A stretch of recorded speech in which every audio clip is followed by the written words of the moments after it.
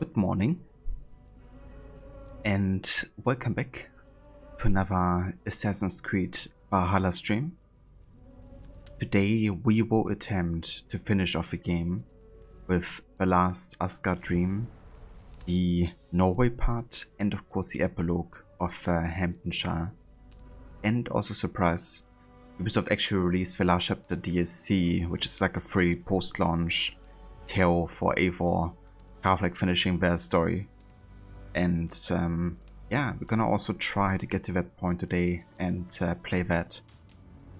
It's kind of like a bit of a surprise because it was supposed to launch on the 6th of December. But yeah, Ubisoft did that like purposefully, saying it was a glitch in the enemies. So yeah, we're gonna go and try to do all of that today with like a proper lengthy stream.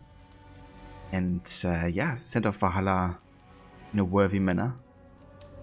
It's gonna be great, you know, playing all of these like major things back to back, because today is probably gonna be the most important stream story-wise of Valhalla, you know, because we're getting like all of these revelations. But yeah, let's head back into it. Yeah, the last chapter is supposed to be quite short, only like half an hour or so, which I don't mind, to be honest. Doesn't have to be like, you know, super long, I don't think, or be like padded with gameplay. But I'm really intrigued in the story though, and what Eivor's fate will be, I guess.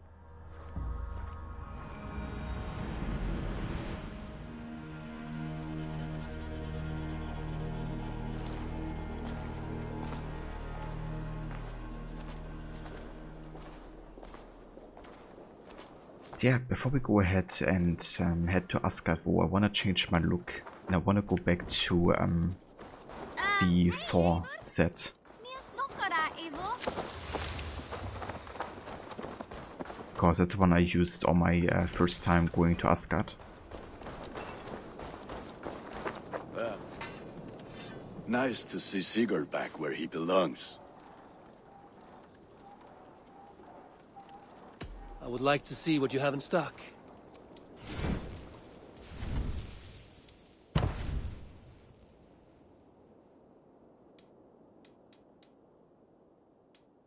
Could also go for the Fane armor, because I haven't really used that one. Maybe just to showcase it. Doesn't look unworthy of Odin necessarily. Because it doesn't have this kind of like mythological look on it.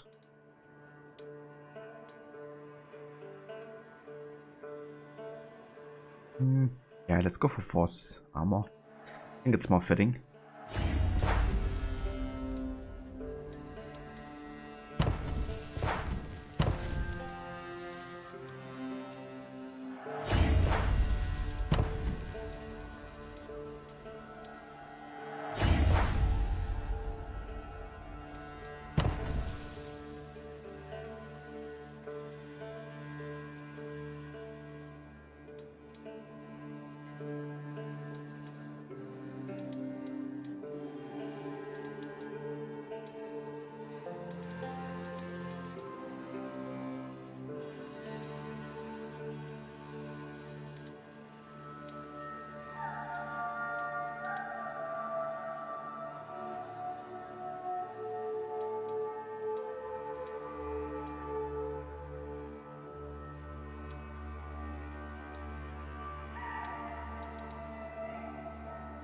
Design of the regular Think look is quite nice, actually.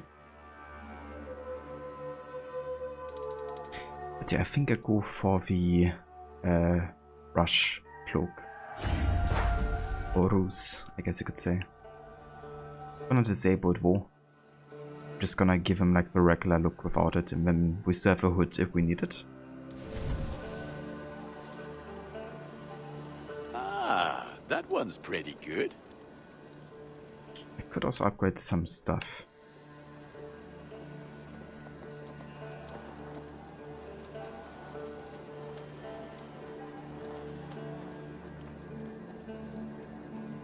But yeah, honestly, we're kind of good with the weapons here.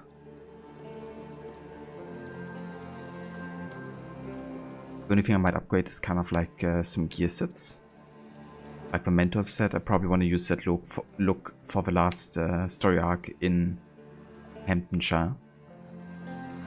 There, Eivor. Now you can take on anything. All my pieces are good, but that one's very good.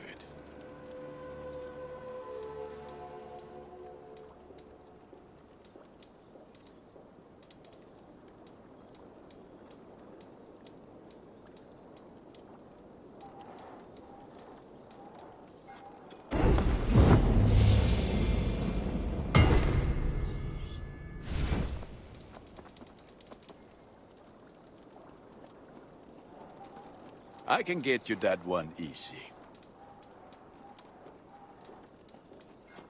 Worthy of the gods.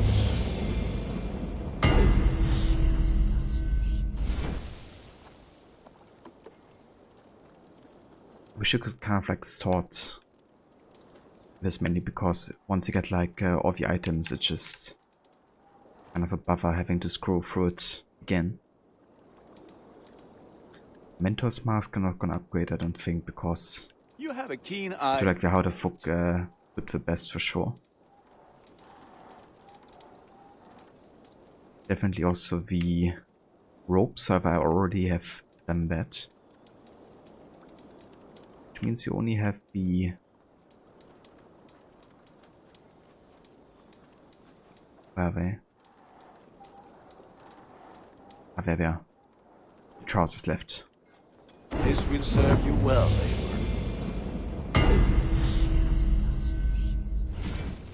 Is that what you want? And for Norway, I think for Norway I would just go for the Raven Clan set. To be honest. Maybe like the last upgrade for it. Done for now. I will see you later, friend. Put that gear to good use out there.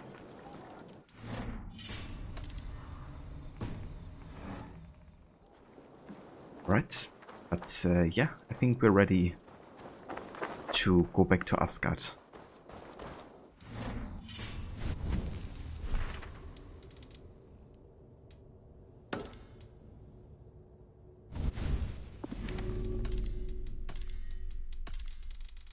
Also got some new people entries. Gundoda was the daughter of Suttanga and helped him guard the magical meat that he took from Fjalar and Gala. She met Odin when he came to steal the meat from her father's vault, but accounts differ as to how the encounter played out after that. A recently discovered runestone of dubious provenance, I should add, sheds some light on the conversations between her and Odin.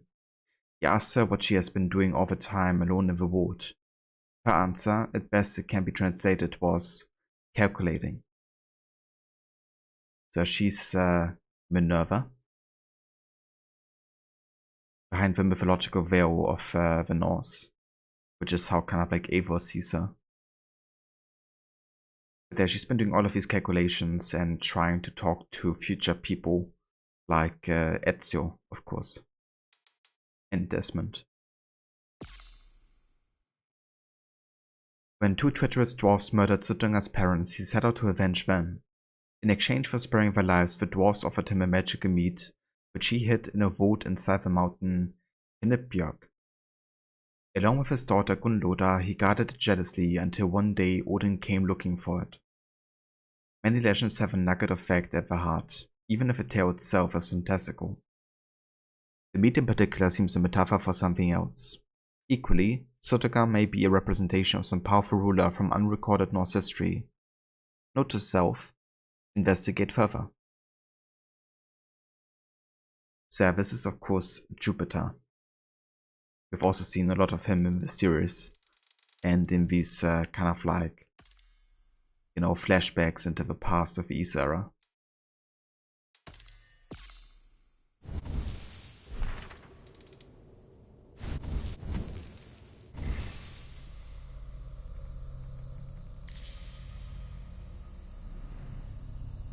Some new abilities. Master Chef holding Deeper Dried with an adrenaline slot at the cost of one ration. Okay.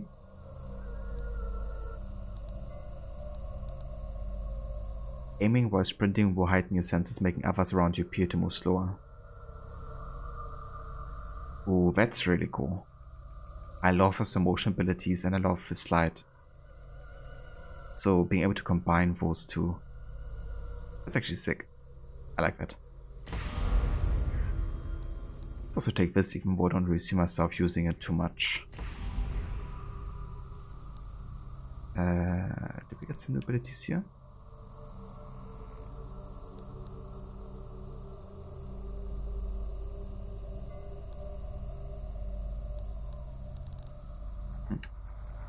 Yeah, only down there.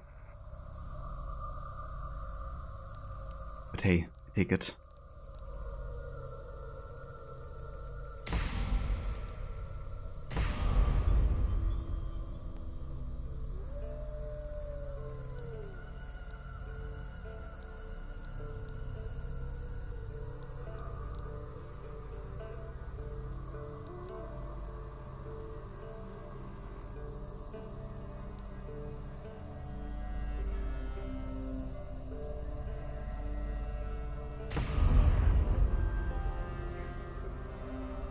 Okay. Let's get some more skip ones here. Ones that are still open.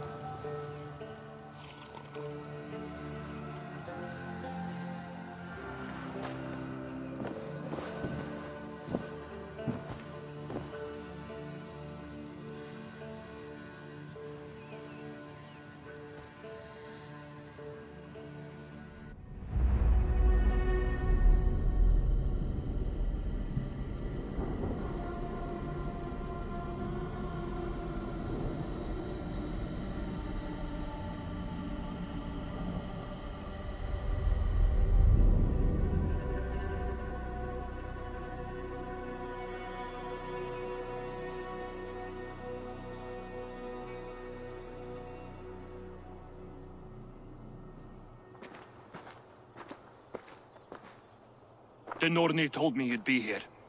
The cord is forged. Gleipnir, I call it.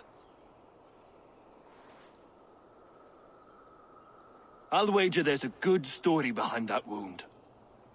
A tale for another time. Thank you for this. When you bind the beast, spare no loose ends. The cord will stretch or shrink to fit your needs. How tightly will it hold? The beast may resist. The more you tighten the cord, the stronger it will hold and the greater it will hurt, till the beast is rooted to the ground. Thank you, Ivaldi. You may go. You mean from Asgard, do you not? My debt to you is paid in full? Yes, as promised.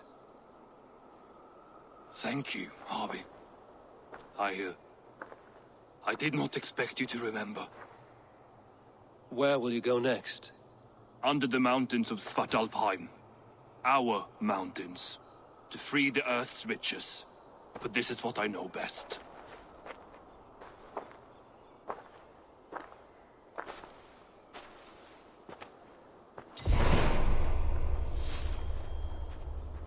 Yes, it's kind of a connection also to the Dawn of Ragnarok DLC because you're gonna meet lots of dwarves there.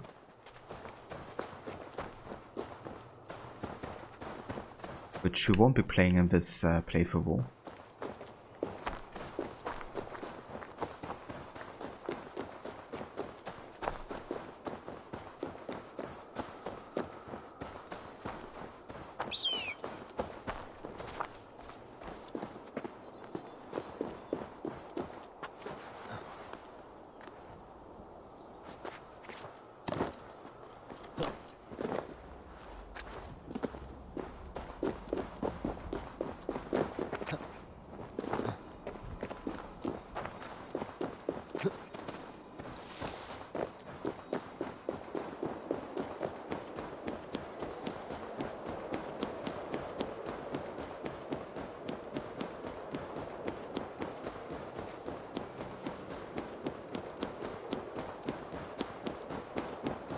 there it is. Even Thunder's fury won't weaken my will. Tree of Life. Yggdrasil. And you also see like the first kind of like signs of Ragnarok. Weather occurrences like storms and thunder. Falling meteoroids. And of course the Aurora Borealis.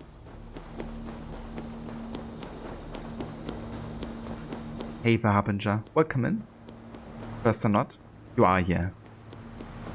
Welcome in.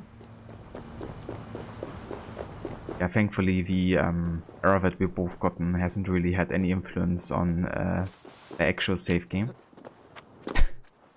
That would have been a bit frustrating, you know, it's like, yeah, I spent like 140 hours to get to this point in the main story just so I can play the last chapter, and now you lost your save game.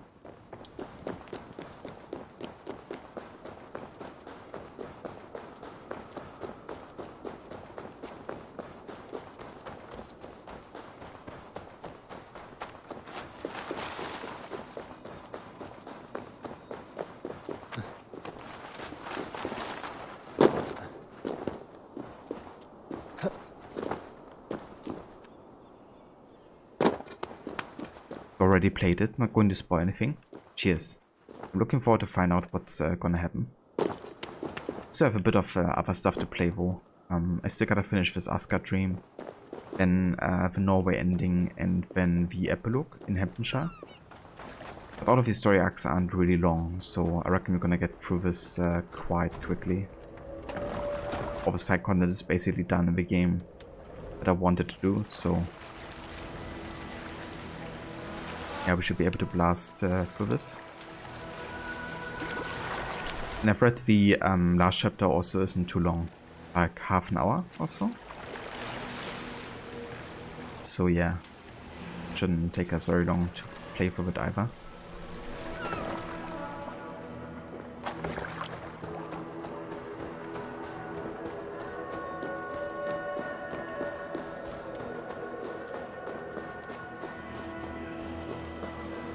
Tyr!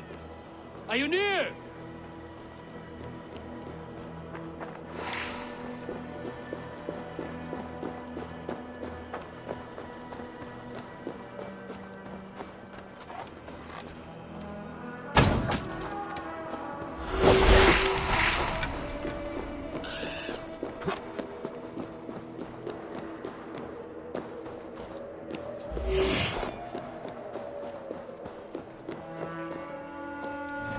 So I did get the other Isu sword the other day, right? Of the Tombs of the Fallen. The Blazing Sword. Maybe I should combine the two. Become a small one. I think I do that actually. For both of them.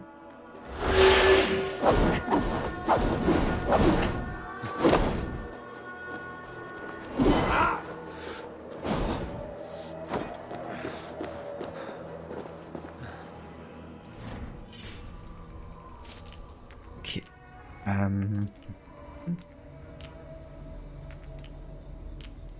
I think I might go for fire damage, especially for this enemy.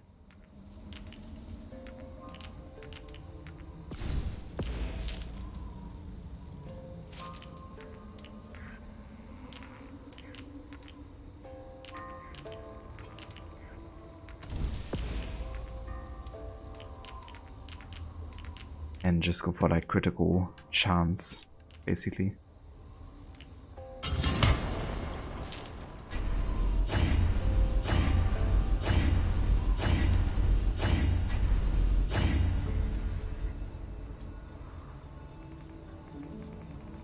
Already uninstalled the game. Maybe in 1 or 2 years you'll be in the mood for the rest of Ragnarok DLC if you don't do anything better. If you don't have anything better to do. Already know what happens thanks to Wikipedia and other Norse mythology games. I'm not too eager to get back to it. That's definitely understandable, you know. And I feel very similar. Like, I mean, I've really enjoyed, you know, Valhalla, like playing it again. but it's just such a long game to get through, and there's so much content. Looking forward to play some other games now, once this is over. And yeah, I wasn't really too keen to get into the Dawn of Ragnarok DLC either, it's just too much, really. And the writing also really seems up to par with the rest of the game. So, yeah. I think I had enough for now. And I think for next year, because I still want to play it for my annual run, I probably just focus entirely on the main story with very minimal side stuff. Like I won't even be doing all the quests, I definitely won't be doing the mastery challenges and river raids again. And I think the only side stuff I will actually be doing is the Animus anomaly. And with that, I think we should be much faster. Get through the game.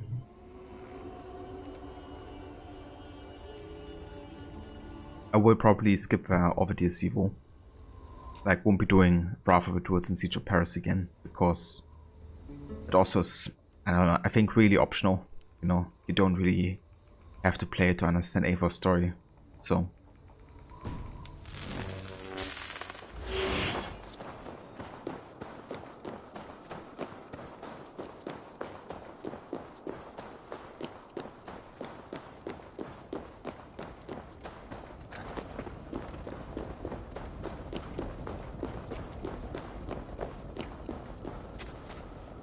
Javi, you're a balm to my eyes. What happened to yours? A sacrifice for something greater. Is the wolf nearby? Yes, but he's grown.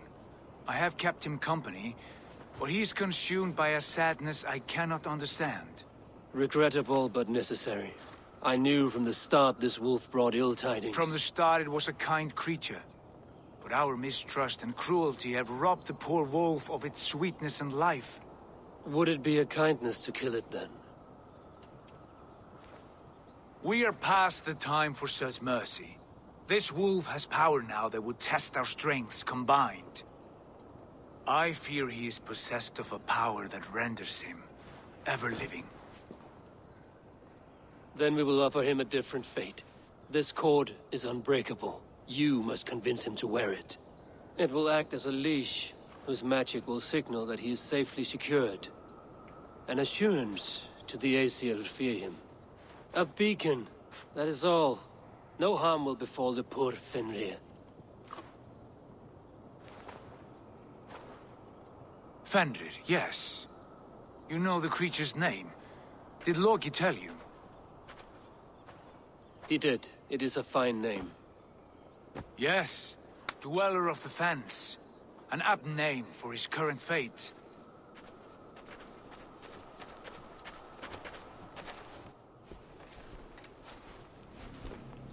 Fenrir! A good word has come! Leave me. I wish you well, Great Wolf. But a fear still hangs over Asgard. The Aesir worry about your growing size and strength. Do they now?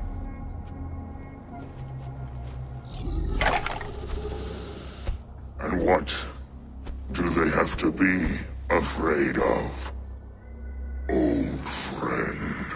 Javi brings a collar fashioned by the dwarves. A beacon, that we may track from a distance to know where you roam.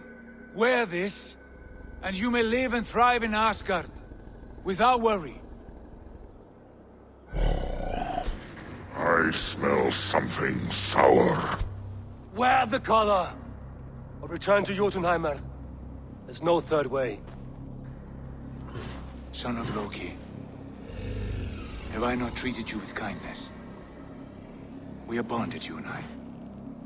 And as I trust my king, so you may trust me. Open your mouth. As a pledge of faith, you may take my hand if I am untrue. Fair. Be swift, Javi.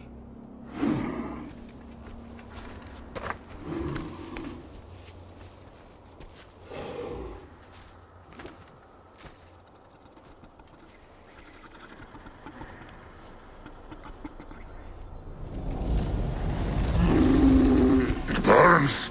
Harvey? Lies! Unbind him! Harvey! Here you stay, Fen Dweller!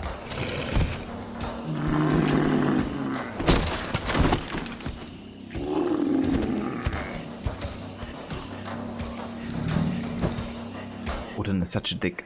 Here you die. Deceiver!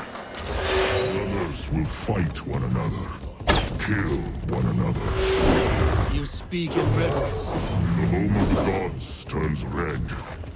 Red with gore.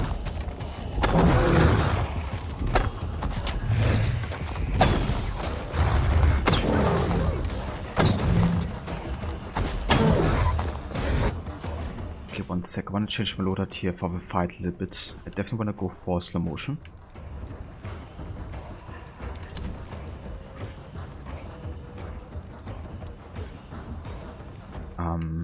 And then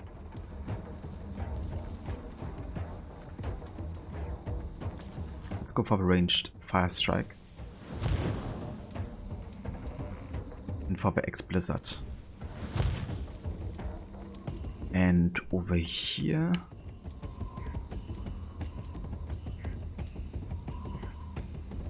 let's go for the golden flame.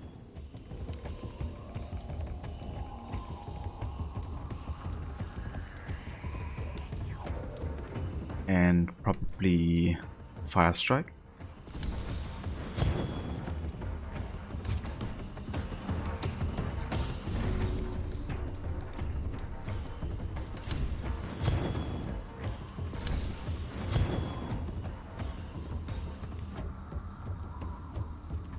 Yep, that works.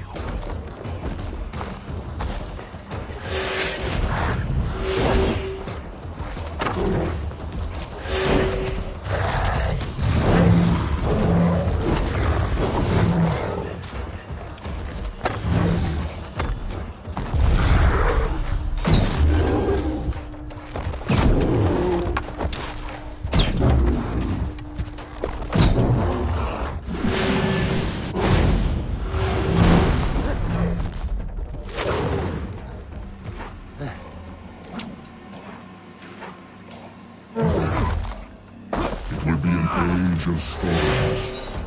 An age of wolves. Where did you hear these words of prophecy?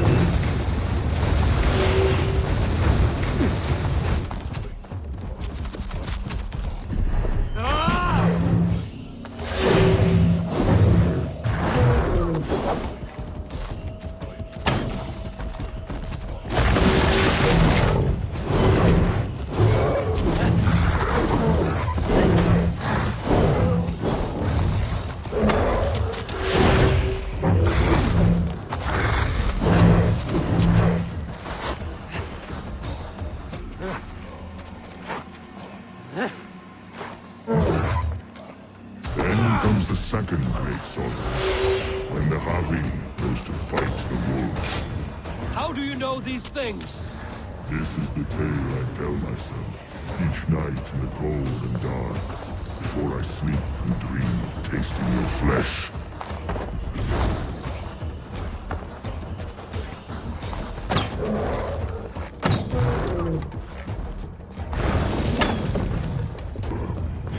It's really ironic, you know, that Odin could have avoided his fate by just not attacking Fenrir, you know.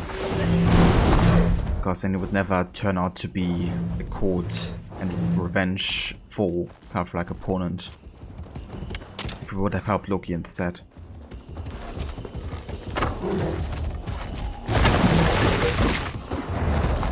And really, the only reason he did it, you know, is because the calculation was the most likely for it to happen. But as you know from the Easter era, you know, they had like all kinds of calculations and multiple outcomes that they foresaw. So it wasn't like set in stone or anything. But I guess Odin, you know, being the arrogant prick and self-serving that he is, kind of like sealed his own fate. Makes you wonder if Fenrir is like one of the originators of assassins in the idea, you know, of like fighting back against the oppressors.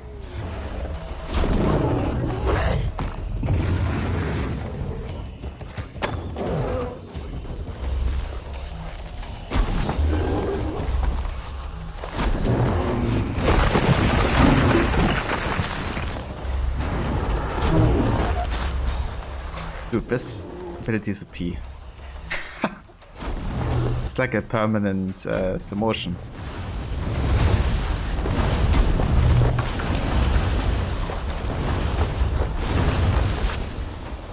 I can just spam this ability and I'm like slow motion forever. What the fuck?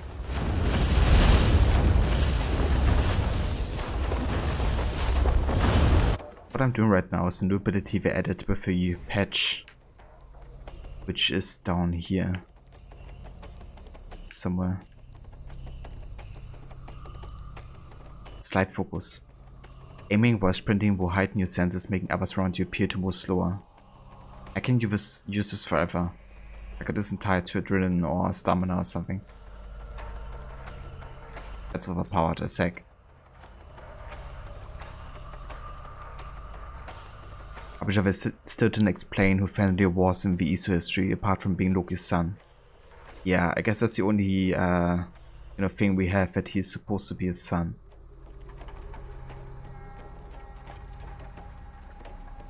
But yeah, it makes you wonder if maybe Loki trained his son in the art of like, you know, assassination or becoming strong or whatever, to fight back against Odin.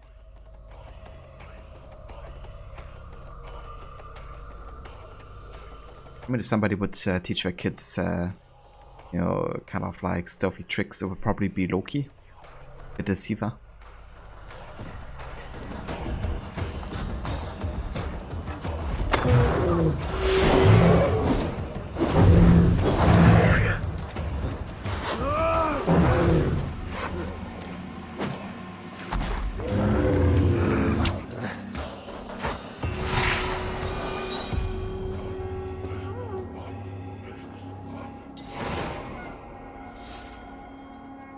Poor Fenrir. I really understand why he's being so, you know, kind of like vengeful against him. He's literally done nothing to him except, you know, being in his prophecy. I could not strike the killing blow. All my oaths remain unbroken. Anyone lesser would have succumbed to his hatred. If I could have done this any other way.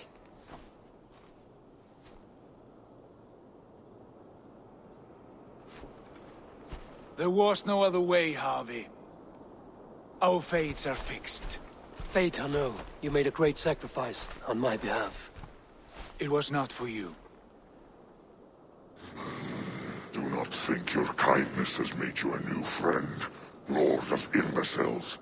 I will kill you, all of you, gorging on Aesir flesh. You may strike the final blow, son of Loki, but I will savor my years of freedom before we meet again. Come, old friend. The healing hands of Freya can help you.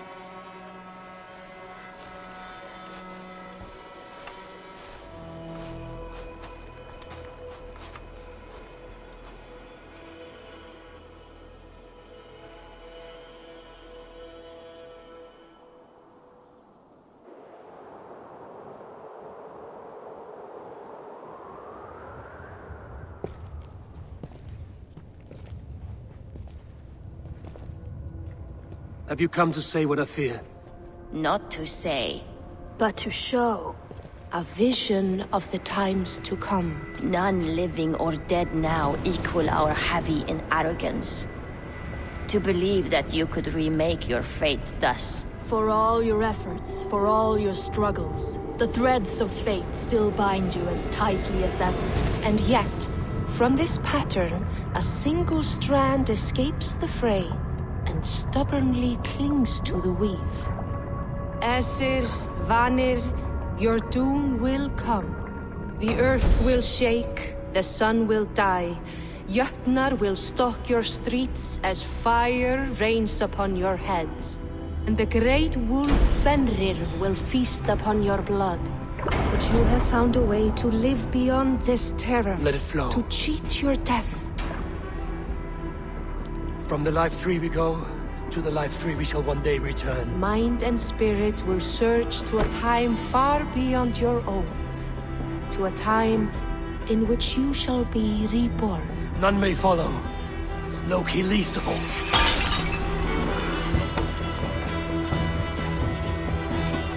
It is done. Time to face our end.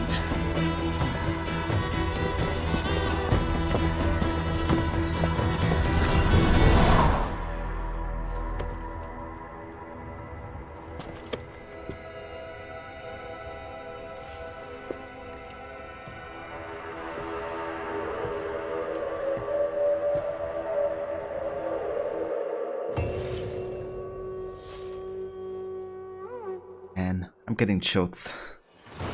Seeing that cutscene again. It's so damn good.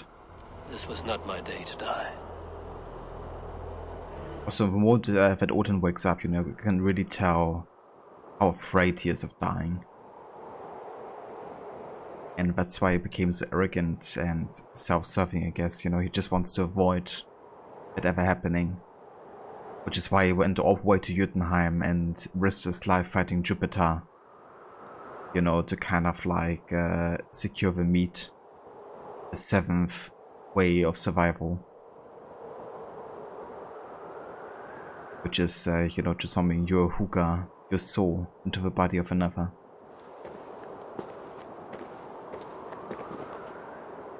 But yeah, that finishes the Asgard and Jotunheim storyline.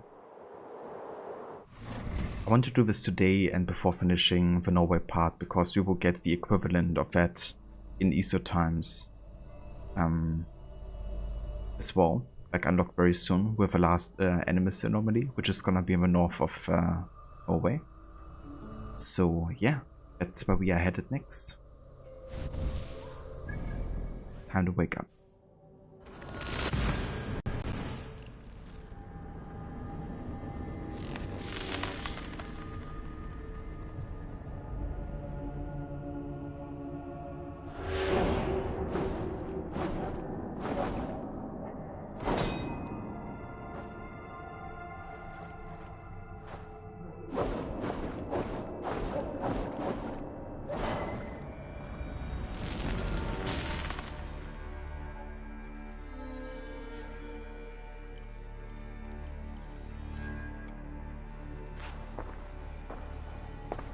Eivor, you have awakened. With more to share, I hope. I returned to Asgard. And what did you see?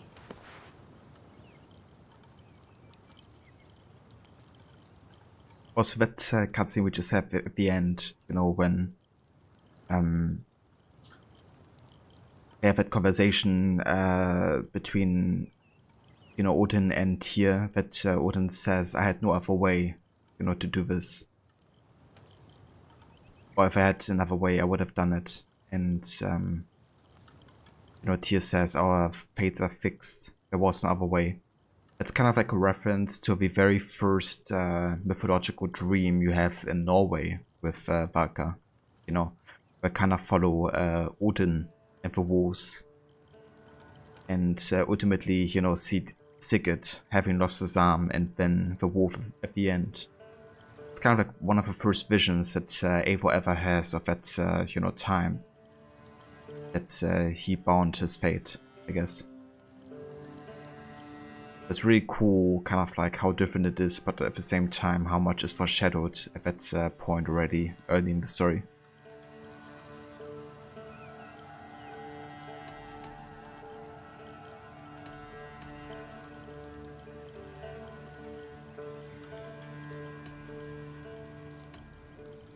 I witnessed a final vision from the Nornir, the coming of Ragnarok. All was fire and ash, a chaos like a foul wind from the depths of Ginnungagap. But we were ready for the coming storm. 8 of us, we drank the mead, then stood and marched to our doom. And that was the end of the Nornir's prophecy. How curious. Was there more? I bound the wolf Fenrir, Loki's son, with an unbreakable cord. The beast was enraged by my actions. We fought and I prevailed, but I could not kill the beast. You visit lore and legend. Things I would never have imagined to be real. Parables, yet here you live them as memories. Every moment there was as tactile and as vital as you and I seated in this hut. This is wonderful. Was there more? There was a betrayal. I betrayed my friend Tyr. I stood by as the great wolf mauled him, tearing his arm off at the joint. I could have said something to prevent it, given him a warning. But I did nothing. How did it feel? I was unmoved by his pain. Not hateful, but I did not regret my indifference. A swig of poison that drinks like wine. Selfishness unmeasured often feels this way. What else did you see? I can make sense of no more. I see.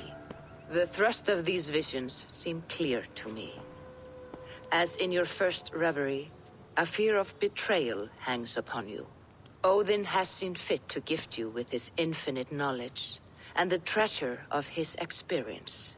Perhaps his tale is a warning. The indifference he felt is a great pity. See that you do not follow this same road. To do so would risk a loneliness, a personal exile, worse than death. I understand. Or I hope I do. Thank you, Valka. And you gotta love how Valka is written in the main game.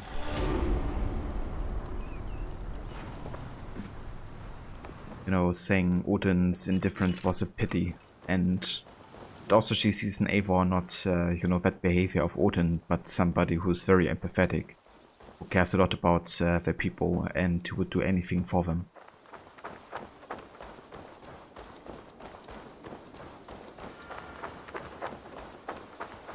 Right, but yeah, that means we're now ready to go to Norway. Hi, Eivor. However, before we do that, I want to go ahead and change my look once again. I'm gonna go for the Raven Clan set now.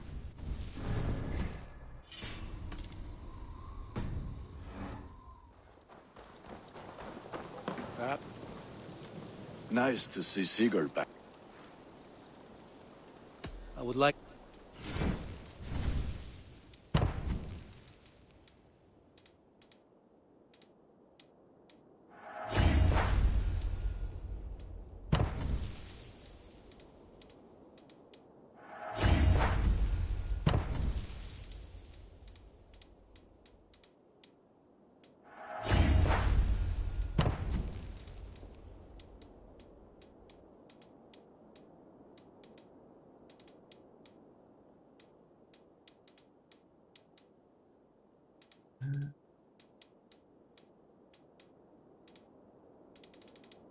Raven Clan trousers, where are they?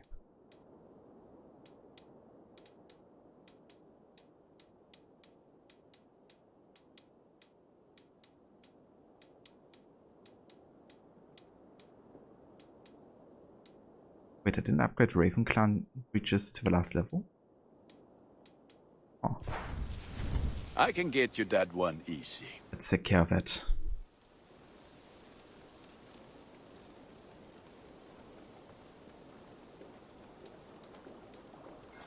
Thank you for trusting these hands with your gear.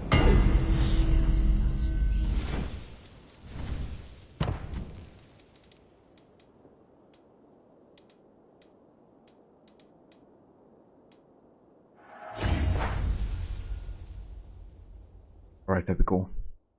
I want to kind of like show the difference between the starting gear and the fully maxed out Raven gear, because it's of course the set we started out with in Norway.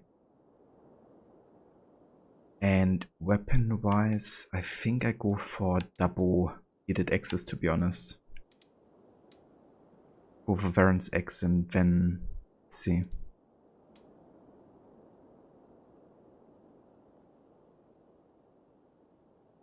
I mean, this is pretty good, especially against single enemies, which we're gonna face in Norway. However, Housecar X I think is more of a solid bonus, but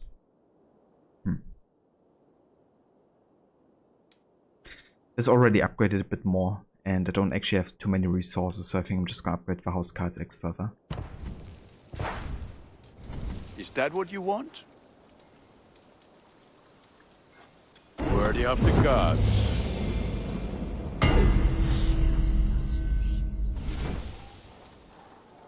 I do good work, I must say. I think I also go for a light bow actually All my once. pieces are good. I haven't really used the light bows too much, but yeah, they're quite nice.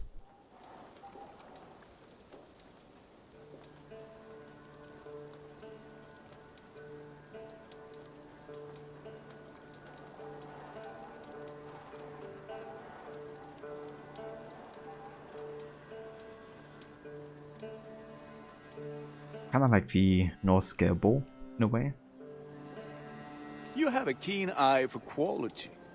However, Death Guard is the most upgraded one. I think I just go for Raven's Beak. Maybe change its design.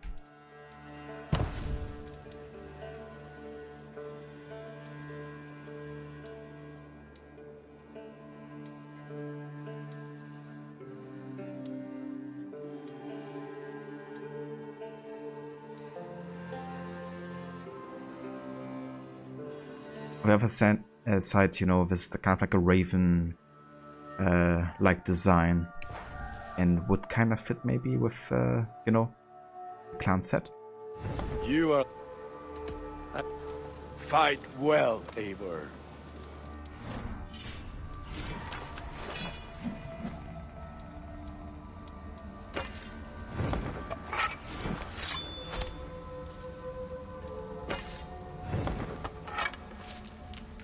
Yeah, definitely go for fire damage here. Then we go for speed and critical chance, and more critical chance.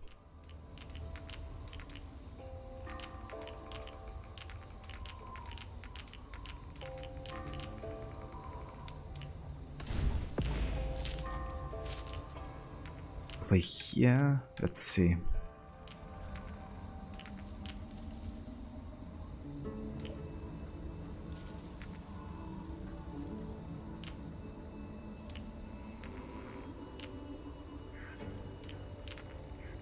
Let's go for increased critical chance after each hit. And further increased critical chance per spell.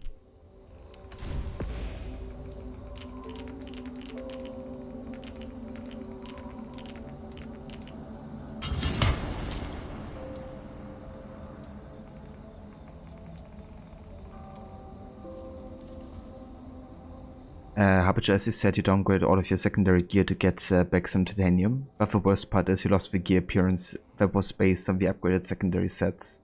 That's really sucky. But you would lose that as well. I mean, I kind of understand why, but you know, you're still kind of like paying to downgrade it. So losing that entirely is kind of a bummer.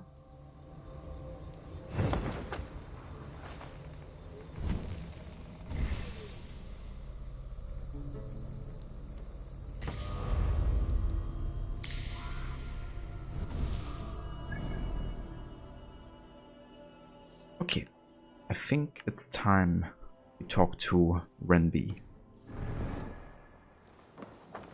We can now report on Winchester, and then we can talk to Sigurd to make our journey to Norway.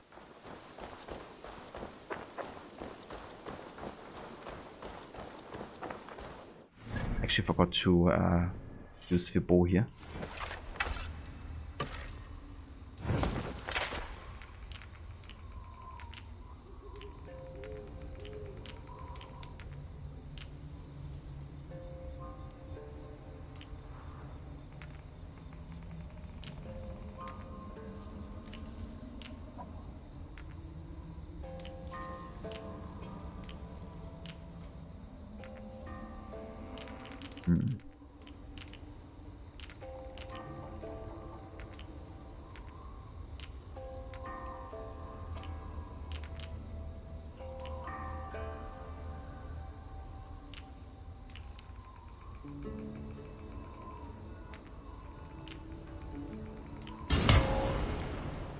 Let's go for that.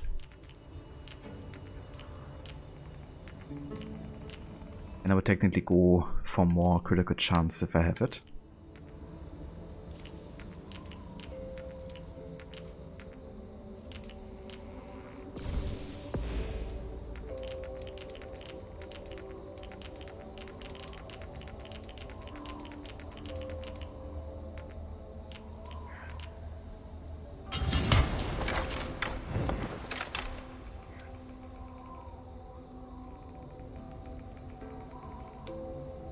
Harbinger, so now instead of having the maximum appearance of a set you liked, you stuck with the looks of the Paladin set just because it has nice bonuses.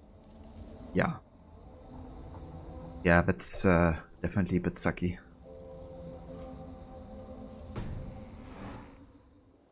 I think it was probably better how Odyssey done it. You know, kind of like being able to choose anything that you have looted. And even if you have like lose it or something or dismantle it, you still keep the looks of it.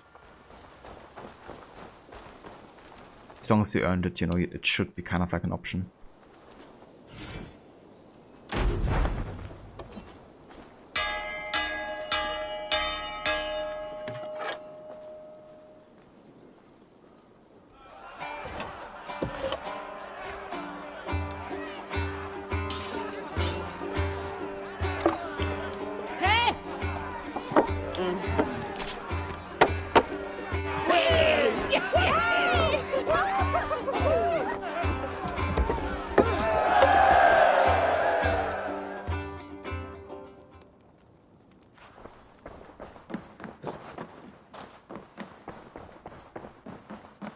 Good to see you, darling. The Order in Winchester has been wiped out, but we are no longer welcome there. My contact was none other than King Alfred himself. The Order wanted him dead, so he fought back. Alfred? The line between friend and enemy is a porous one.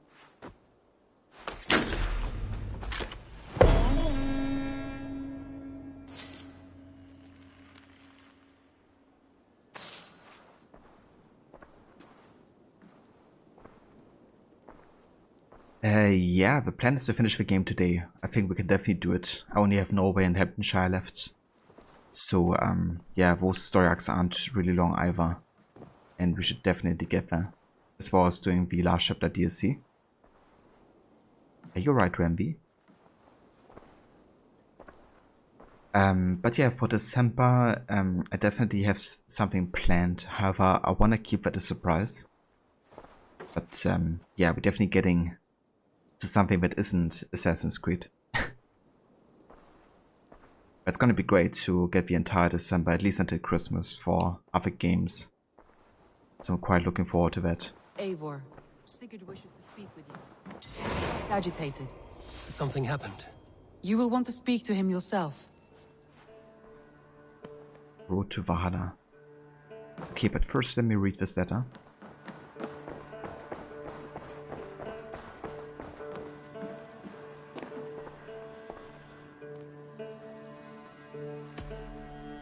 From Toka. Eivor. Score from Frankia. It has changed here since you returned to Ravensthorpe. I have been busy, of course.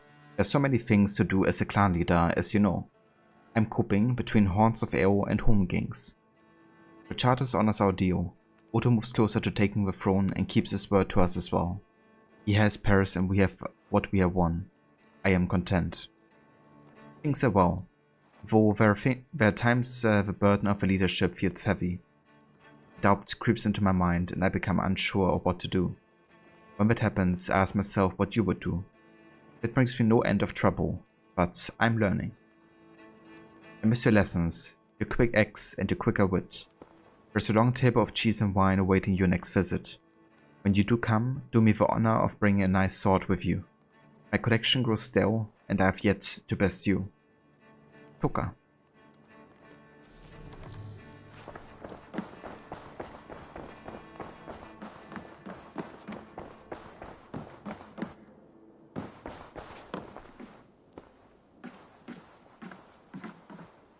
Eivor, the time has come. Our time. Our time for what? My final glory awaits. Your final glory. I fear to ask what that means. Do I not speak plainly? My time in Midgard is done. I wish now to see the hall of my ancestors. If you wish to die, it will not be by my hand. I do not speak of death, Eivor. I speak of life. Life and glory everlasting. I know I've been in a fog these last few weeks. I know I speak words you don't fully understand. But I only ask you trust me once more. On my final voyage back to Norway, to wish my father farewell and achieve my destiny.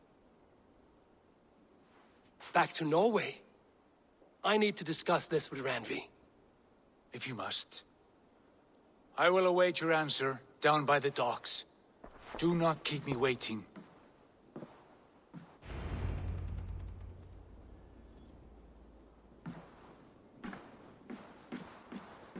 My love. I guess at this point, Sigurd already knows or suspects something is going on between Randvi and Eivor. The fact that Eivor really has to talk to Randvi about it, you know. But also his reaction, I guess, you could interpret as him kind of like knowing what might be going on.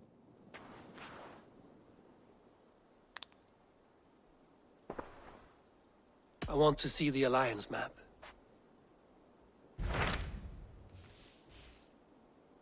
Yeah, there we go. Order Filke.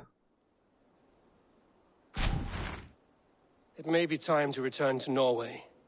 Sigurd is eager to see his father and beyond that, I do not know. I have heard ill news about Styrbjorn in the past year. If you go, go with care.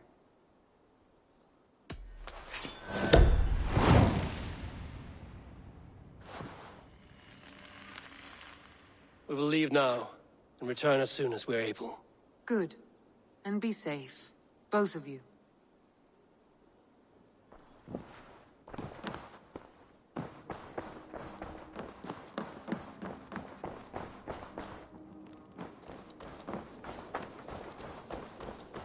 I do kind of want to change the look of the ship as well to the clan, to the Raven clan set. Kind of like go with that thematic.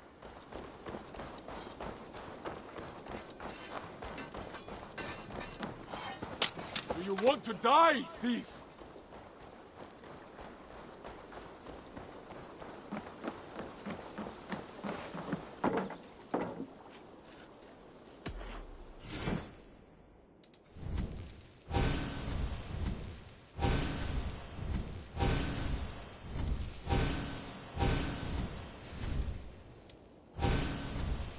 That it? I have to go. See you soon. Who do you Don't want? be a stranger. Your lord!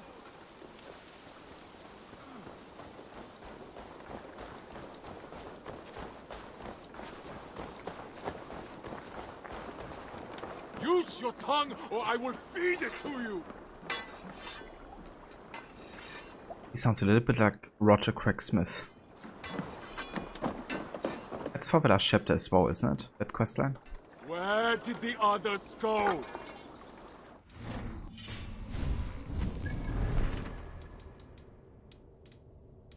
Maybe that was the guy that Rod talked about earlier when he said that he recognized the voice actor. That's a new quest that spawned, and it suggests a power level 507, so I assume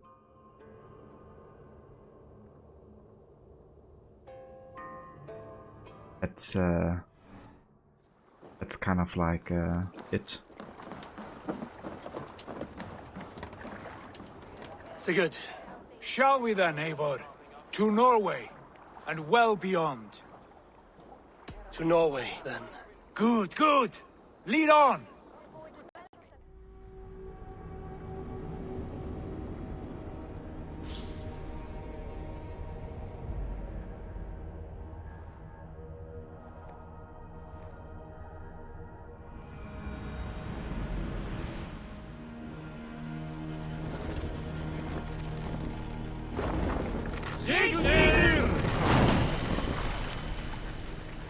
So strange.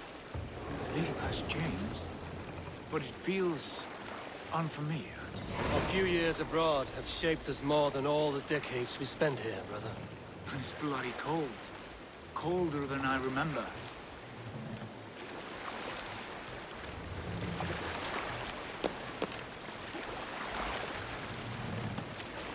I guess they kind of like acclimated themselves to the English warm weather.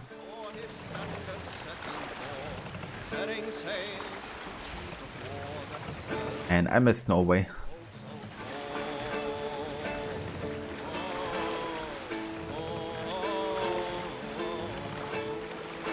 Hush now. This is Harald's Fairhair's kingdom now. Every peak and fjord. It pains me to say it, to think it even. And our father is fool, the poor man. It is a role he chose. He bent easily and broke in half. Do not pity him. No. For many moons I could not sleep, always thinking of his betrayal. The horrors I wished upon him. He deserves nothing but shame now. Put it out of your mind, Sigurd. There's no need to hound the old man. No. He must taste the same foulness that I taste. He must know what glory he missed by staying here, the lapdog of a conqueror. You want to speak with him? Yes. Face to face. I will tell him the truth.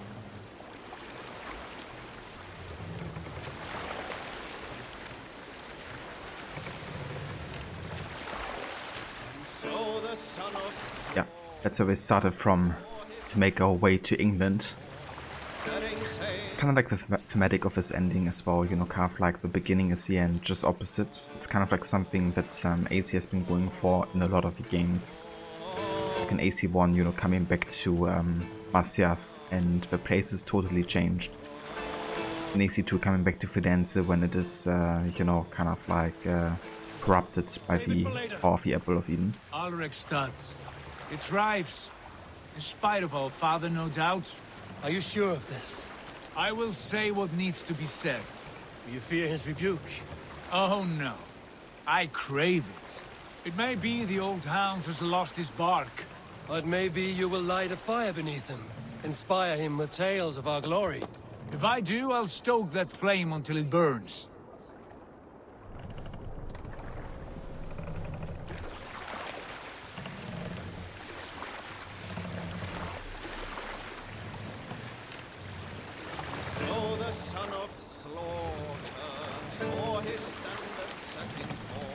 Hold here. We will pick up. Hey!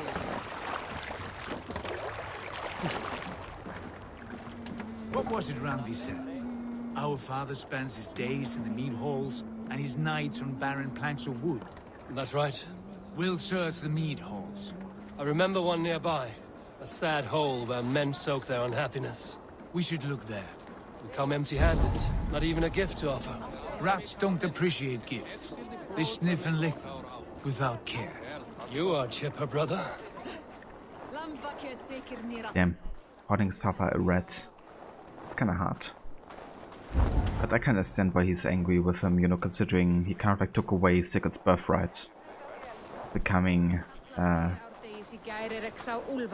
know, the next in line to rule this land. What see you, old friend?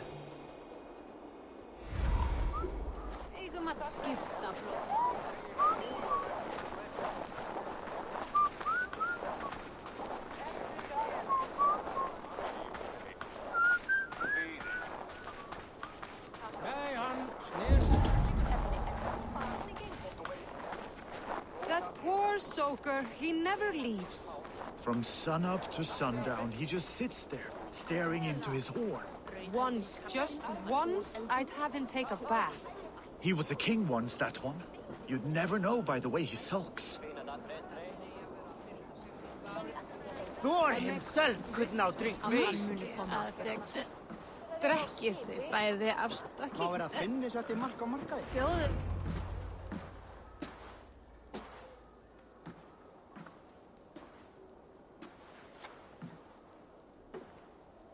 We should go. Look at him.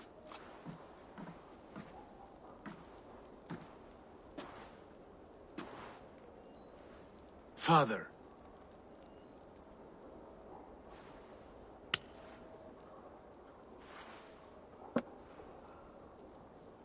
Sigurd?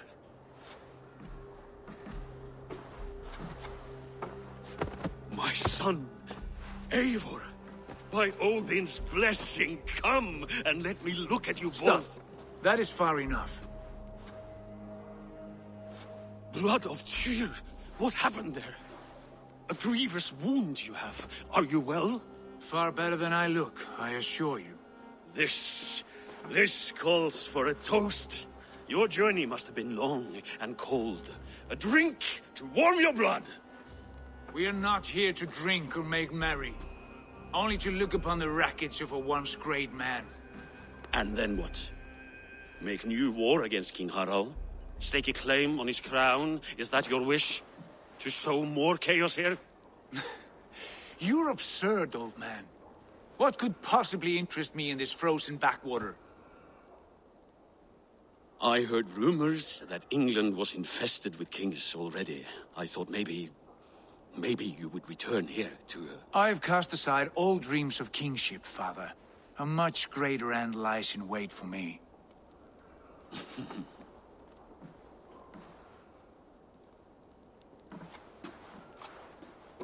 I have returned for one reason only. To say goodbye. And to thank you for your colossal failure. Failure? As a father, as a king, as a man. For without it, I would not have discovered my true self. My failure, as you call it.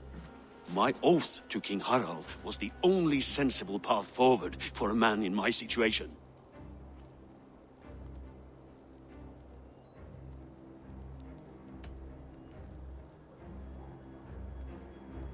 Yeah. I mean, I can understand Styrbjörn in a way, you know. Doesn't think he can take it up with the man of Herod. And by, you know, kind of like giving up the kingship and giving it to him, he kind of like secures peace for his people. But the thing is, you know, the people didn't want to have peace. They wanted to defend their lands, you know, and they want to kind of like take responsibility of their own. And they kind of like made most of the Raven clan just leave, essentially, you know. And by doing so, he also stole the future of Sigurd becoming the next in line. There was nothing sensible about your betrayal. Sigurd should have been king. You robbed him of that. Who did I betray? A son who was never home? A selfish boy with no sense of leadership? An arrogant You strangler? lie! I have led numberless men into battle, and countless ships on raids across all the known world. You talk of kingship as if it were a matter of counting the notches on your axe. But to lead means so much more. I passed my crown to Harald because he was a man who understood the challenge put before him. Unlike you. You pathetic worm! Sigurd, this is not why we came. Plans change.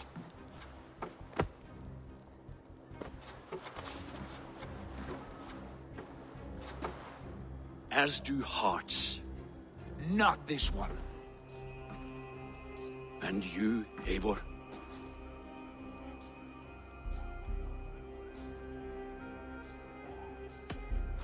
I wish you whatever peace you may find in this new life you have found. I did not find it, Eivor. I chose it. The only way forward that did not lead to more violence and death and grief your father would have understood. He died to avoid a similar fate. To save his family at the cost of his reputation. No. My father, he was... He loved you. That is all. Argon nonsense. I've heard enough.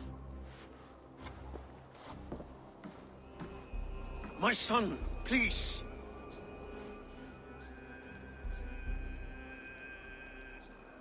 Sigurd, wait. I have spoken my words, and he has spoken his.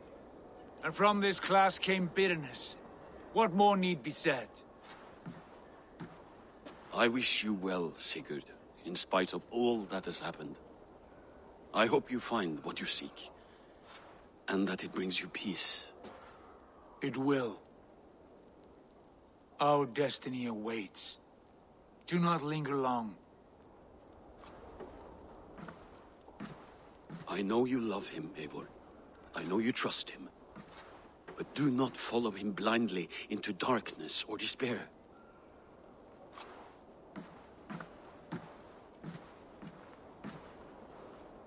And you gotta give it to Styrbjörn. He is kind of right with a lot of what he says, you know, and I can understand where he's coming from. This sad business is finished. And good riddance. And now we sail for further shores. To my true purpose. To my destiny. To the end of my road. I will follow you as far as you wish in this world, brother. But if you mean to take us further, I may reconsider. I do not think you will, Eivor. I think you will marvel at what I have to show you. Hann farinn að stela plógum. Still dwelling on your father? Not at all. I was only reflecting on my visions, wondering at them. How present they are, like memories of yesterday. Describe them for me, your visions. My earliest was of a large door embedded in ice, far north of Herdafylke. The saga stone embedded at the top of its arch. As the visions grew stronger, the door opened, revealing many things. The life tree Yggdrasil, the golden fields of Valhalla, and the faces of our gods, all of whom called me friend, brother, warrior. I felt at home among them, warmed by their love. You should know, you are not alone in this. I too have had visions. Have you? And what did they foretell? It is hard to say. I've seen Odin leading me into shadows. I've seen spinners weaving wild destinies from pools of blood. I saw the great beast Fenrir, the branches of the World Tree, and a man with... Go on. Valka warned me of a great betrayal. But what form it takes, I cannot say. I see. I hold to my oath, Sigurd. You know that. Betrayal is not in my nature. Of course not. You are a stalwart as a pillar of stone. Come now. My destiny awaits.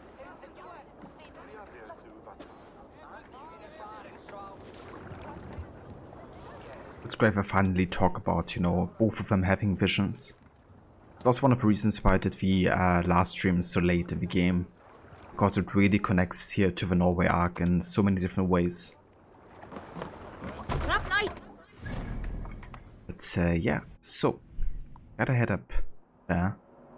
However, there's 2 mysteries that I wanna check out on the way there. One over here, one over there.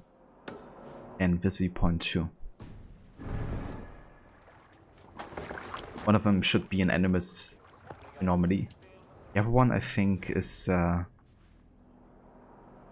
animal fight.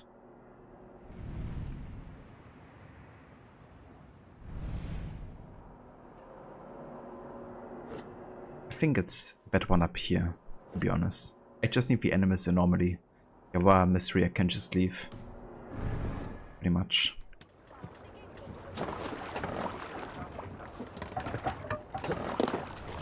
They're off.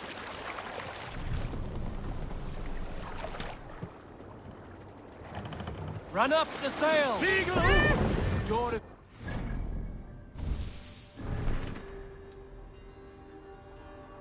Where legends are born.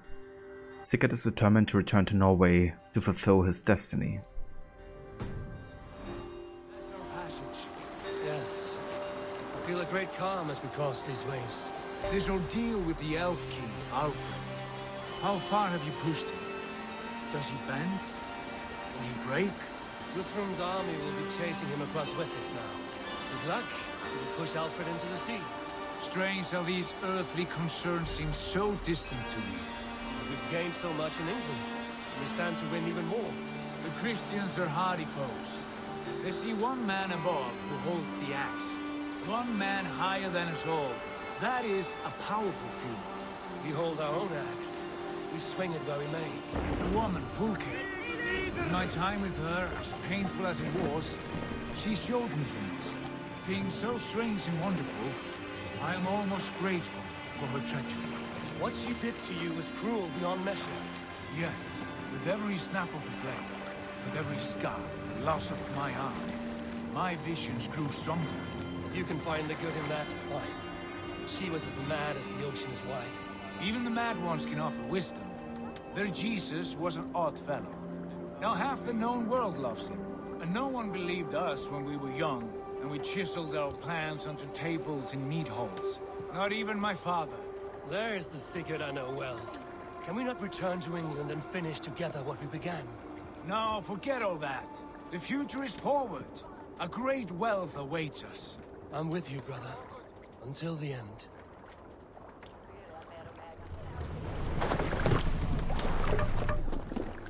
Till the end. Well, that is after the Animus anomaly. Yeah, I'm gonna leave you. Sorry, dude.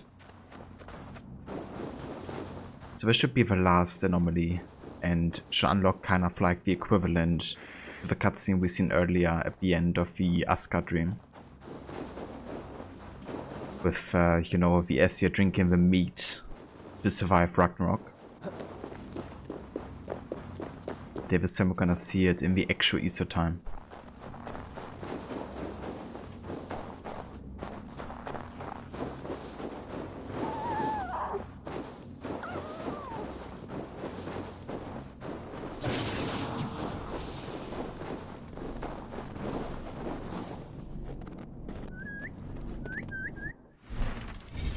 Yeah, let's actually have a save here because there's also another thing I wanna do.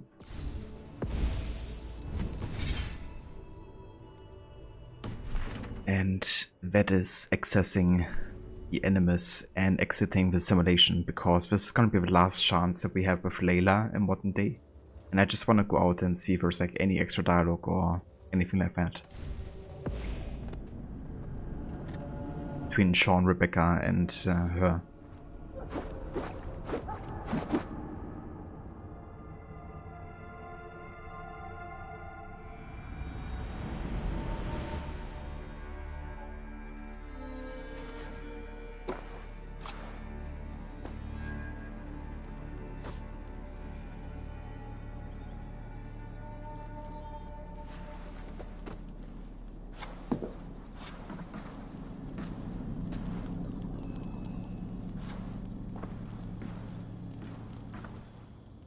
Sean, anything you want me searching for while I'm visiting 9th century England? Hang on. Are you asking because I'm English? Well, sure. I mean, you're a historian. An English historian, so I thought... yeah. And you'd be right. Are you always this cagey? Almost never. I've emailed you a list of things I'd like you to investigate. The mutual intelligibility of Old Norse and Old English is a big one. Good question. Eivor seems to be doing fine, but I'll pay more attention. Oh, and King Alfred, the only English king to be called great. Get a good look at his face, all right? Be nice to know if his statue in Winchester is entirely accurate. I'll lean in real close, just for you. You have a second? Yeah, sure. What's on your mind? How long ago did this precursor race die out? Near as we can tell, about 75,000 years ago. Hard to pinpoint an exact date. I can't tell if it was a Tuesday. That's a long time. So why won't they leave us the hell alone? Good question. I think a blinding arrogance, coupled with a crippling fear of extinction, would drive a lot of people to desperate measures. They knew their human creations would survive the coming catastrophe. So a few of them devised ways to carry their imprint forward, hoping that, well, we might be able to resurrect them at some point in the future. Would you resurrect one if you could? Well, we tried once before. Didn't work out. Right. Remind me when this is over to give you access to our files from 2012. Oh, it's big picture stuff. Indeed. That's really cool. I actually have never triggered this dialogue before. Very nice. Be nice to sleep in a real bed when this is over. Let's go and talk to Rebecca as well. Maybe check the laptop afterwards. The voices in those animus anomalies. One of them is Alethea, but the other, I just don't know. How well do you know Alethea? She talked to me before through the staff. Ran me through some tests, simulations, but I don't know if I passed or failed. I haven't heard anything from her for over a year. And the anomalies, is she talking to you there? No. These sound like overheard conversations. They don't seem to know I'm listening. Or they don't care. I uploaded the data you found to our server. I'll have a closer listen when I have time. Good idea. It's definitely Alethea in those anomalies. I can't make out that other voice. I had a listen. Feels like we're hearing conversations from the Isu era. That's unheard of. You saw simulations of that era, didn't you? I did, but it's hard to know what was real and what was invented. There was Isu tech mixed with Greek architecture. It felt crafted. For a purpose, like Alethea was testing me. I'd love to see the playbacks of those simulations. Can you get them? Not likely. I'd have to talk with my old team, and... well, that was a hard time. Right. The shade that Montrose throwing against Quebec. This is kind of a reference to Assassin's Creed Odyssey and the fate of Atlantis DLC. You know, that what Layla has seen in the Isu time wasn't really convincing or, you know, really like accurate. And kind of like making a bit fun of him by saying it was hard to work with him because Montreal and Quebec have kind of like a bit of a rivalry going on in the Assassin's Creed franchise. I have them believing they have a supremacy about what AC should be. And yeah, that's kind of like Montreal's answer here, with like how Quebec has treated the law. If you're worried about losing power, don't be. We have enough fuel to power the generator for 3 weeks. Yeah, that's all the dialogues here. Let's go ahead and access the laptop.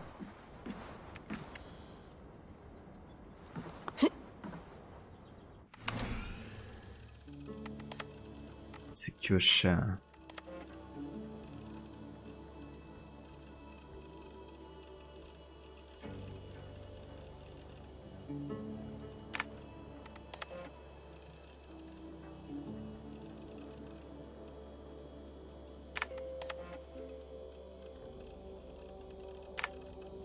Okay, I won't be reading everything anymore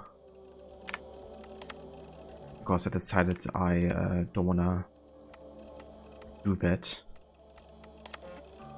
I got the complete version already. That's kind of odd. Maybe I do it at the very end of a playthrough, but for today I just want to finish the story. So let's get back into the enemies. Back to Norway.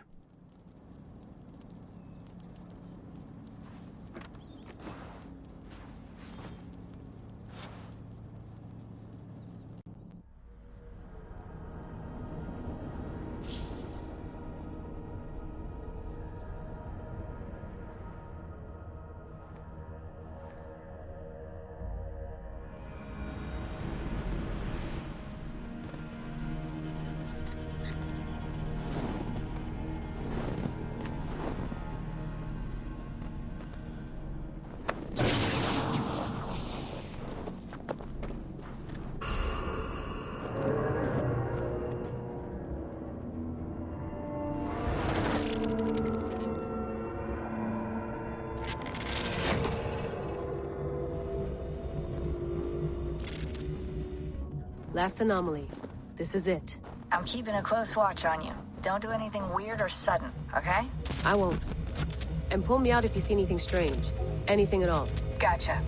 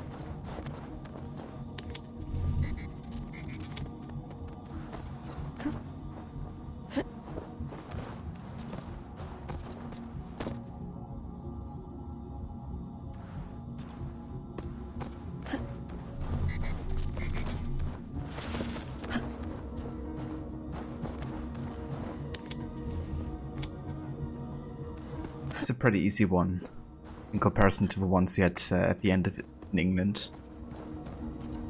But maybe this is supposed to be kind of like the difficulty of the very early one, since it's in the first region of Norway, of course.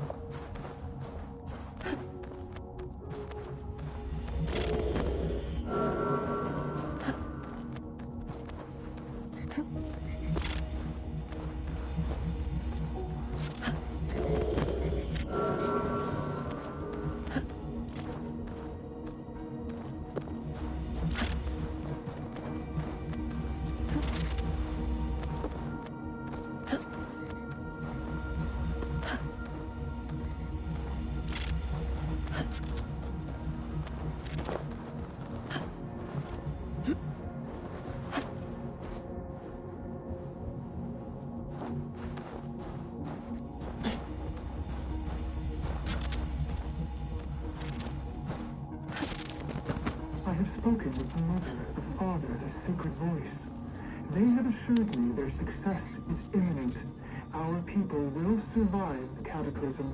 Well, 6 times they have tried to save us, 6 times they have failed. Forgive me if I have my doubts. The mother is working on a 7th. A bold solution. Risky. But she's confident it can work. And what does the father say?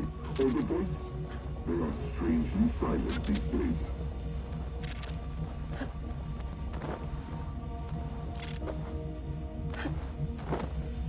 where we're basically talking about Gunloda, Angreboda, Hirokin, and Jupiter. You know, the father Jupiter, Sacred Voice Minerva, and mother Juno. The Norse kind of like equivalent. Tried that route the Roman Pantheon.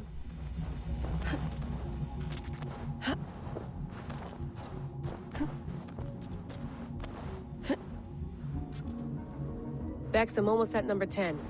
Anything happening on your end? Nothing. I'm decrypting the last data packet now. Here we go. Hold on, hold on. The fragment's unpacking itself. Gigs of compressed data.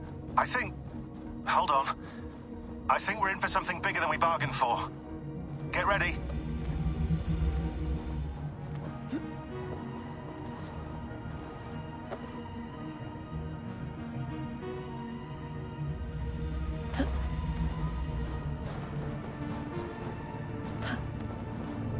I got the data. Sending it now.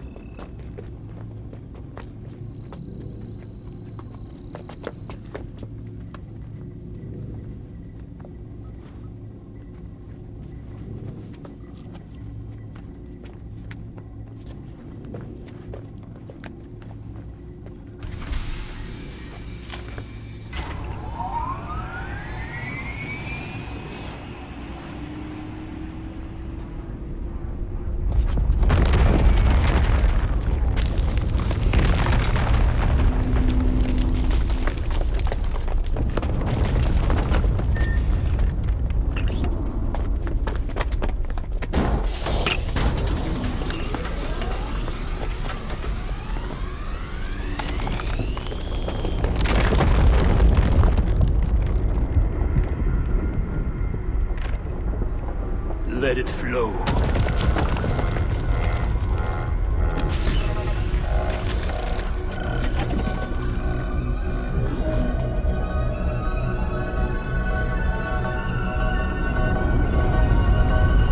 From the life tree we go.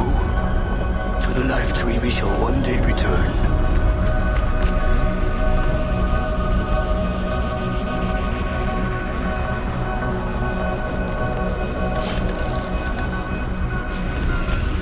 None may follow. Loki least of all.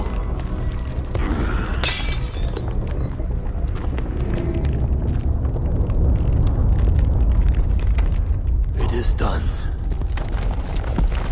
Now, to face our end.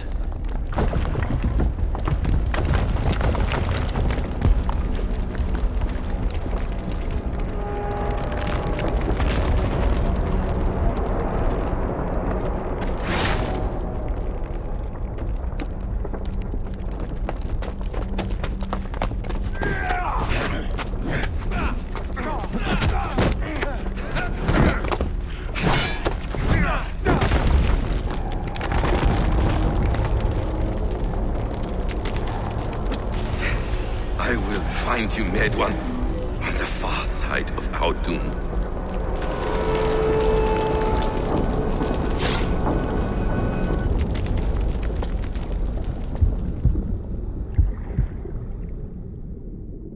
Holy shit!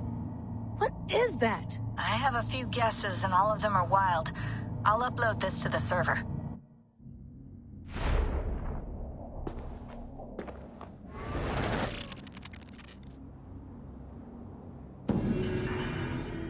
There we go.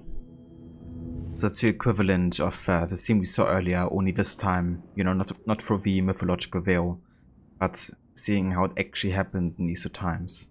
You know, how the SC actually looked like, and how Yggdrasil also looked like, you know, basically being a gigantic machine, essentially. You know, that's what it was. And that's how they made themselves able to kind of like survive Ragnarok, not by making the body survive, but their soul being reborn into a new body, which is kind of like symbolized by the fetus, essentially, at the top of the machine. I just wondered, you know, since the extra dialogue in modern day was kind of tied to the anomalies, if there's like new dialogue now. I'm gonna head out of the enemies one more time just to see if there's something new unlocked. Now that we finished this very last anomaly.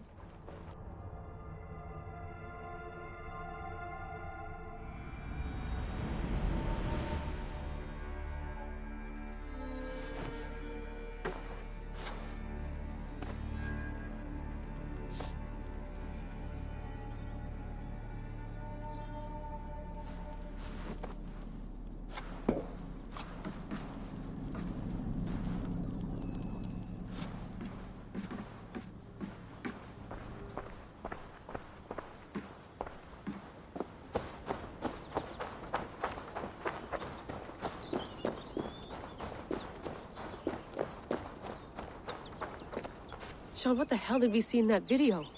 The Isu, blood transfusions, a cataclysm? All that and more. Another Isu attempt to live beyond death. How would that work? We know that one Isu was able to implant her husband's DNA into a human bloodline, causing him to be reborn every few generations. This footage appears to show something similar. Same technology, different application. That's all I can say for sure. It's not going to help me sleep at night, I'll tell you that. That's an interesting point as well, you know, they're kind of like coded the DNA of a bloodline in a way where the precursor genome is very strong. So strong it will literally, you know, create like a reincarnation. It's very hard to wrap one's head around all this, you know? It never gets easier.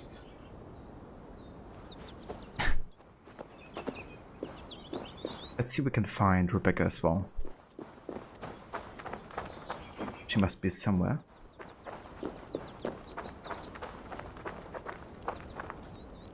Bex, you watched the anomaly video? I did. That was unreal. Unfiltered Isu memories right from the source. Not like the hazy filtered footage we've seen from sages in the past. Right. But what source? Who sent these? I wish I knew. It's not from Eivor, so who the hell knows? Welcome back. Yeah, pretty cool. We get extra dialogue here because I didn't trigger this the last 2 times I played this either. Good thing I decided to get back out of the enemies to kind of like also showcase Sean's or Rebecca's reaction to this.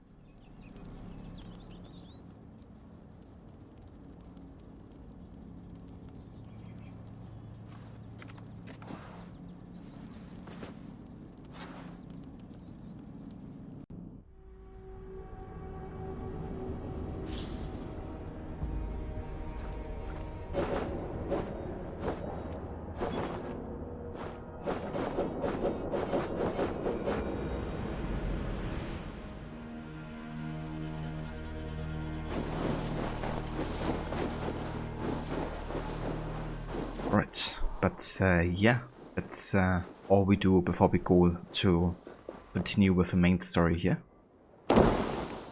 Let's head back to a longship.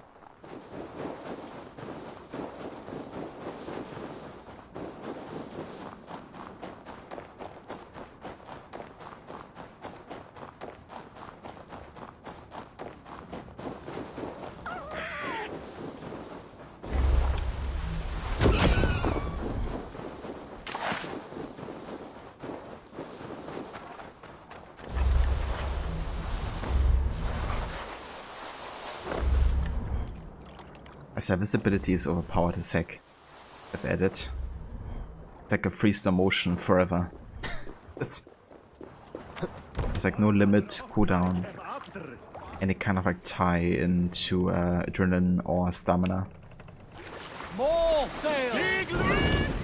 Actually insane.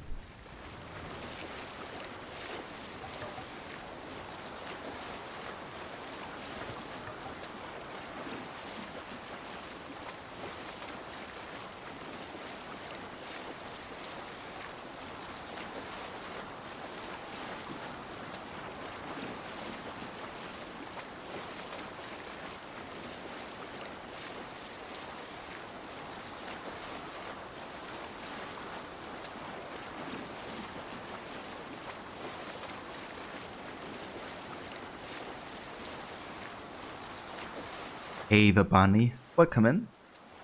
Hola. And welcome to the ending of Valhalla. Currently in the Norway story arc.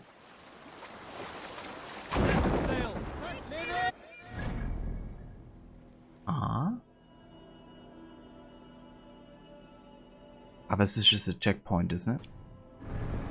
Yeah. Run up the sail! Fair enough.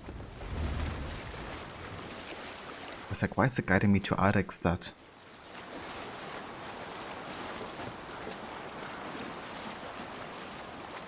Indeed, yeah. Yeah, we finished the Wrath of the Druids DLC and the Siege of Paris during the main story. Of course, I really wanted to finish with, you know, kind of like the proper ending for Eivor. And the realization about Valhalla and all that. I also most likely play the last chapter DLC later for Eivor as well, because that actually launched a week early. But released yesterday, apparently.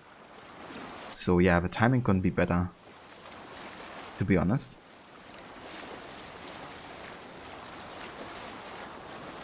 Hey, the Truffle, welcome in.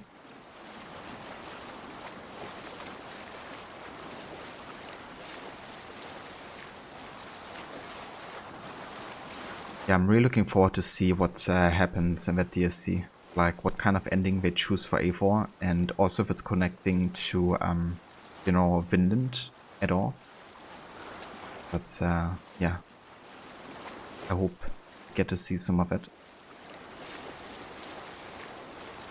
It's going good, thank you, Truffle. Having a good day so far, playing some more Valhalla. Today's likely gonna be the last stream for Valhalla this year. So, yeah, I'm quite excited to get to that point and be able to also play some other games. There's some new ones I want to check out, so, yeah, looking quite forward to that. Yeah, last stream for Valhalla. It is, yeah. Yeah, this is the very final mission, essentially, before the epilogue happens. Like, there's one more story arc, but it's more like, yeah, an epilogue story arc than the actual ending.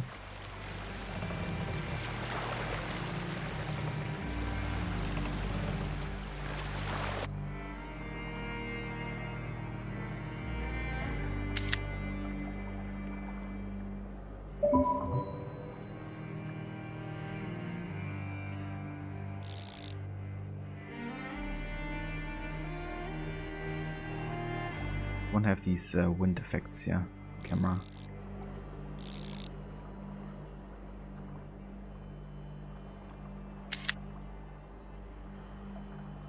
You have a YouTube channel where you upload the stream, you want to watch it from the beginning? I do, yeah. I think it's actually !YouTube, if I'm not mistaken. Let me check.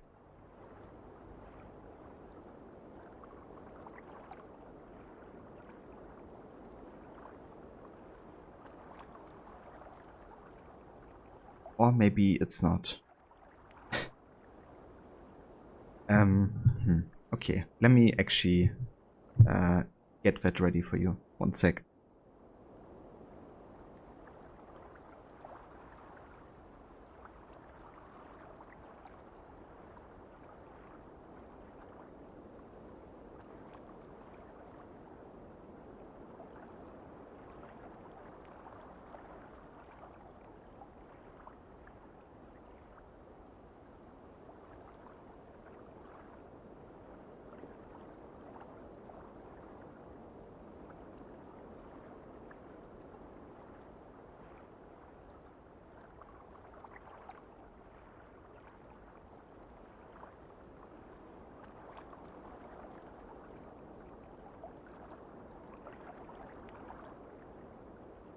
Alright, so that link should work, hopefully. And yeah, if you go to the playlist over there, you can find all of the playthroughs that I've been doing, essentially. So to find the AC Valhalla playthrough, you have to go to the, where is it? The Assassin's Creed 2022 annual series run. Because that's where all of the AC games that I did this year have been as part of a playlist. And Valhalla will be the last one, of course, in that playlist.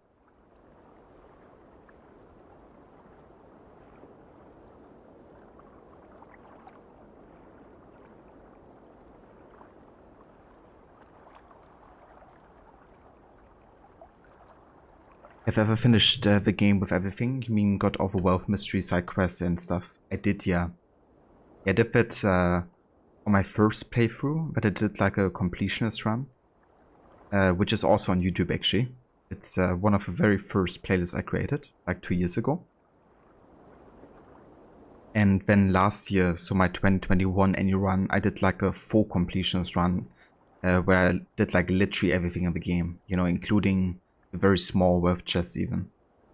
If you want to get like the whole experience, minus the content that launched this year, then the 2021 annual run playlist is probably the best one to go for. Because I literally collected everything the game had to offer last year. Yeah!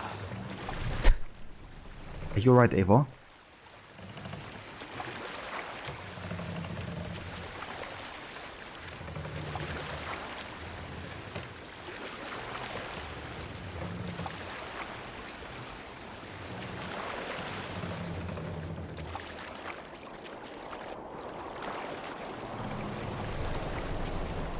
A white rage stands in our way. Keep moving forward! Do you know the way? As I know my own mind!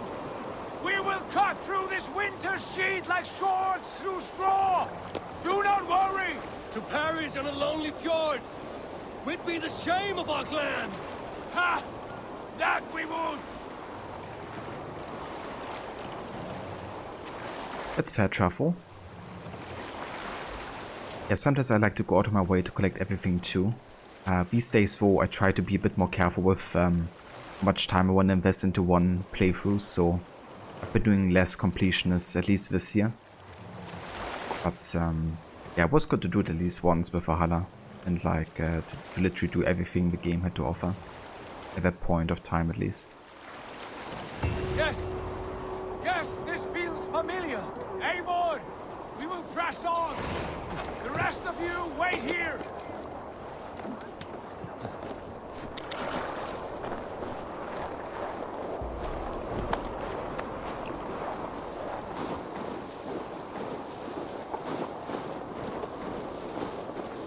Follow me! Into this kingdom of snow! Sigurd! Can we not wait for this to pass? Ah, the sting of ice on skin!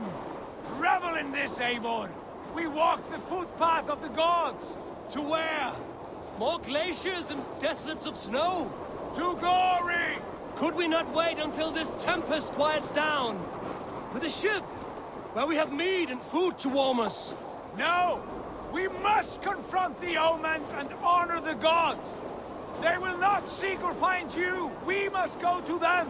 We would be poor company, with frozen bones and ice pellets for eyes. You need not fear the cold, Eivor. Where we are going, the winds and snows cannot touch.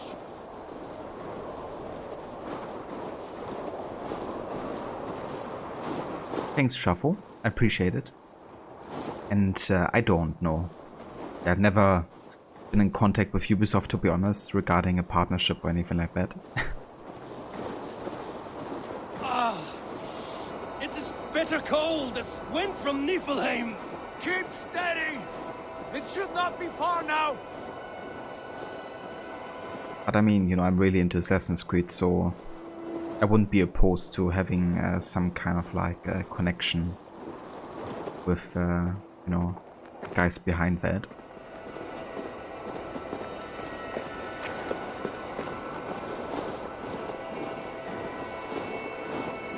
I found my favorite series in gaming out of any that I played. It must be near! I know the shape of these rocks! Yes! We are close! For the sake of frozen fingers, I hope so! Yeah, if only it was so easy.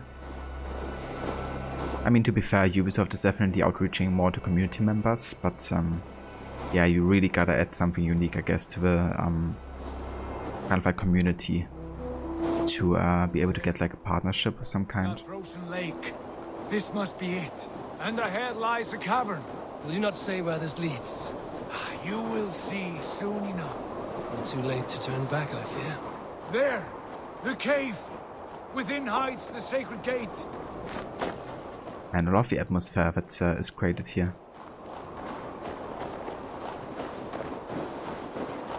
In general, I love when Valhalla's getting a bit darker in its tone, and this is definitely one of those moments.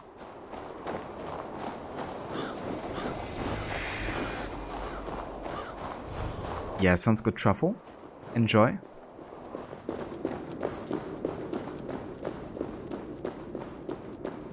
The ice looks fragile. Can you clear it?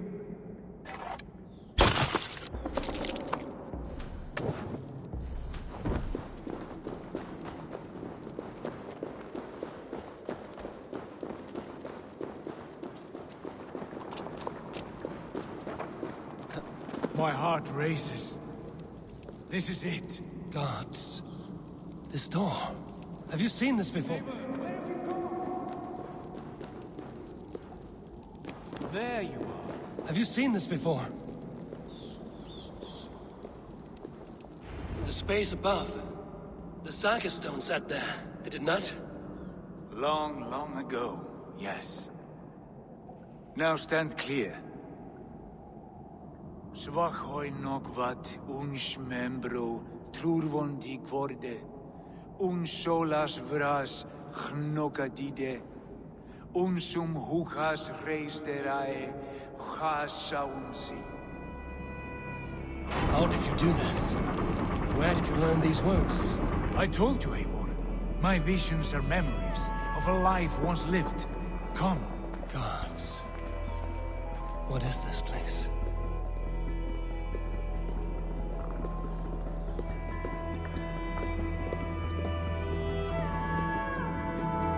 Hold up. Give me actually one sec. I want to make sure I don't miss the part where I can collect Odin's spear. I think it's still coming. Just in case I missed it, I want to have a look here. Yeah, I missed it.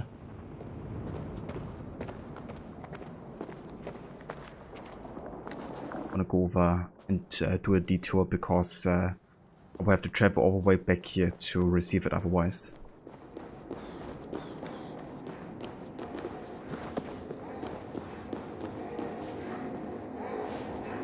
A strange find.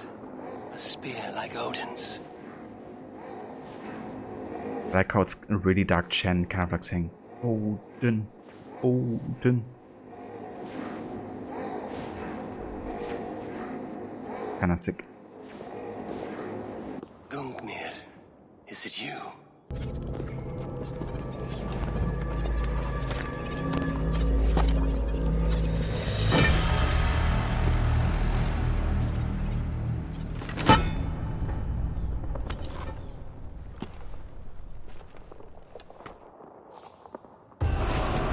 Out to the year. Now, I don't want to use the spear right now, though. I want to go for the double axes here and use Varen's X especially. But I think I'm going to use it for the last story arc in Hamptonshire.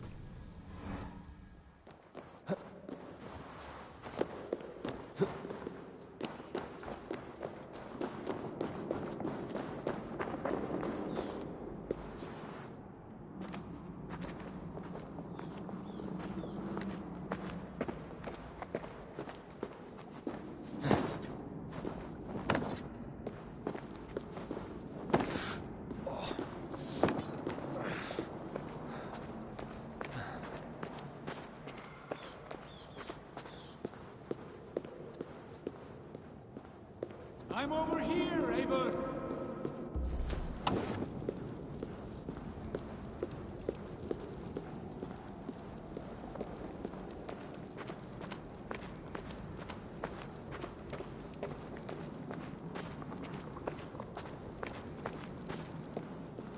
Over here.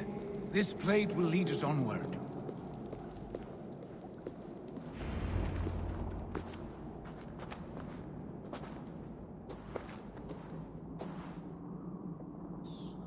Hoerasi.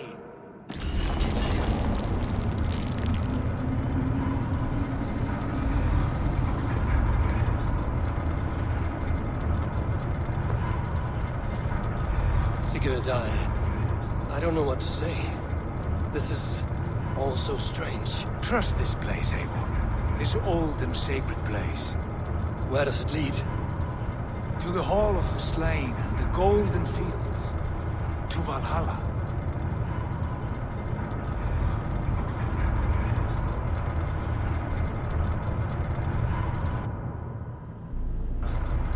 This vessel, was it crafted by dwarves? It is finely made, that much is true. I doubt Gunnar could hammer a piece any finer. In this cavern, so deep and humming with magic.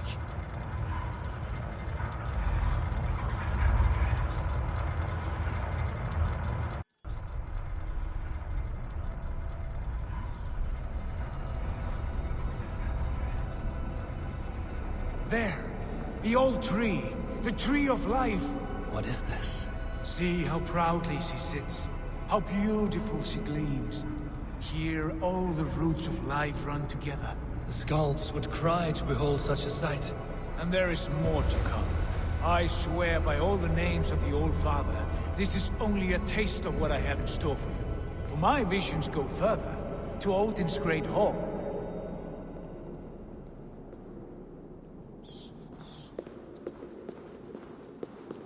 There we are. The Tree of Life. How it actually looks like. Not like we've seen it in the mythology. Giant machine.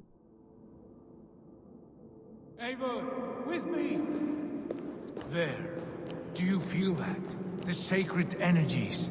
I have never seen something so grand. This shrine is ours. It will open for us. Watch and see for yourself. How do you know these things? Was all this in your vision? All this and more. Yep, there it is, Barney. Such an epic moment right here.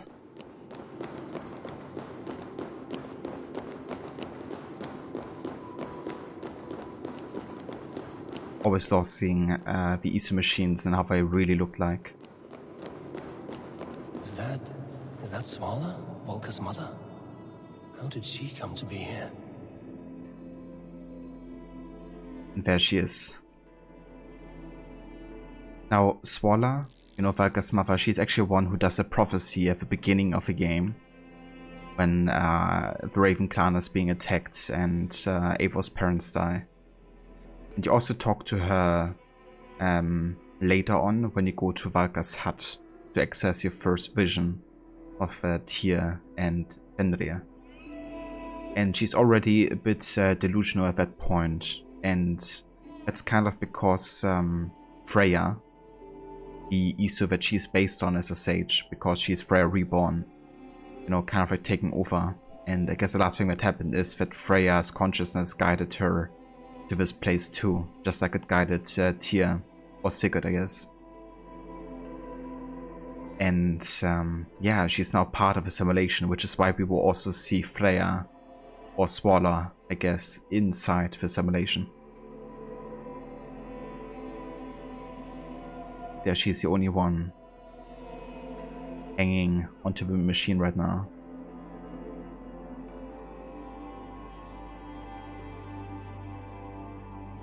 Kind of interesting, there's only 6 of these 4, because there was supposed to be 8 survivors. Or 8 sages.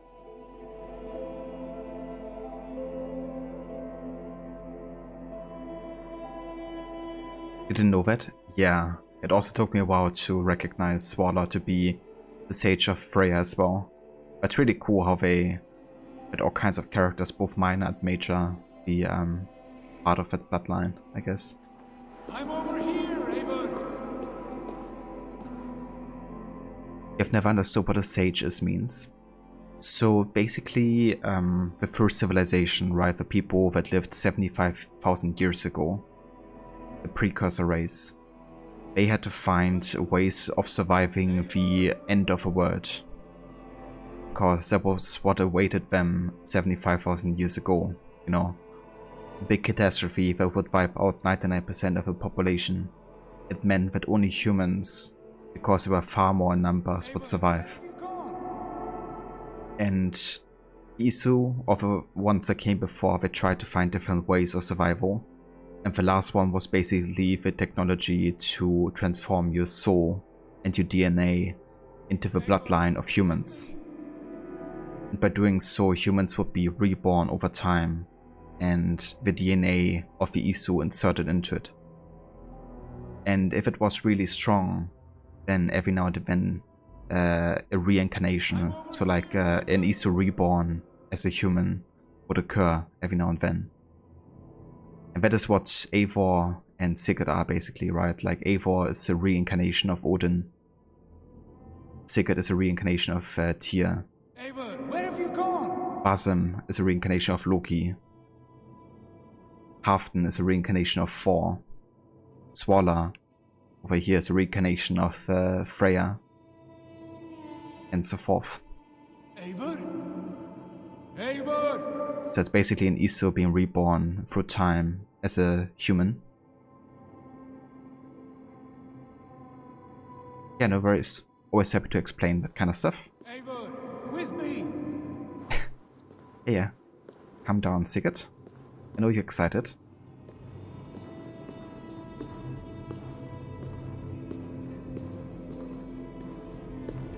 Yes, it is returning to me now. This ancient shrine is set alight by this sphere of metal. And these shining arms, these branches, they will grant us access to the refuse of the gods, to Valhalla. Are you ready?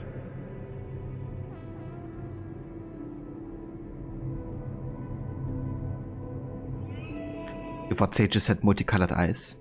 That's true for the Sage of Aita. The one we have seen in Assassin's Creed Black Flag and Unity, right?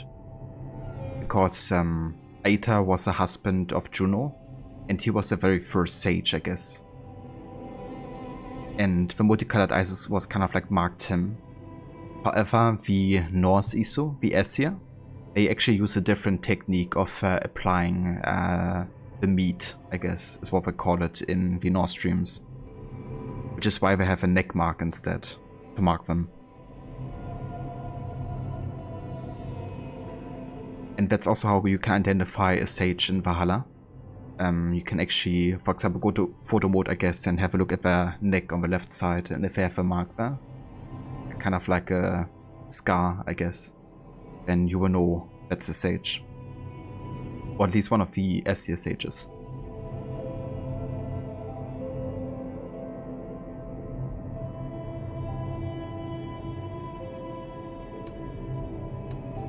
Sigurd, take great care.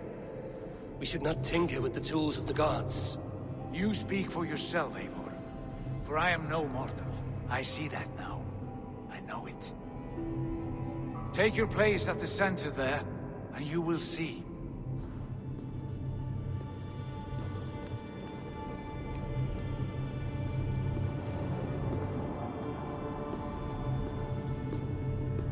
You didn't know any of this, you just saw a tree. That's definitely fair, Bunny.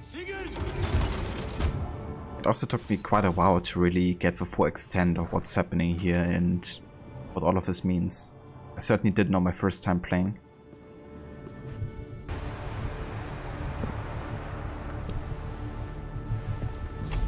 Hill you give us, a guest has come.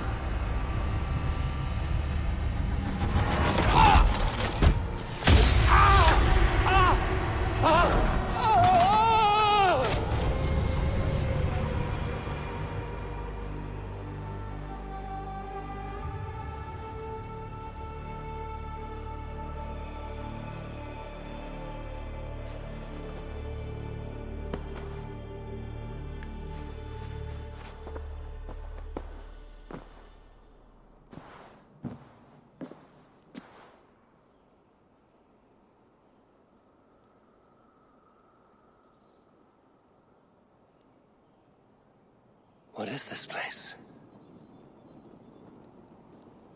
Absolutely truffle. It's really reminiscent of a Matrix in a way, like both how the machine looks like and works as well. You know, they go into the machine and basically they experience a simulation, a fake version created by a machine that they feel they live in.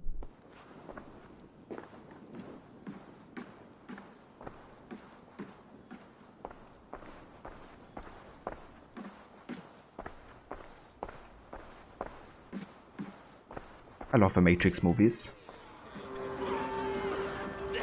Especially the first and second. The Harvey returns to lead us to victory. Lead us to glory, Harvey. We are proud to serve you, Harvey. Wet my lips with another horn of mead, brother. Drink for strength! Fight for glory! Yesterday is gone.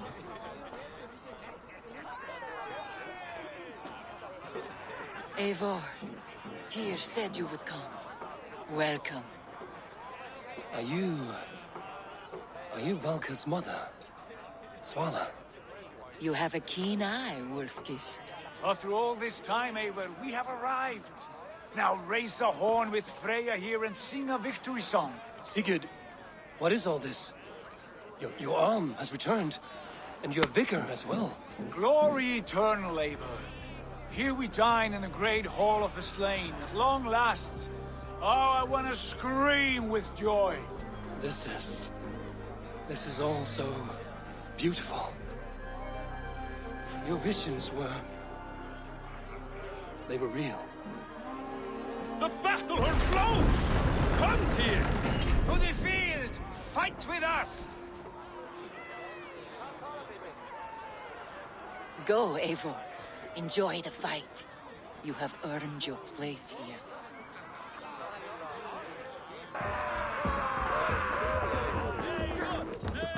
That's camera just now. Seeing the inside of Eivor.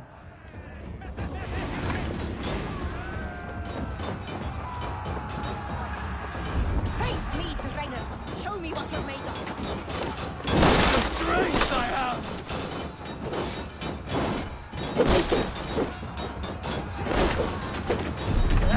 This is incredible!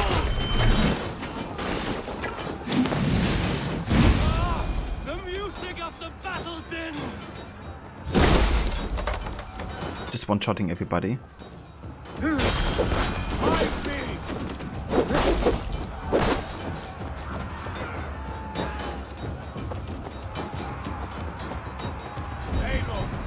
Join me when you are tired of crushing my...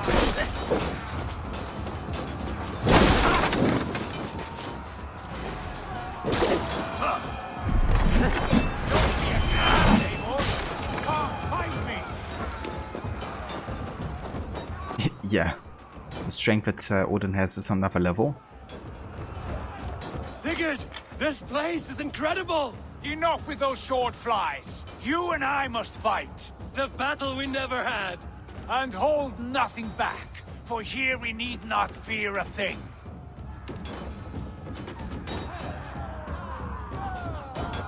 Spill the eternal blood of Valhalla. At last, I share the din of infinite battle with a true trollers! You will taste the meal of iron before the day is out. Come on, Wolf-Kissed. Let me cut you a new scar. You will beg for full K when I have done with you. That's dark. Swine!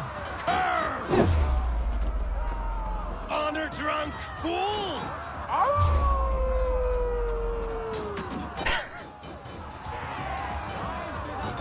That wolf impression.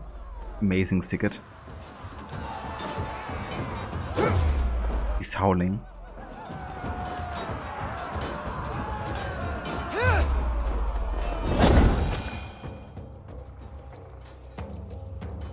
Brother! Worry not, Eivor. For we earn no scars here, only battle wisdom. day is done.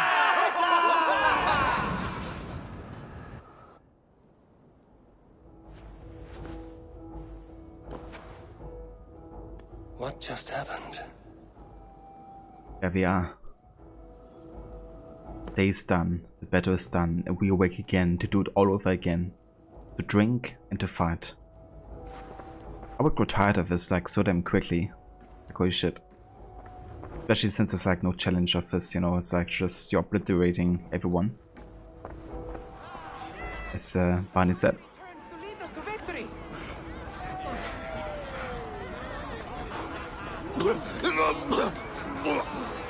Lead us to glory, Javi!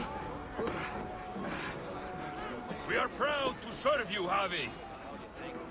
Wet my lips with another horn of mead, brother! Drink for strength! Fight for glory! Sigurd, your arm has grown back. It was never gone, Eivor. Not truly. Nothing is permanent here. I told you. Nothing save the courage and reputation of its warriors. Are we immortal in this place? Let us discover that together. A new day.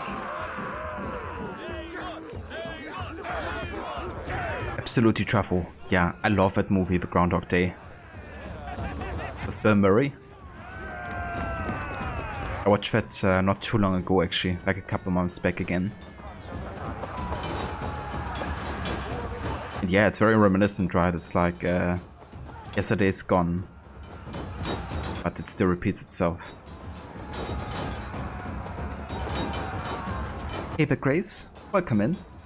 Good morning to you.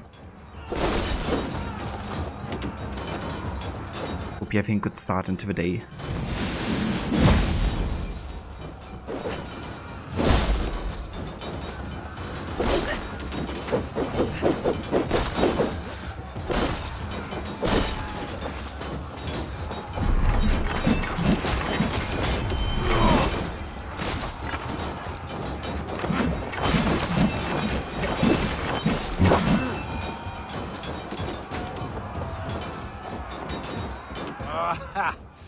Bit to the marrow's bed.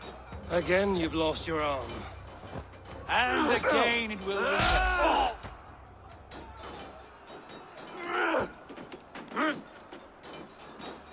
Father? Is that you?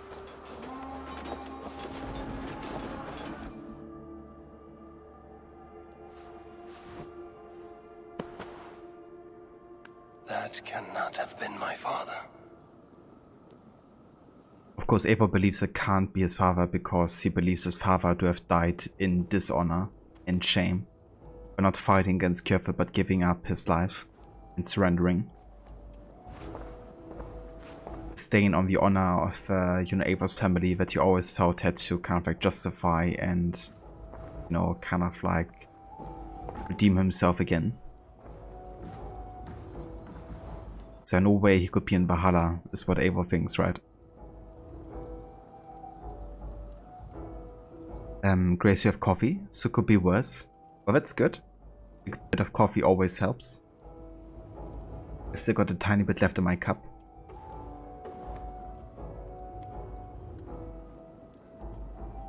Papa? Yeah, it's been quite long since Eivor saw his father.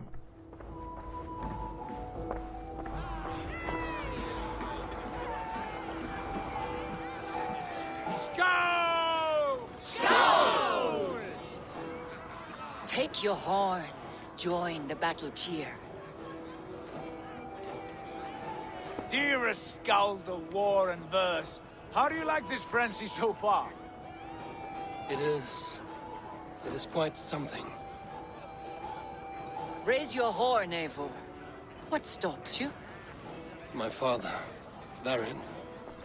Have you seen him in this hall? I have not. Should he be here? No, he died a coward. Yet by Odin's eye, I swear I've seen him. Cast aside your cares in Valhalla. Let seeking go. We have earned our joy. The journey is complete.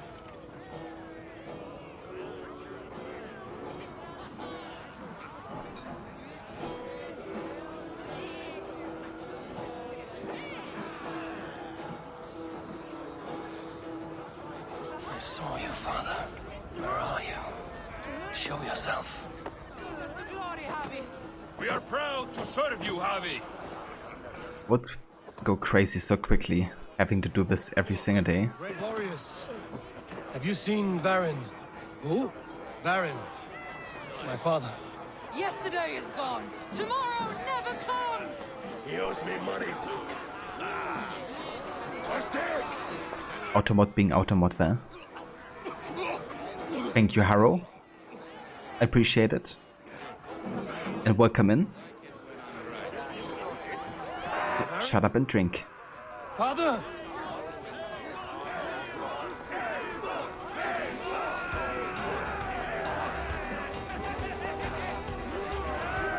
Offered music here.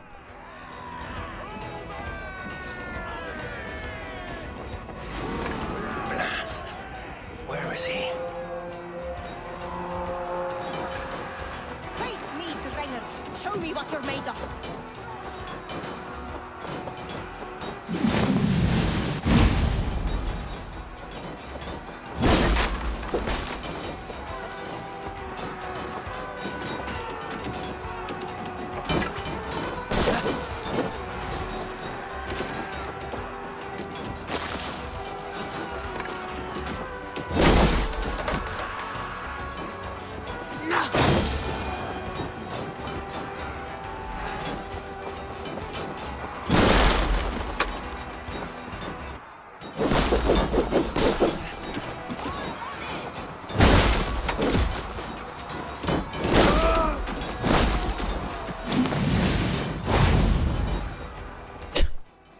I like how the radius was enough to actually kill them.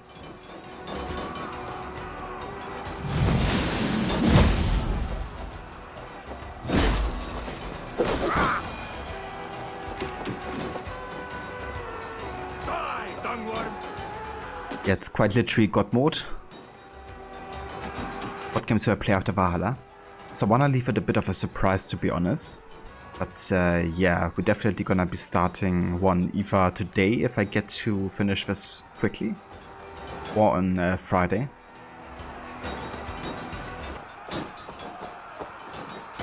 But yeah, it's not gonna be Assassin's Creed Wolf, that much I can guarantee. Next time I lose this fucking arm, I'll beat a man to death with it. Do you not tire of his injuries? Never!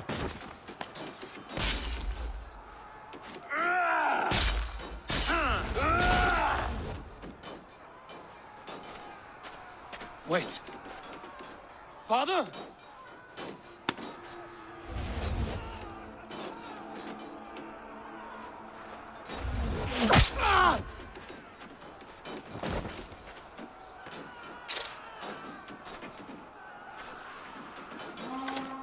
That must hurt.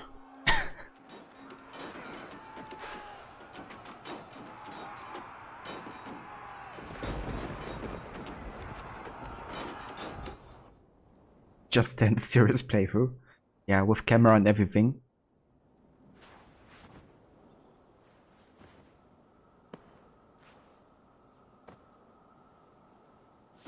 Over content.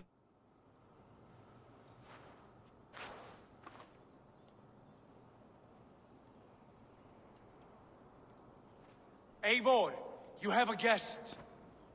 You should have knocked first. Nonsense! I brought you someone. Look! My Eivor, there you are. What a warrior you have made of yourself. I am overfilled with pride.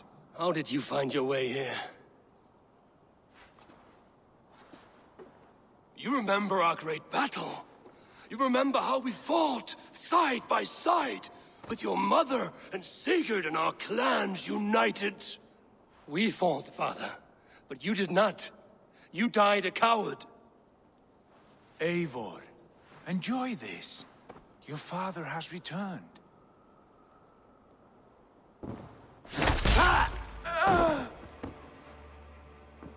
Have you lost all your love for life? That was not my father. That was a lie. That was not a lie. That was my gift to you. I have power here, and I can do as I please. You wish to see your father, I made it happen. As easy as breathing. By Odin's laws, my father is not allowed in this place. I do not wish to see him where he should not be. Your father died doing what he hoped would save you. He died to protect you, and his clan. No. This is the end of our road, Eivor. This is Valhalla, the eternal golden field. Now come. Battle beckons.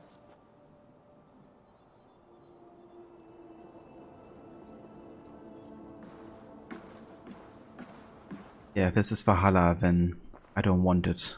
Is what Eivor thinks probably right now. And I can't blame him one bit. How is all this possible?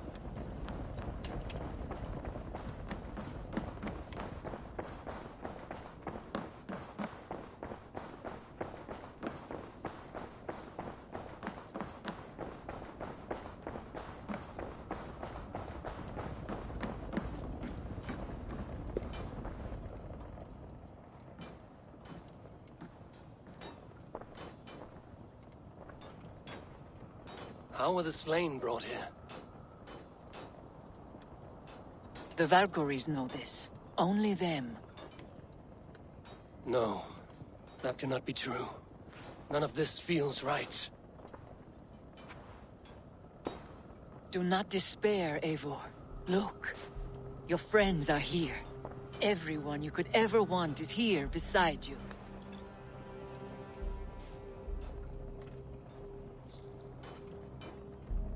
No, they are not real. This place is a lie.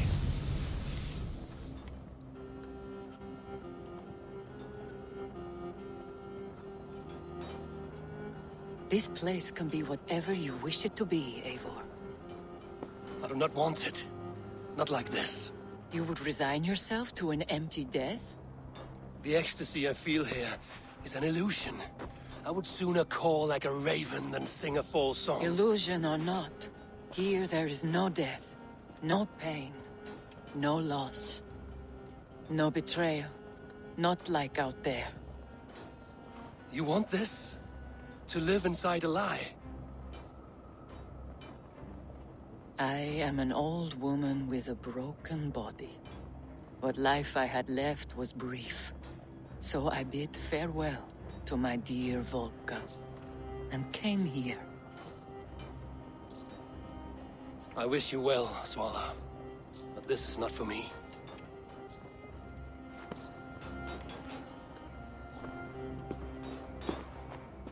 I must find Sigurd.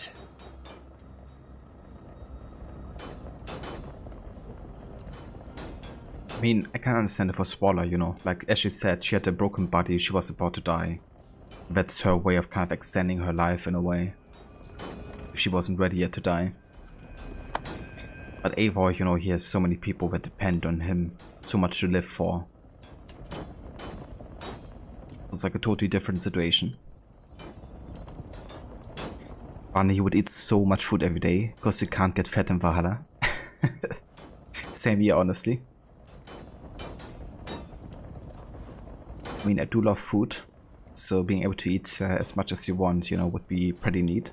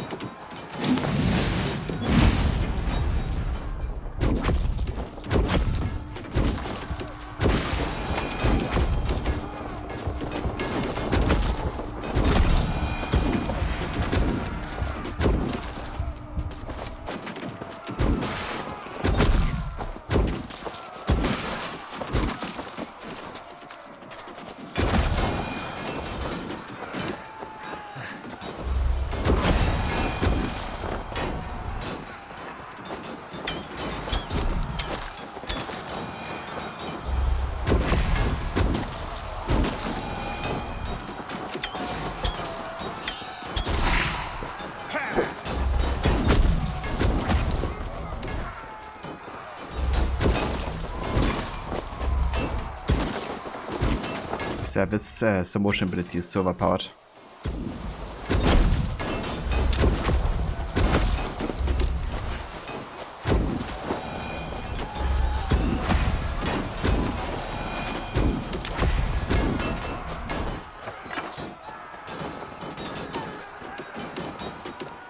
These guys must hate it when you walk out of a battlefield. It's like, well, we're dead. Pretty much, yeah. At least they're gonna be reborn the next day and there won't any major consequence, I guess.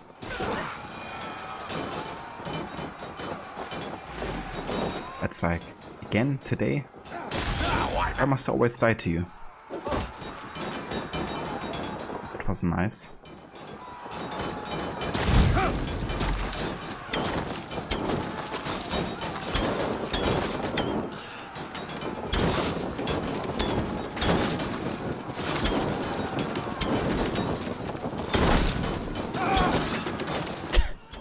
The way these body parts are just flying around.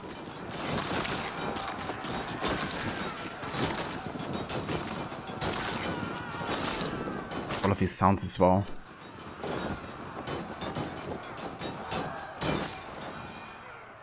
The arm! The arm! Always the fucking arm! Sigurd, this is an illusion. A trick. Leave with me now, and return to England with me. Our people need us. No, I am no one in that world. I am somebody here. Powerful, capable, a god. Here I may live forever. Here I cannot die.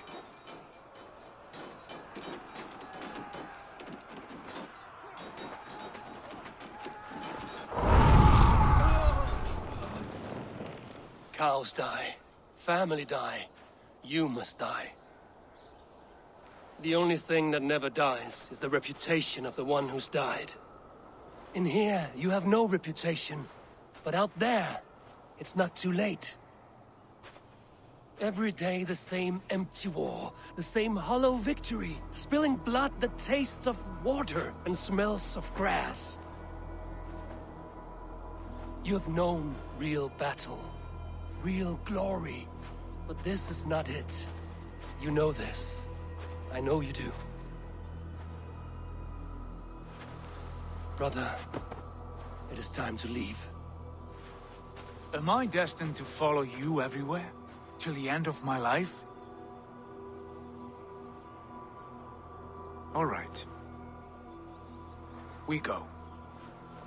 No, you stay. I do not give you leave to go.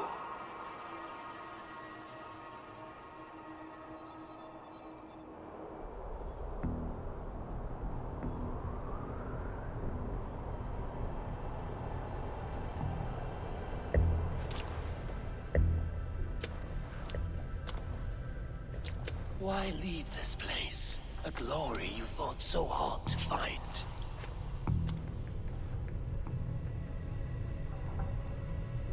Walk with me.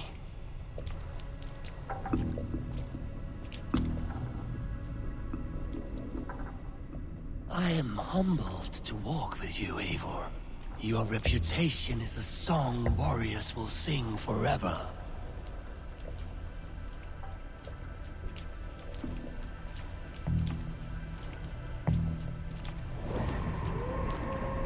You are the wolf-kissed one, who lingered at the edge of death, yet fought back.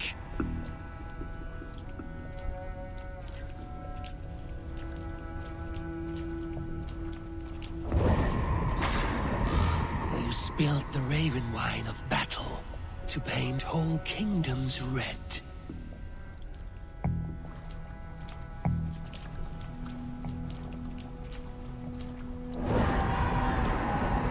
You have killed kings and crowned them as you desired, bowing to none.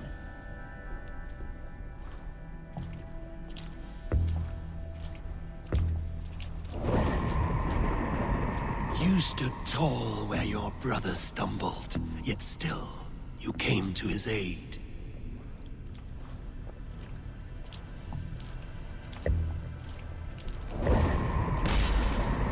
You have felled many great foes in your brief time.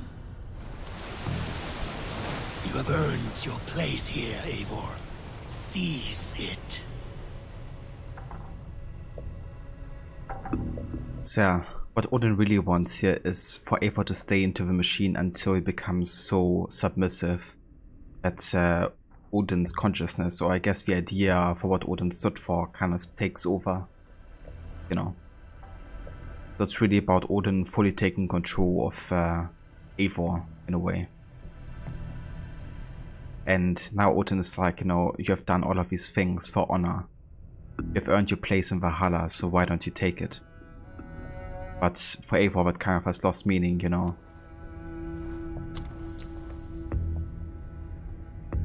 But for those guys be like, yes, I made it to Valhalla, just to become an NPC to die every day. Yeah, that must kinda suck. Especially if it's early in the day, when you gotta wait until the next day. Bunny, why don't you want to fight today, Bill? Because I'm tired of my body exploding when Eivor looks at me. It's actually crazy. You just shoot one arrow and it's like the whole body dismembers. Or gets dismembered.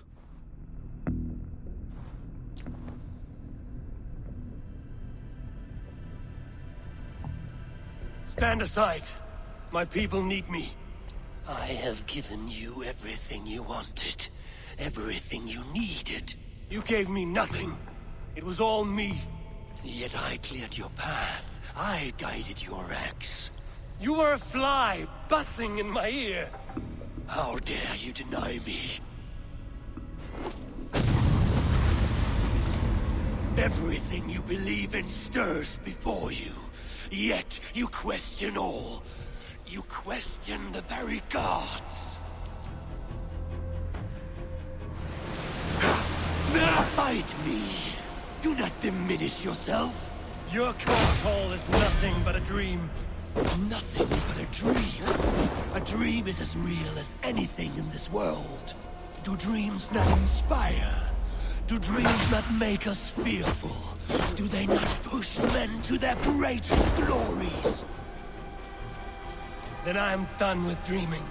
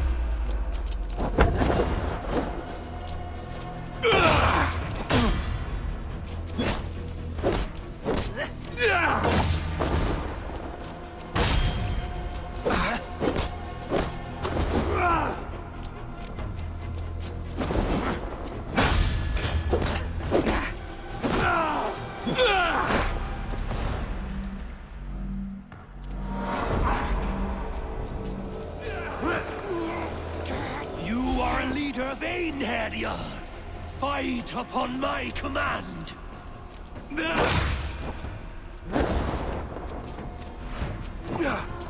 Every time you try to run away, he's basically pulling you back. Destiny.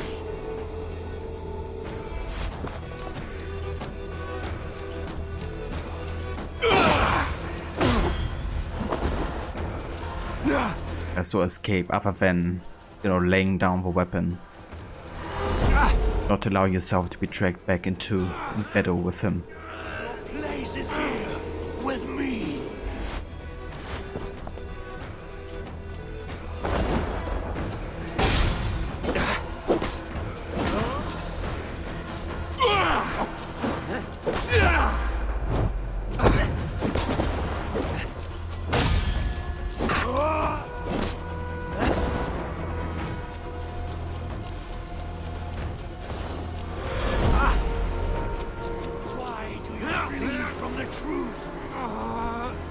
Truth, you mean like a fake simulation?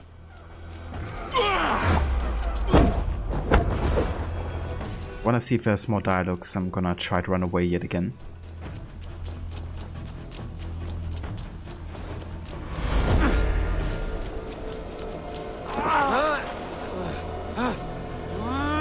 You will lie. Do not turn away.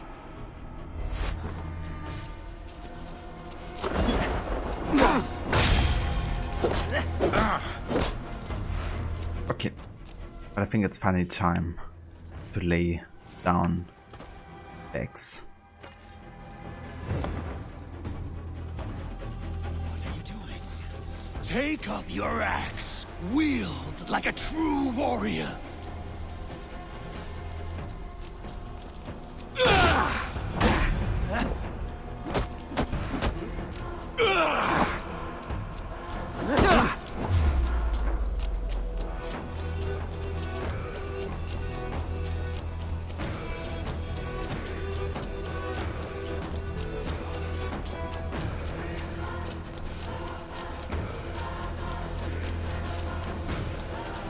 Why do you flee from the truth? You are lying. Do not turn away.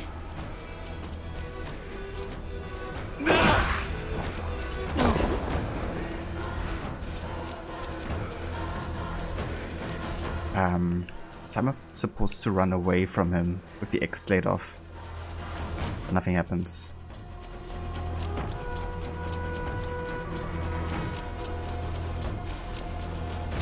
Aww. Aww.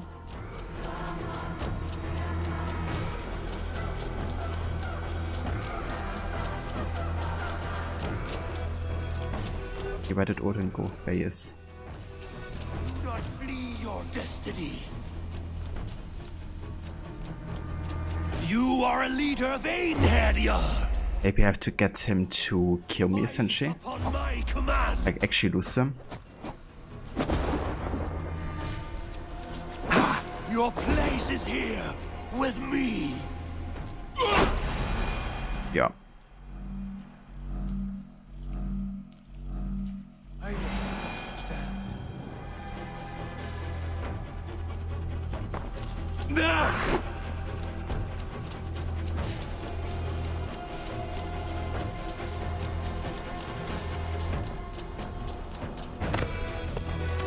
Take off your axe!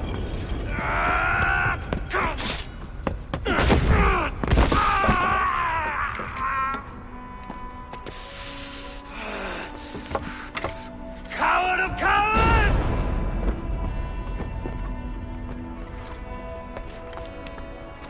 Beggar's bastard! Stand and face me, you feeble-armed thrall!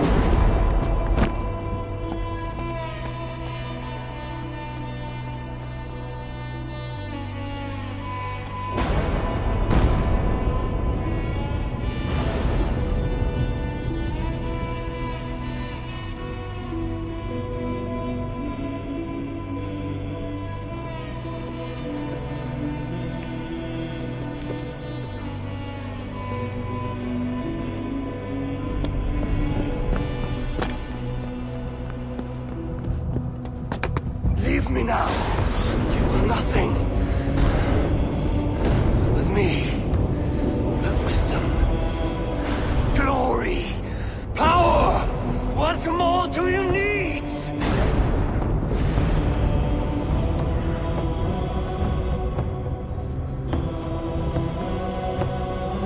Everything else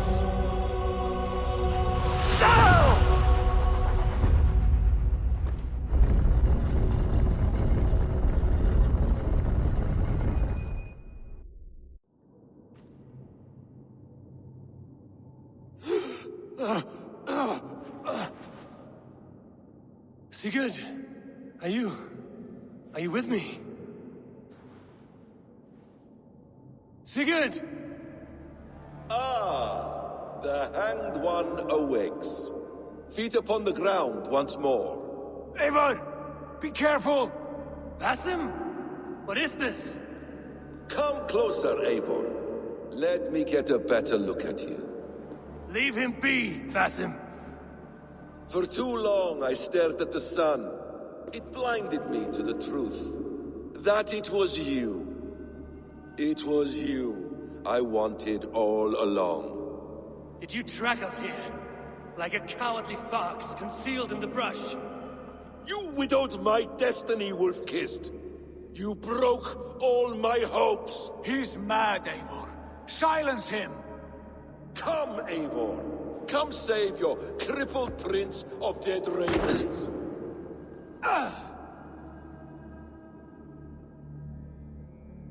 Are you hurt? It is nothing. Go! Kill that background! Yeah, what Basim is really talking about here, of course, is Loki and Odin's time.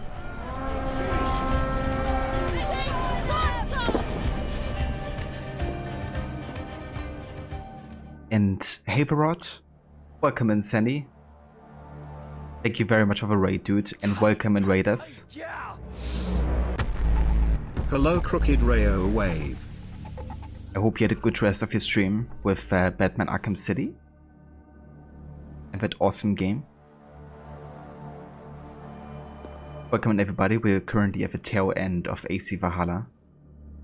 Currently in Norway, and yeah, playing, you know, the actual ending mission here. Also, hey there, Rio. Welcome in, dude. Thank you so much for the 40 months of resubbing as well. And for joining us here today. I hope you're having a good one so far.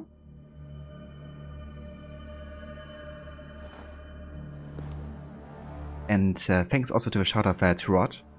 So for anybody, if you see the pop-up in chat there, you can easily follow Rod. He's an amazing streamer, also a big fan of Assassin's Creed. In fact, he just started his annual playthrough of Assassin's Creed Valhalla himself. And he's wanna finish that before December ends. But he's also playing all kinds of other games. Today he was doing some Batman Arkham City. He's also playing the Tomb Raider games, Prince of Persia often, Rockstar games like GTA and Red Dead Redemption, and loads more. So if you're into those kind of like narratively driven games, then definitely check out Rod. You won't regret it.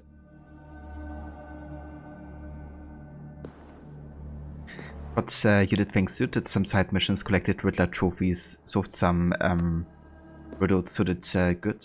Have 54% now. That's very good progress, dude. Very nice indeed. Especially on your second session. Already get to that point. That's no worries for a shout out whatsoever. But yeah, we just seen that amazing cutscene between Odin and Eivor. You know, when Odin is asking Eivor, with me you have glory, power, wisdom, you know, what more do you need? And Eivor's like, everything else. Seeing his parents and all his loved ones, you know, he can't allow himself to live a lie anymore. And get back to the real world. Just so good. Gave me instant chills, that one. But yeah, now we are to face Basim. So what Basim just meant with the Eivor having widowed his destiny is of course more Loki addressing Odin than Basim addressing Eivor. But yeah, you know, like with Loki kind of like having taken over Basim in a way, or at least that emotion being so strong of the past memories of Loki, of betrayal and vengeance. You know, he also assumes, I guess, that Eivor must be quite close to how Odin was, even though it couldn't be further from the truth.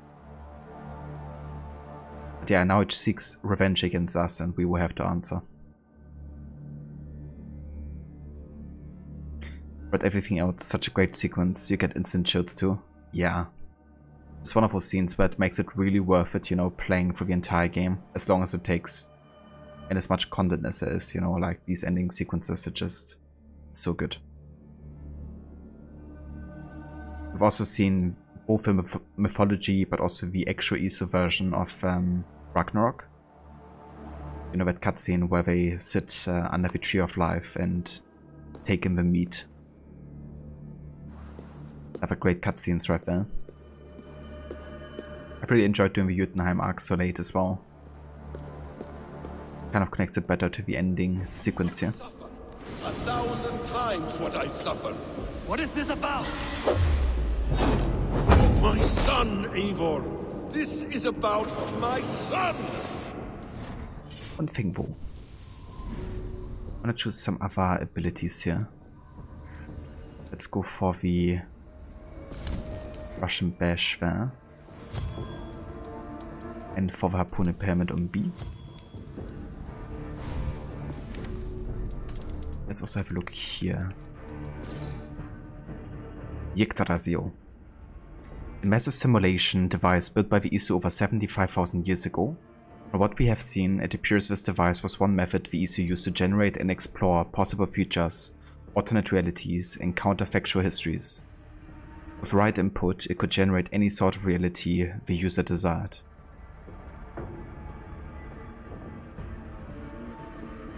Such an epic cutscene, and talk about something giving instant chills, it does too. Absolutely, yeah. It's great that I reserved all of those chill moments for the last stream. Hopefully we get some more later for the last chapter, but that remains to be seen. Ava Max, welcome in. Thank you for joining with the raid.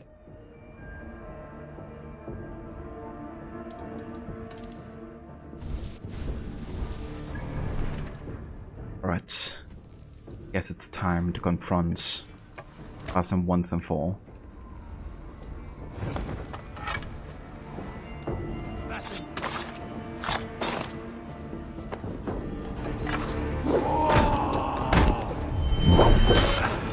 Forgiveness is impossible. We shared so much in England.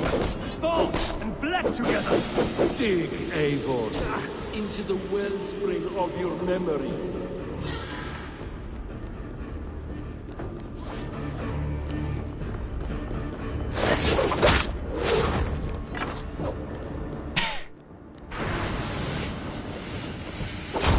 Jesus, look at these moves. Oh, that's actually sick. I want to do that as well. Speak your grievance. Show yourself.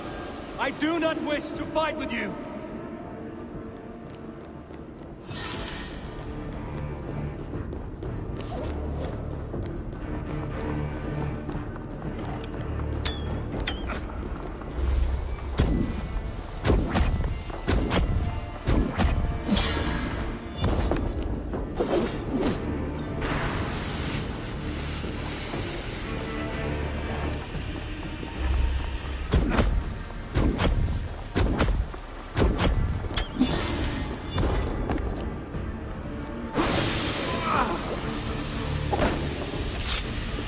Show me your neck.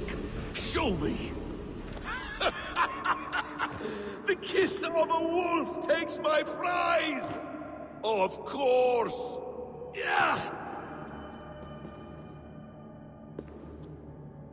Rise. Son will not have suffered in vain. You spout nonsense, like an alehouse drunk.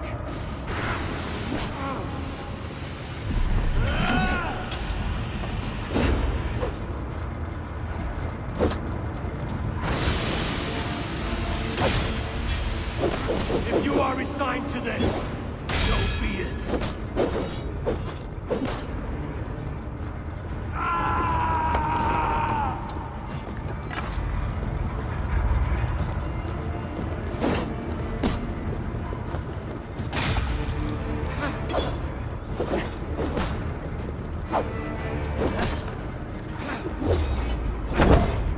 When I have finished, you will be a sack of blood and shattered bones. and my conscience will be clear.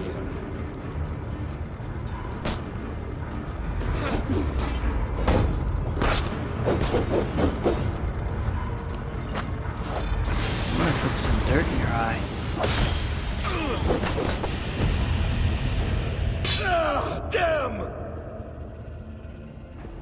Let us make this more interesting. We'll drag Sigurd into the fray. Coward! Face me! Fight me here! Hey Lucinda, welcome in. Good morning to you. Welcome to the ending of AC Valhalla.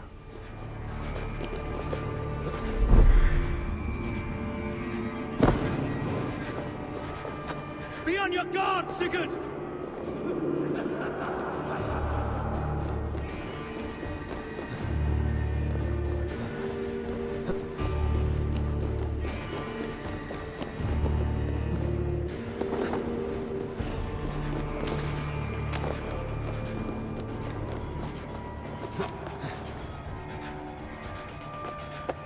Indeed.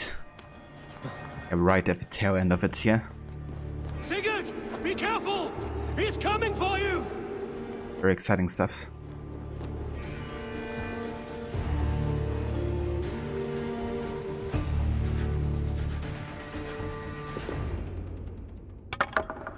Oathbreaker! You'll die here! This brings me no joy, Justice Bringer. You were always so kind, but you chose the wrong side. I am your prize, Basim. Come. You are indeed.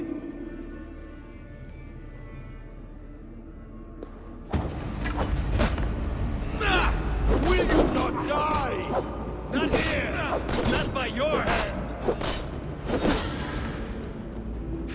I will leave you here to die, like a rotting fruit on a dying tree. You died once, you will again!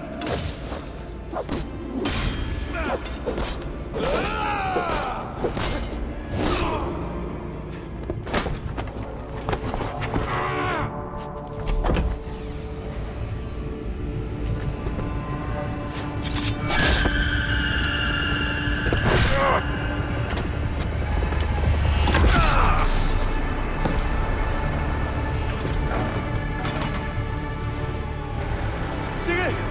Stop this thing! Now's its fire! Sigurd!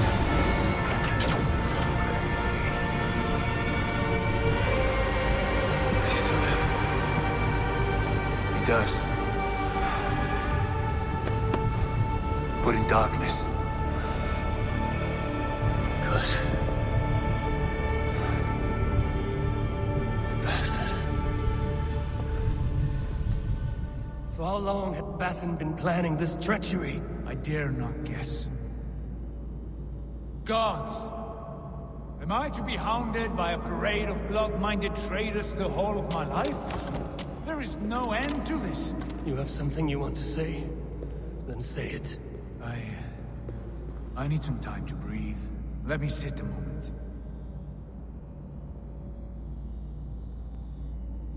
Haven wants to welcome in. You like alligators more? I mean, they're pretty cool too. For sure. Sigurd's run animations going up the stairs, Harrow. Yeah. That's the animations I used to love from Odyssey as well, you know, like the awkward movement that isn't mo-kept. Both in Odyssey and Valhalla. Shield's Rod, yeah, it's so good. Yeah, this whole ending sequence, you know, like so much effort I put into it. I always wondered, you know, it just reminded me when Basim is actually hitting Eivor with a hidden blade, you know, if that's kind of like the wound that Eivor succumbed to and ultimately died because of. I mean, maybe not instantly, but maybe at some point, you know, in the story. But I'm not sure. I don't think the last chapter is gonna talk about that, I don't think. But who knows? That man's anger his rage. It had a familiar sting that I cannot place. He was raving, Sigurd. Without sense or reason. Paid no mind. I am not mad, Eivor. These things I see and feel, I know they are true. I know, brother. Now more than ever. You always spoke true. We should cast our eyes towards home. It is a long journey and I am... not well. Home. Eivor. On our journey here, I had much time to think. On the ecstasies and the agonies of our friendship. I am not the man I was. My time as the Jarl of our clan has run short. You must lead us now. Do you mean this? When Dag called you out and challenged you to a duel, you let him die with honor, in spite of his betrayal. He did what he felt was right, and I honored that. I recall our days in Oxenfordshire, our search for the Saka Stone. You disagreed with my orders, but you followed them. You questioned my methods, my aims, but you did not disobey. And I remember and admire the way you guided us from Norway to England. You kept my anger in check, my ambitions focused. It was a trying time. In all my days away, in my fog of confusion, you have shown great wisdom and strength and leadership. Where you go, Eivor, I will follow. Our clan is yours to lead. Thank you, brother. I won't let you down.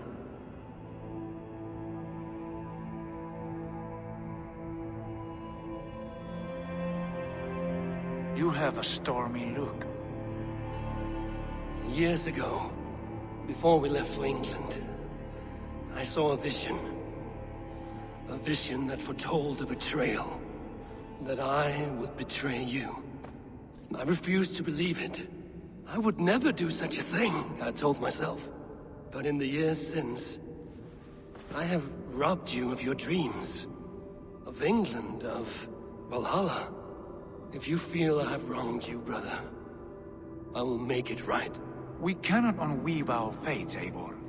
All is laid before us, from the day we are born. To be angry at this would be like wrestling the ocean. A pointless struggle. We two racket ravens. What a saga we have inscribed together. A tale for the ages.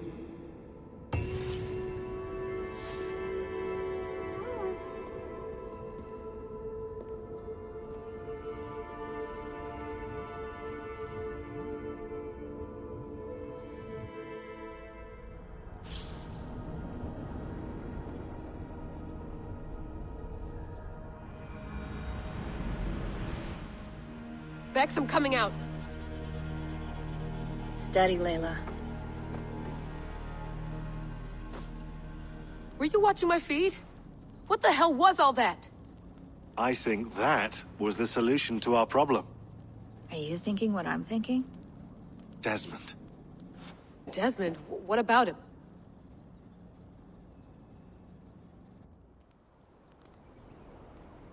He was just a bartender before he joined us. Not even a very good one. And that's when he learned his real purpose. He was like a... I don't know, like a singularity. You know? A vanishing point. All of human history seemed to converge on him. In 2012, the sun threw off a mass coronal ejection so large, it should have wrecked all life on Earth. I remember. I worked at Abstergo then. It was Desmond who saved us. He knew how to stop it. Abstergo claimed credit for that. Something about their satellite network. That's bullshit. It was Desmond. He pulled the switch that saved the world. But that switch is still on. Still generating a magnetic field. One that's growing stronger every day. The temple Eivor found. That's where the field originates. Exactly. And it's been running for 8 years, getting stronger and stronger. It'll be dangerous now. Heat, radiation. Doesn't matter. We have to fix it. Shut it down. No. Slow it down. It's still protecting us. All of this is starting to make sense. Everything I've done, everything I've learned, it led me here to this moment. You'll need the staff for this one. For protection. Otherwise, you won't make it past the first gate. Right, of course. Okay. I'm ready. Okay. I'll pack the van. And I'll contact our ship. It can be in Boston Harbor by tomorrow night. Thanks, Bex. And there we are. Layla finally making a responsible choice in modern day. Trying to shut down the machine and save humanity once more. Hey Valancing, welcome in. Am I a God of War fan and have I played the recent game? I haven't played Ragnarok yet. I've only played God of War 2018 so far. But I really enjoyed that game. I had a very great time with it, even got the Platinum Trophy as well. But yeah, I wouldn't really say I'm a fan of the franchise because I haven't really played the other games. The only other game where I played Kratos in was in that kind of like Smash Bros. Like game from PlayStation. Where you could play Nathan Drake, Kratos and lots more. But yeah, other than that I haven't really played many of the games. I do want to get into them though at some point. I would definitely love to play Ragnarok, but I only have a PS4 Pro right now and I don't think the game is probably best played on that platform, so I think I'm gonna wait until it launches for PC, to be honest. If it ever happens. How many years passed by during the main story? So the main story starts in 872 or 3 in Norway. I think it's 873. And you come back to Norway in 877. So 4 years pass by that Eivor is in England before he returns with Sigurd.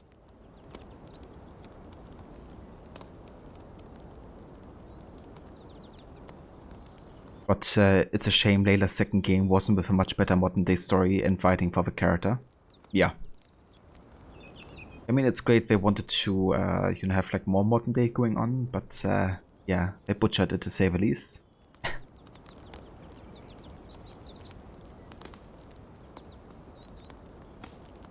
It's great we actually get kind of like a feeling for time passing in this game as well, because that's something that doesn't really happen in Odyssey, unfortunately. Like, all of it is supposed to take place during 431 BCE.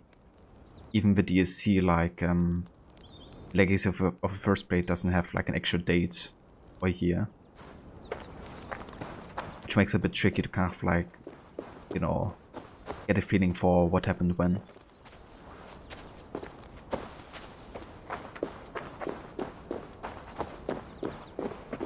Yeah, time to take the van and make our way to Norway. I'm ready. It's a long way to Beantown. Hop in.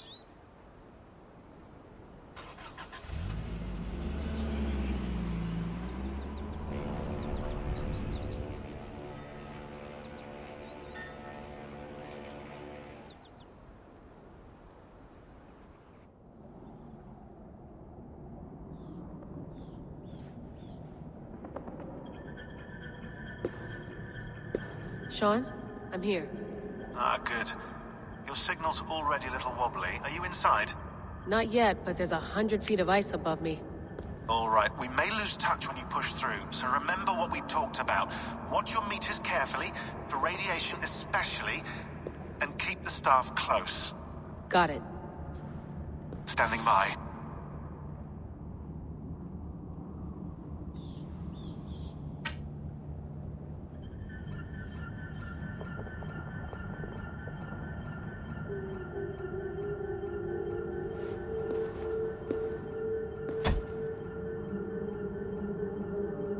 Zawaho en nakwat. Unsme borturwan di guarde. Ul solos fras hunakudide. Unzum huraz, des derehaz, zohumsi.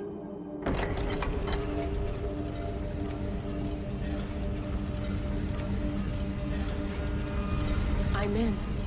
Good. And remember, do not cut the machine off. Just slow it down. The field it generates must still protect the Earth. I hear you.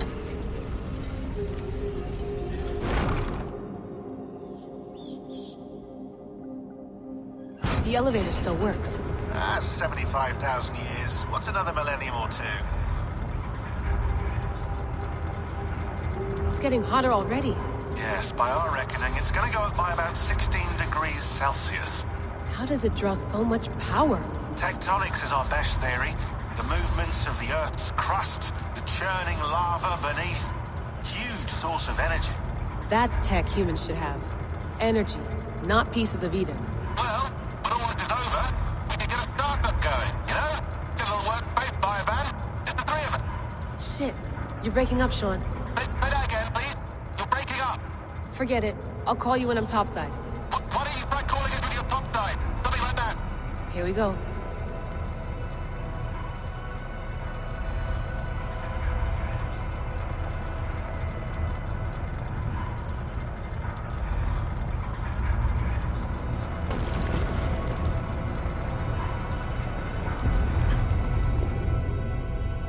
There you are. You're working overtime.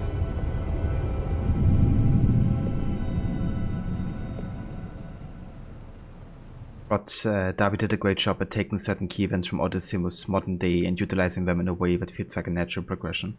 Absolutely, you know, he really gave consequences to the actions that Layla has done. And as you say, made like more sense of certain events, like even the fate of Atlantis DLC. Earlier we had the dialogue that unlocks after unlocking all of the Animus anomalies, where Layla was basically talking about experiencing the ISO times, and was basically making a difference between unfiltered memories and kind of like simulations created by the Fia that might not have been super authentic, you know. And it's a good way to kind of like ensure that there's like no inconsistencies within the lore, you know, kind of giving you the clear answer, okay, yeah, not supposed to take everything exactly how it is in the DLC, you know, it's like mostly fiction. Whoa! Steady.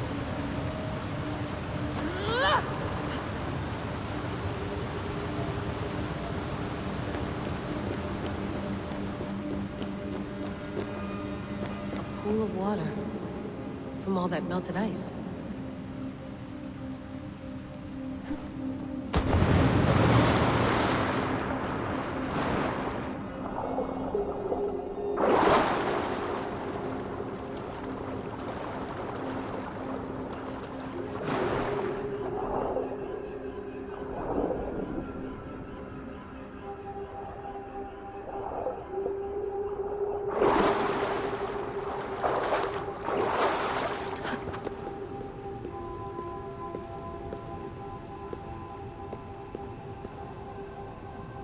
But exactly, that's what happens when you actually research the previous game's story to make sure you are making it connect, and of course in Odyssey's case fix issues.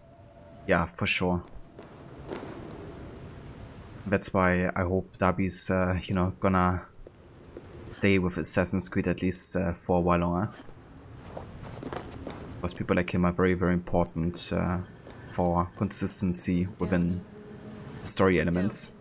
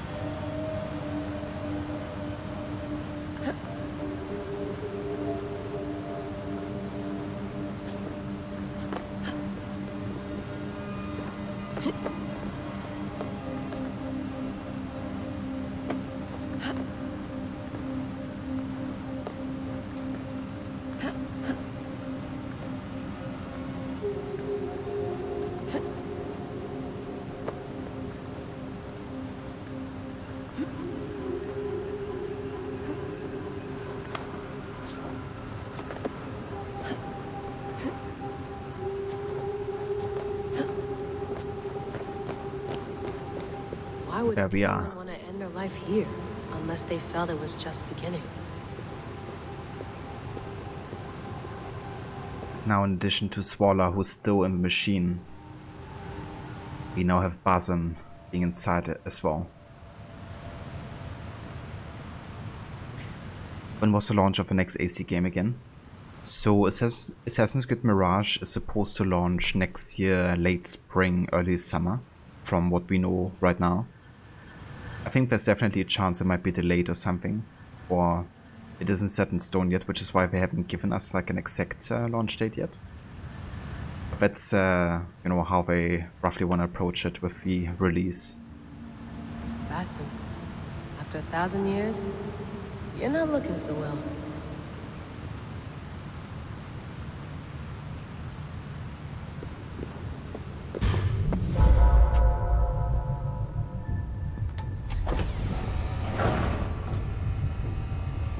It's just like the Animus. It's just like the Animus.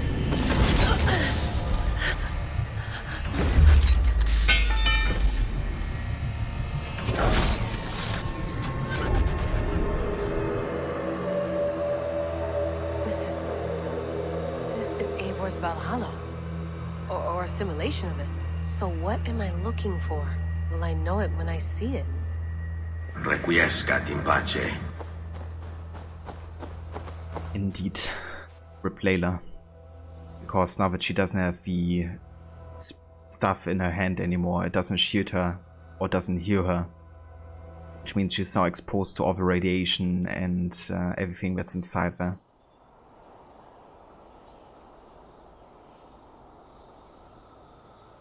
But this is how Elysium and the Underworld should have been treated, like just a simulated reality. Exactly, dude. Yeah, it's good they kind of like explain Elysia's simulation in that way, at least in Valhalla. But yeah, they should have done that in Odyssey too. But it's good they also made Elysia kind of like the bad guy in a way, you know, because that means she was lying to Cassandra in Odyssey when she said, even though it's a simulation, it doesn't make it any less real. Which was kind of like blurring the lines quite a lot. But the fact that she's, you know, a deceiver in Valhalla. Something feels off. It's very fitting. What is this?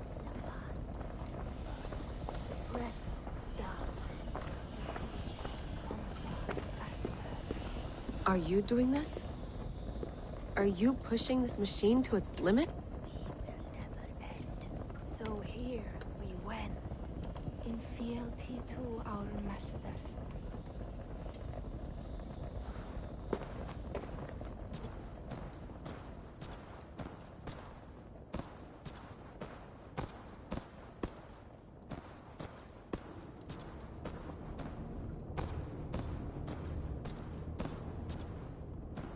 Spinners of fate. They are the ones that kind of gave Odin the prophecy that he would die in Ragnarok by the end of Fenrir. And that is why Odin decided to cage Fenrir and to bind it forever. Which is also how he kind of like sealed his own fate, right? Because the way the Isu have done it is they have made calculations of the future, you know, what is the most likely event to happen. And for Odin it was to die in Ragnarok by the hand of Fenrir. But that doesn't mean that actually has to happen, right? It's just one potential future. But by not showing Fenrir kindness, but caging him in, you know, he kind of robbed Fenrir of all the innocence that he had. And instead gave him revenge and anger. Something to, you know, account Odin for.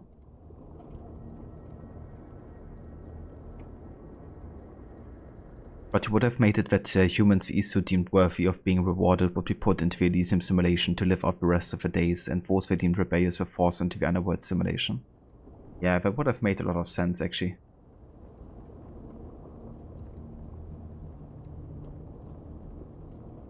But yeah, it felt really all over the place in those, you know, episodes in Fate of Atlantis. I've also mixed and mashed mythological characters with actual historical characters and stuff. You know.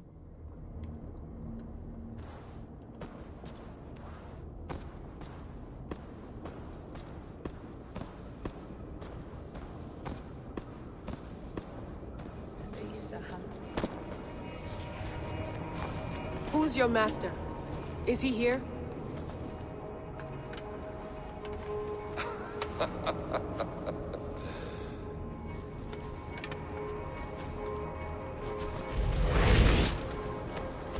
They flatter me. I am only a guest in their world. A world spun of wishes and hopes. Basim, you sent the message. You led us to Eivor's grave. Yes. A hopeful message, was it not? How? You've been trapped here for a millennium. Eivor put you here. Indeed. But I'm not alone in this place. Not always. I have a friend who helps me. Together, we read the calculations. After we located Eivor's probable resting place, I contacted you. Through the digital lasses that enwebs this earth like a spider's nest.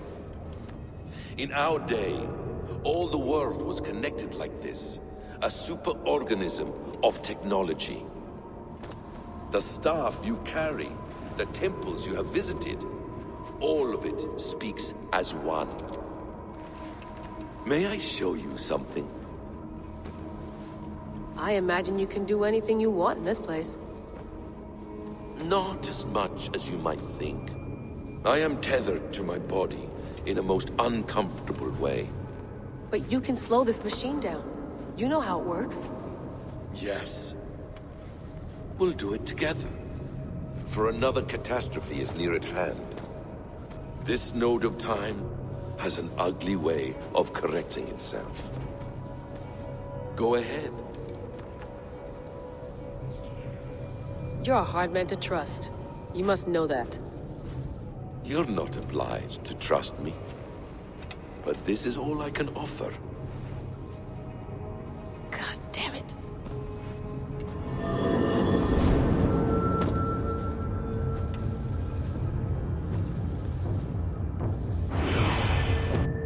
Silence, Udur. Verdandi. Skald. Be at ease. Your day of rest has come. At peace. At last. We rest. Is that it? Is it done? Basim! Where are you? What is that?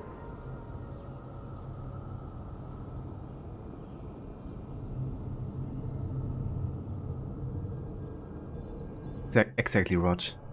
Wipe everything. Run it again. No, it's based on science fiction, not fantasy. There's an inherent logic to all of this. No. Wipe it. Run again. There he is. The reader. Might recognize his voice from a very important modern day character. All data. Run it again.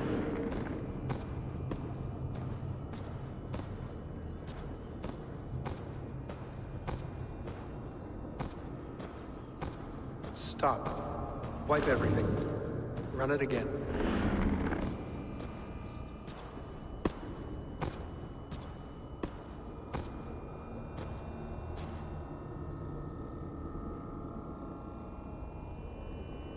Layla. Hello. You know me? Yes. Through the calculations I read here in the gray. 8 years ago, the odds of your arrival were 15,055,003,276 to 1. As the years passed by, those odds improved. And as of yesterday, near even. It's a pleasure to meet you at last. Who are you? And what is this? I am the reader of the calculations. All these, possible futures for you and the world outside. I have spent much of my new life reading these, searching for a way to finish everything we started so long ago. It begins here. You slow down this machine and save the world, from which point all possible futures expand. Millions upon millions of possible roads. But in every one, another catastrophe recurs. The node collapses and the world is wiped out. The human race dwindles and fades. I must keep looking. I must find the solution for you. I must leave you with something. This node. This is right now where I slow down this machine? Yes. I start all my calculations from this point. The only thing I know for certain. That seems limiting. How do you mean? What if you went back further, to 2012 when Desmond saved the world? Desmond? What if he didn't save the world? What if he walked away and let the world burn? Look at those timelines. Read them instead. I see. An interesting idea. Fascinating. Billions upon billions of new timelines to explore. Exactly. These are timelines that never came to pass, but they could have. If Desmond had let the world be destroyed, maybe the humans that survived would have learned something from the disaster. And maybe in one of those timelines they could have found a way to prevent it from happening ever again. That is brilliant. How did you come to that idea? If you spend too much time narrowing down what's possible, you may never give another thought to the improbable. Thank you for your insights, Layla. It's only the beginning. We have a lot of data to sift through. Are you staying? Until we find something useful, I will. I don't want this to happen ever again.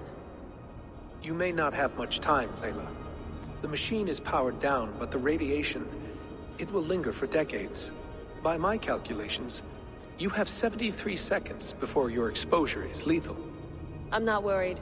I have the Staff of Eden. It heals and protects. No. You do not. What? How? Of course. Of course? Fuck! All right. We'll find a solution together. However long it takes. And if that means I can never leave, so be it. I owe this to the people I hurt. The people I love. Yes. I know the feeling. Let's get going, huh? A few billion timelines might take a while. It will. But it will not feel like it. That is what I like about this place.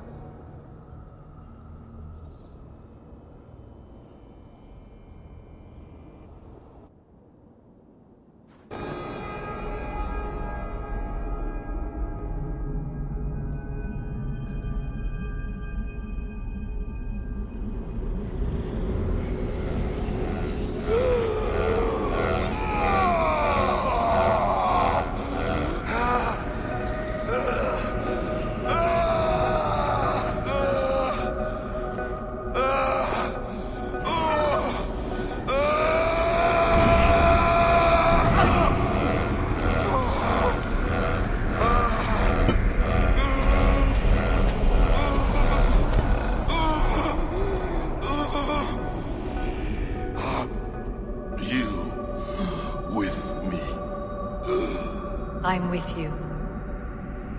It worked perfectly, my dear. Is the Mad One here? No, my love. Only we remain. And Layla? The air of memories fulfilled her role perfectly. Now then, a new world awaits.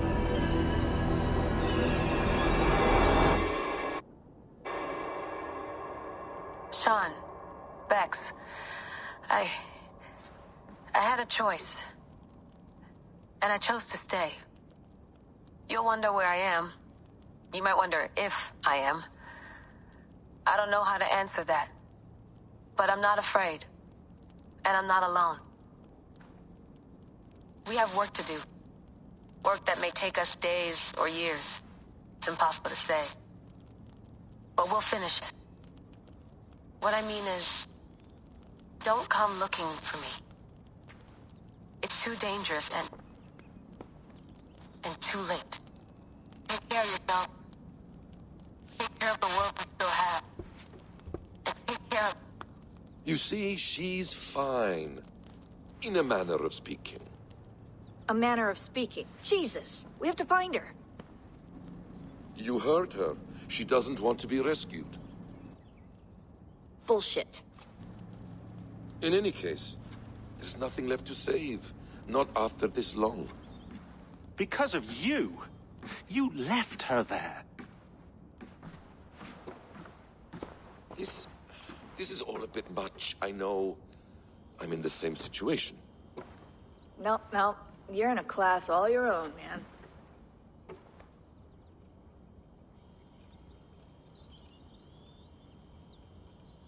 We're assassins now, not hidden ones. From the Arabic, Hashishin. Ah. And do we have a mentor? Is that still the practice? We do. Name? William Miles. William Miles. I'd like to meet William Miles. Would you bring him to me? We can call him. Encrypted line. You can talk to him right now. No technology. Face to face. A meeting of minds. It's time to take the fight to these Templars, as you call them.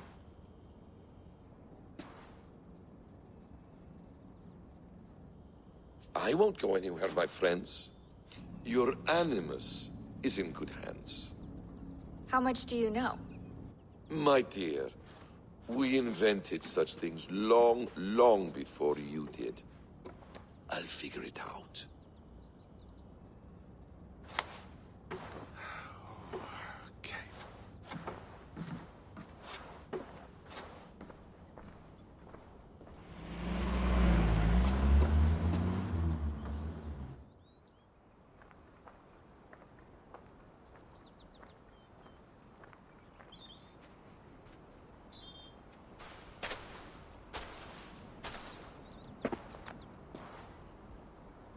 It's a nice place to die, Eivor. Not everyone gets to choose. You bested me. I don't know how, but you did. Yet, I'm the one left standing. And now, I can take from you anything I want. Your memories, your skills, your secrets. They're all mine.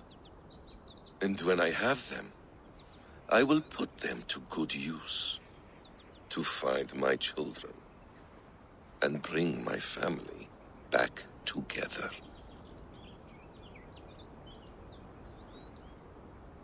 That voice actor for Basim, or Loki, has done such a great job.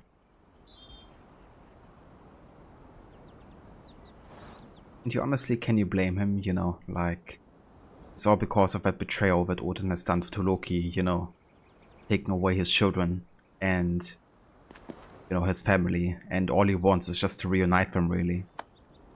Is he mischievous and a deceiver? Yeah. But, you know, you can also understand where he's coming from. That's a great thing here, you know, like, even though he's kind of presented as a bad guy in a lot of ways, I think, you know, that's only half the truth. There's no real good and bad side, you know, like, it's all very complex. Yeah, here we are. Now playing Basim in modern day, now that's a plot twist. But I like this thought process because it calls into question what Juno says will happen if Desmond doesn't free her. Absolutely, you know, because it's just one of the calculations, one of the things that she thinks will happen. But in the end, you know, it's all in the power of your own actions, you know, what you will allow to happen as well.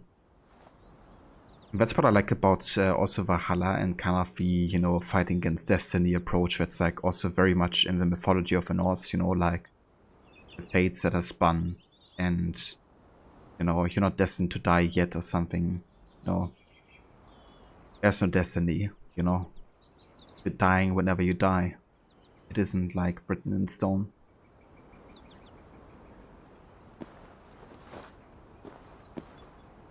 And yeah, that reader character that Layla met, he's of course Desmond, or at least what's left of his consciousness. So when Desmond interacted with a pedestal to save the world at the end of AC3, his mind got dragged into the grey, I guess, you know, and he's now living as kind of like an entity within electronic networks as well, just like Juno did. Now Layla does too. And he's basically there to read the calculations to kind of find a way to find a note that doesn't lead to the words ending yet again. But yes, I know the feeling. Yeah, what it means to hurt the ones you love. It's another epic cutscene. You love the camera rush in on that line. Absolutely. Also the way he's standing there, like the pose that he's having. It's pretty epic. Would actually make for a great wallpaper or something, like once the Russian Karthag ends and he's standing there.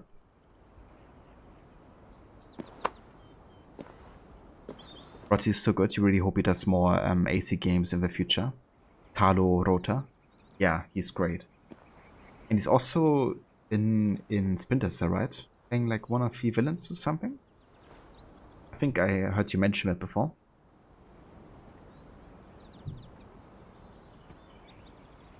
Stuff about what does he want to do? Destroy the world.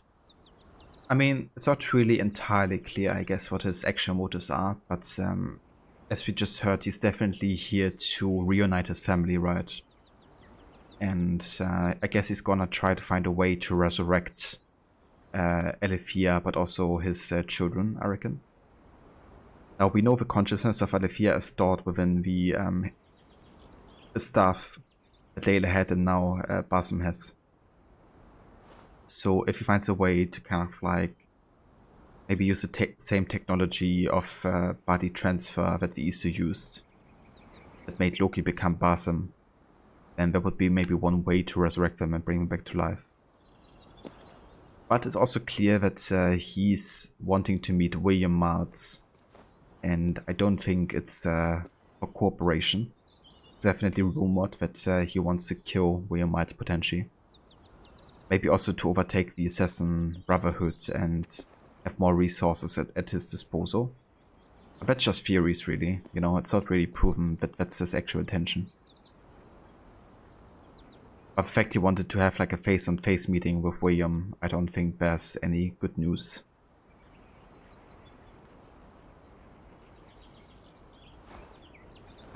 But absolutely awesome poster would be a great wallpaper. That's right, in Blacklist he plays the main villain. Was so good in that too. Yeah. His voice is definitely made for those kind of characters. But yeah, I would love to hear him again.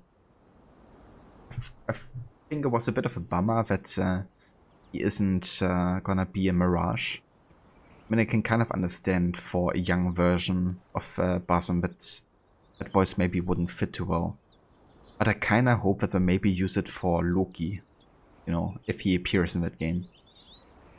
It's still gonna be featured. Maybe that could be like another way of showcasing how Loki took over Basim in a way, but also switching voice actor. But I hope he makes some kind of like return in Mirage at least. A quiet place to find an end. I almost envy you.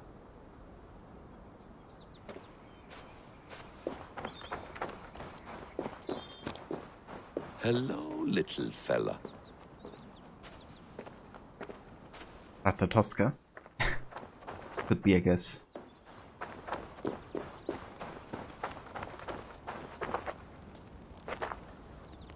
Ah, the wonderful smell of wood smoke. I'm glad some things never change. Yeah, that's eternal, I guess.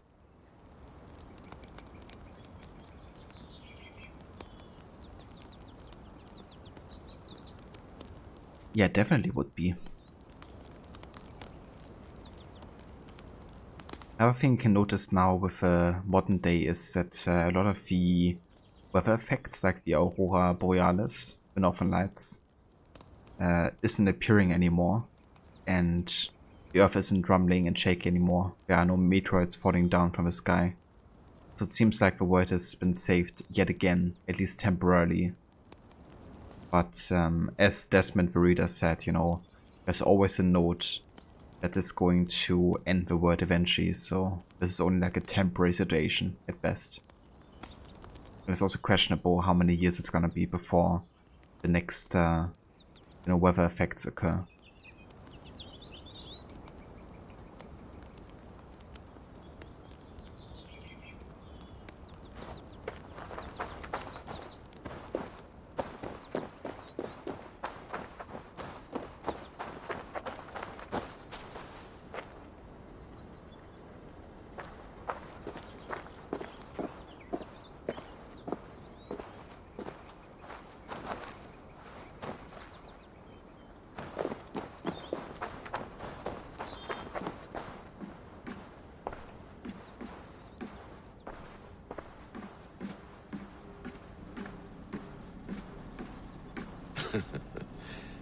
Hold tight, love. A new world has opened to us. Once I get my bearings, there is nothing we cannot achieve. That's another thing, right? He says, once I get my bearings, meaning when he was Loki, he stashed something of importance somewhere and he's gonna try to retrieve it. And yeah, it might be another method of resurrection or something like that. You know, who knows? Hey Vamola, welcome in. Good morning to you. Hope you had some good rest and hope the morning is faring well too.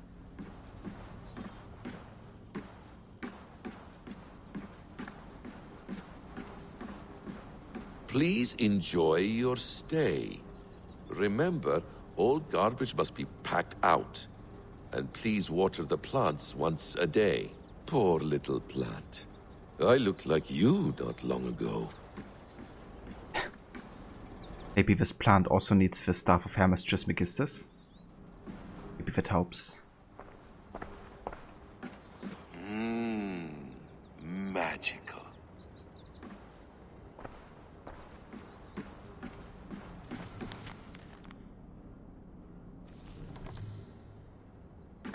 Alright, but yeah, this is basically the end of the main game. However, there's still more, because there's one more story arc that you can access with Basim, but still as Eivor, which kind of acts as the epilogue.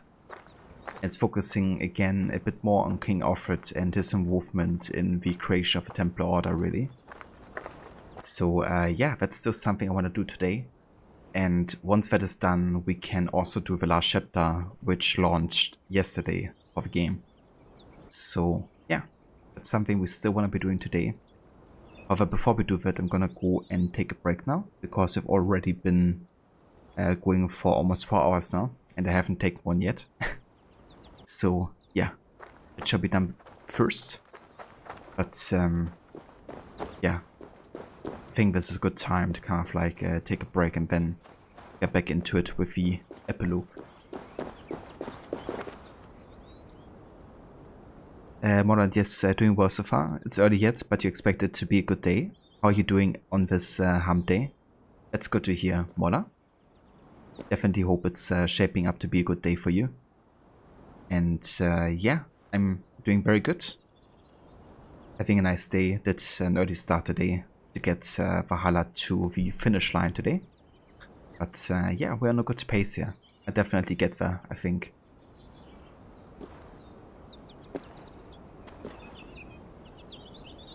Perfect timing, Lucinda. Absolutely.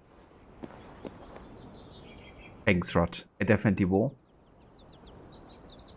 Or you just get here and I'm like, break time? Yeah, I was feeling a bit bad when you jumped into chat and I, you know, basically had already the intention of taking a break, but I'll still be online for a little while longer, so Don't fret. Thanks, Lucinda. I appreciate it. Can I actually have a save here? I can. Good. Right, so I shall be back in like 10 to 15. However, before I go into my break, I do want to give a couple shoutouts to some fellow streamers if you're looking to, you know, check out some new streams.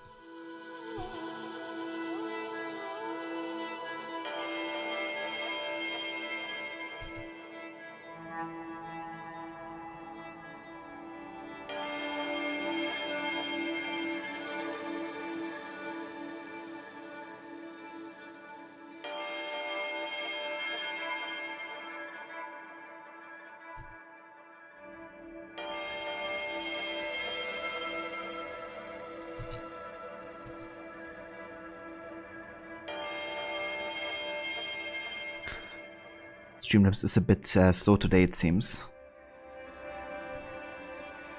Gotta wait like 20 seconds before you can post another one. But yeah, if you haven't yet, then I would definitely recommend to check out Rod, Haro, Lucinda, and Mola. Rod has been playing lots of Assassin's Creed as well. He's actually a huge fan of a series like I am. And is also currently doing a playthrough of Valhalla, as well as Batman Arkham City, Tomb Raider. He also recently played some Grand Theft Auto and lots more. He's also often doing very unique playthroughs with challenges and kind of like changing the way the game sounds, for instance, and lots more. Also check out Haro.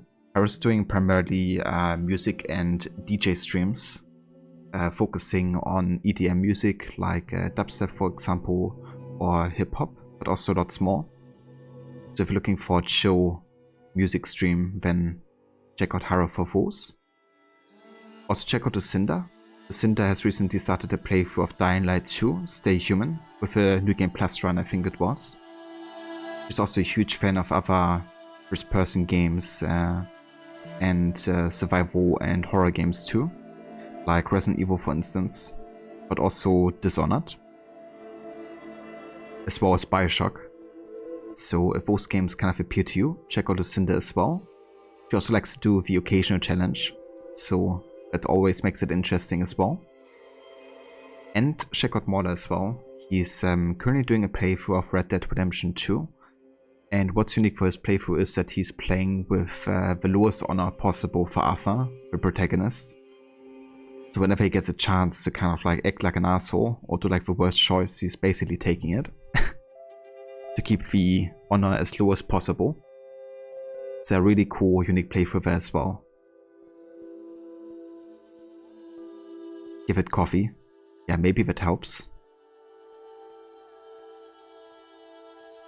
Streamlabs definitely needs it.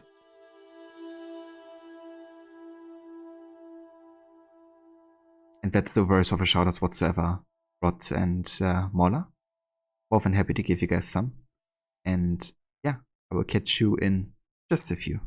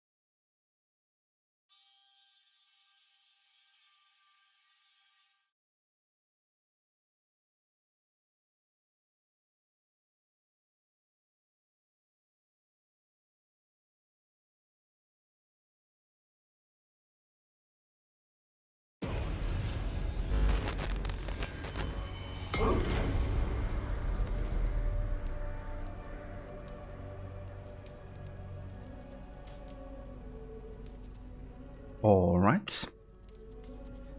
Welcome back, guys. And thank you all for staying tuned for some AC Valhalla. So thank you for the follow, Cursby, while I was on my break. Welcome in. And welcome back, Harbinger. Yeah, that wasn't the best timing, was it?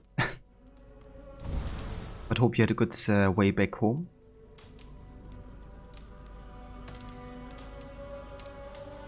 Right, so I restarted the game just so we don't get any stutter issues or anything like that.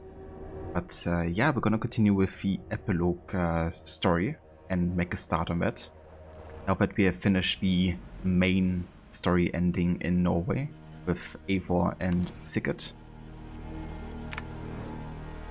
And yeah, we're now controlling Basim, who of course has lived through the ages, being in the Tree of Life, and then getting the Staff of Hermes Trismegistus by Layla, which essentially has the power of healing your body completely.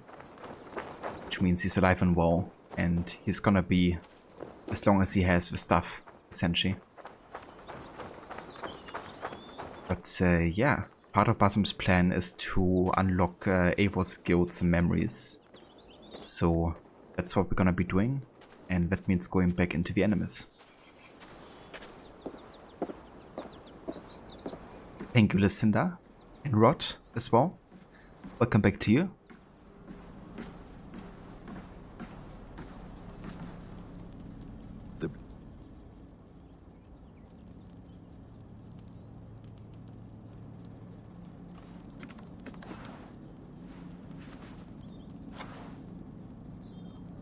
I like how his shirt is of a wolf.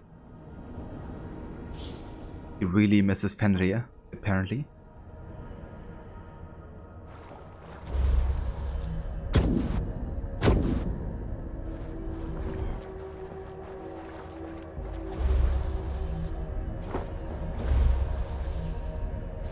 Kind of fun, you can even get the slow motion now in the loading screen.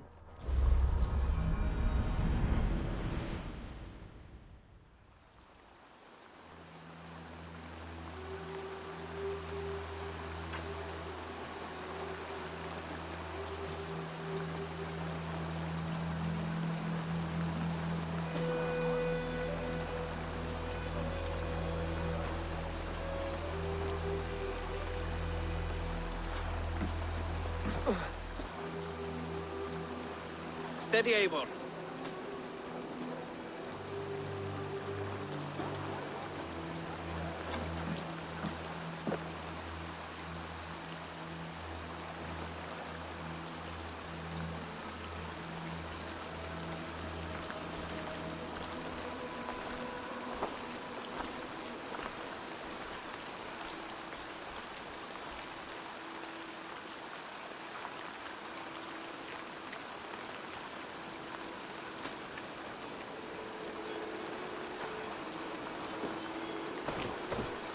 Eivor, Sigurd, Tovi. welcome home.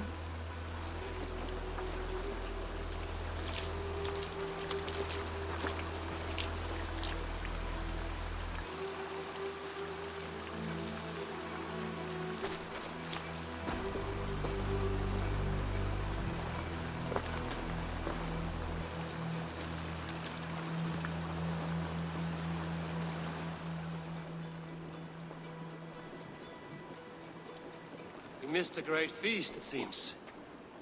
Eivor! Sit a moment and rest. Sigurd. For me.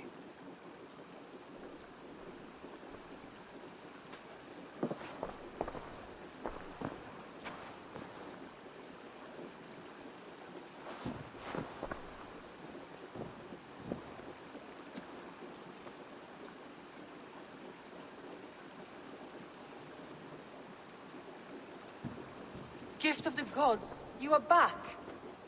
Safe and standing tall. Did you find what you were looking for? We did. We did. But it was not for us. What is this? Eivor's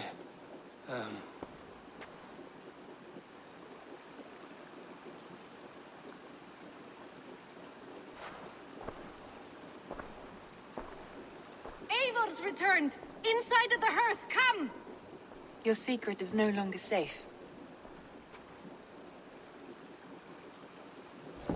Eivor? Randvi? What is this? Is everything all right? Our Jarl has returned to lead us forward into an uncertain future. Will you speak to your people?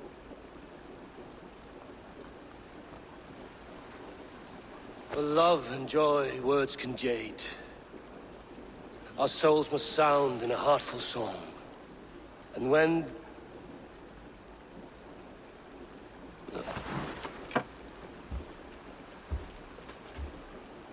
You're less mine than I'm yours. And I ask of you only this. Keep me honest in the times to come.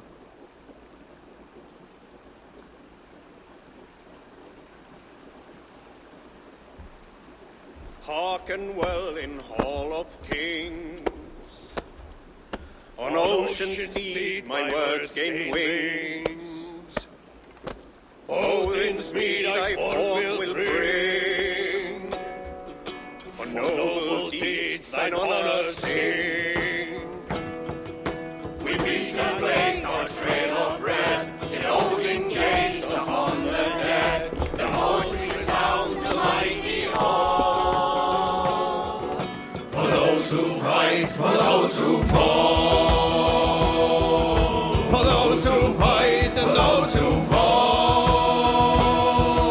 May horns resound the mighty hall. For we who fight, for we who fall.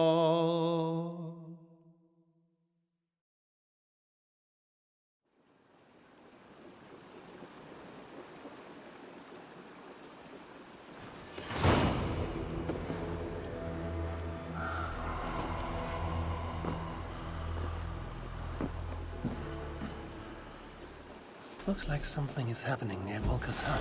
Perhaps I should take a look. A message has come. Absolutely love that cutscene right there. And also such a connection to the start of the game, right? Like, it's the same song that Eivor's parents are singing before they are being attacked and before they die, essentially.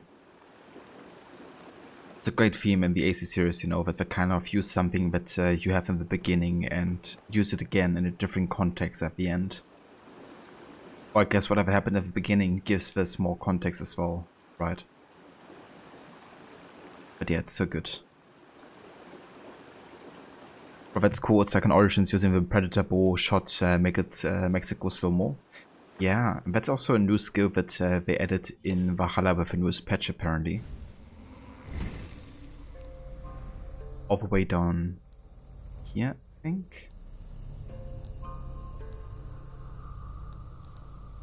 There it is. So every time you're sprinting and you aim with a bow, it goes into this kind of like slide slow motion. And what's also crazy is it can be used endlessly. It's not tied to stamina or adrenaline or anything like that. So yeah, you can like really abuse this ability and just slow-mo the entire time. Earlier in the fight against Fenrir, I abused it a little bit. Because I found it kind of funny. But yeah, it's really strong. It really is, you know. I love all of these slow motion skills in Valhalla. Or in AC in general. There she is, Tovi. Yeah, that's a great character, I think, in Ravensthorpe, because you also have that whole story with her and following into Sven's footsteps, you know, when he dies. It was really good to give her like a bit more of a story with that happening.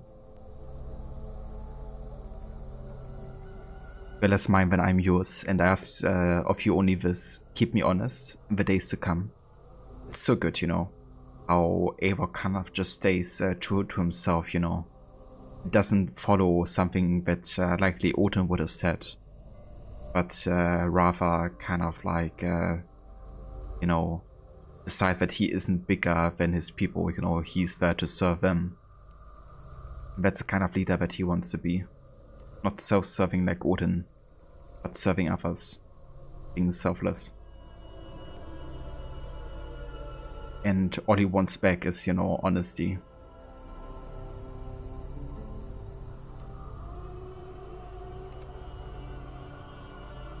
You see Valhalla slow-mo challenge. You can only kill people while being in slow motion. Now with this ability, that would actually be not too difficult. Unless you kind of like set a parameter on it, like I can only use it every minute once or something. But yeah, this one is really overpowered for sure. But yeah, imagine doing like a slow-mo challenge.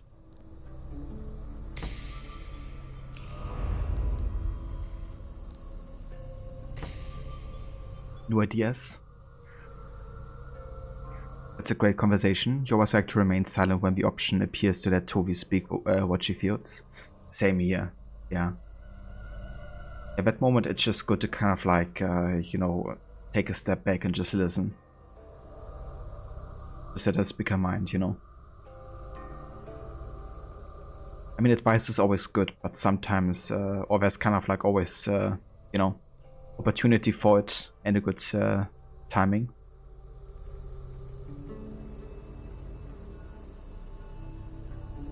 Yeah, and further really showcases, you know, how Eivor really emancipated themselves from the way of thinking that determined their life, you know, before that. Which was, of course, highly influenced also by Odin. John Woo would love this. He has a lot of slow-mo shots in his movies. Yeah. Odin is with us!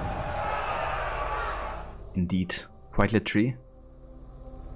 It's always funny, or the use of slow motion can be funny or badass, I guess, depending how it's used. I just had to think of Bollywood movies, you know, when something tragic happens. They have like slow motion scenes for like 10 minutes straight. Seeing like everybody's reaction, and then the scene where somebody's dying is like played from all kind of camera angles, all in slow motion. I guess I would also love this. But it can be so funny.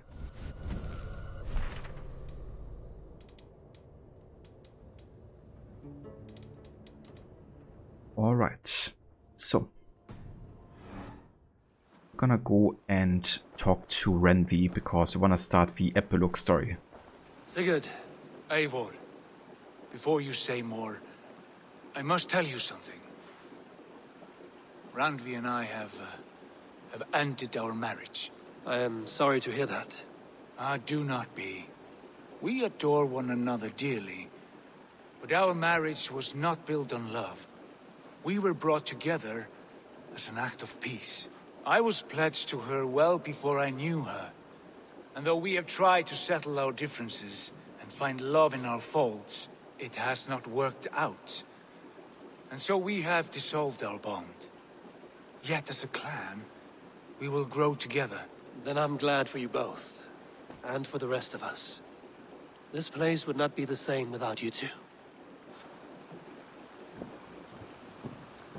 Bollywood is on just a whole nother level with their stuff. It'd be like two gangsters shooting at one another, and then when we run out of ammo, they have a dance-off.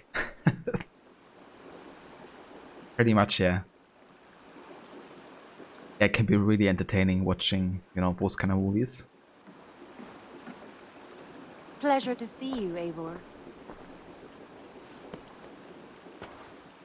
I want to see the Alliance map. Hamptonshire, the last Saxon stronghold. And very heavily guarded. King Alfred is preparing for war. You will meet tremendous resistance. As will Alfred. Is Guthrum Jarl there with his army? He is. He and Ubba have gathered a sizable force and intend on launching an attack on Alfred soon. If we support their assault, England will fall to us. A pagan land where a multitude of gods may freely roam.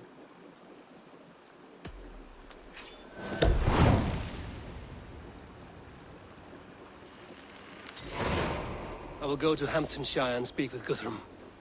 Send word to our allies to gather in the Thames just outside the Shire. I will. May the gods share in this, our final victory. There we go. The last area. What is it? Eivor, you must not go. You must not. The signs, the portents, they shout and wail. Your leaving will be our doom. Speak clearly, Valka. What have you seen? I have thrown the bones. I have stirred the offal of beasts. And in the rising steam, I saw the end of it all. Though this battle you may win, this war you will not. Your foe will be your master. Your hope will be your grief. This is fate. Our fate. I thank you for this, Valka. But the yarns of fate are too frayed for me to follow now. I owe this fight to my friends and allies, and I will see it through. Go then, with great care. But know that the home you leave will not be the home to which you return. Honestly, I would listen to Valka here because it's not the first time that she would be right with one of her prophecies. I still agree with Eivor that, you know, the fate isn't fixed. And you can change it. But, yeah, I wonder if this is also like maybe considered in the last chapter, you know. I always have a feeling like back when I played this for the first time that she was meaning, you know, Alfred, his foe, would be his master, you know. And that he's gonna be responsible for maybe Ravensthorpe being diminished or something like that at some point. Was like my guess back then, you know, because he did successfully unify England, of course, and also fought back against the Danes, who tried to take over Wessex. Also make Guthrum be baptized and become Christian. So, yeah, there's definitely good reasons for why Alfred might eventually, you know, fight back, I guess. But who knows? Maybe, you know, Valka's prediction doesn't come true.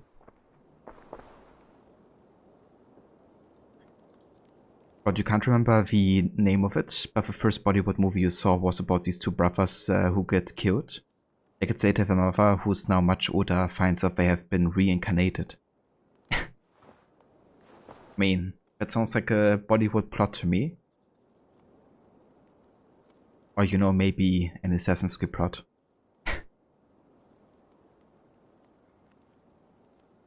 Tommy Wiseau, you must not go, you must not go, you must not. Exactly. Okay, better listen.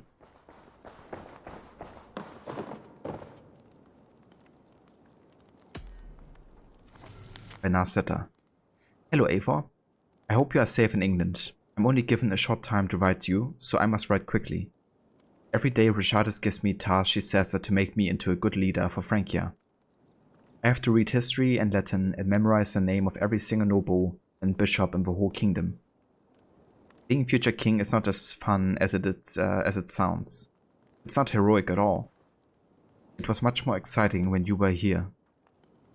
Don't tell Richardis, but I'm nervous about the future. I don't know if I will make a good king. People don't tell the truth, and it's also confusing and serious. However, I will keep trying and hope that God gives me the grace to succeed. That is what Richardis says I should pray for. Perhaps you can visit again one day. We will go hunting together, away from all the fuss and bother. Au revoir, Bernard.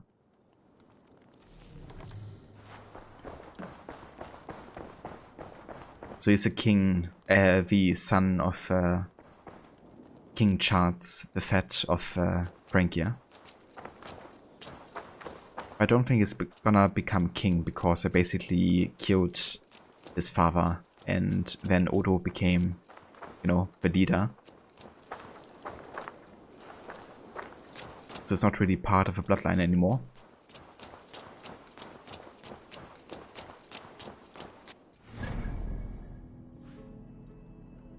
Right, so time to go to Hamptonshire. I've already done all of the side activities that I wanted to do in Hamptonshire, so we can just focus entirely on the main story, which is only like 2 or 3 quests, I think. It's a pretty short one.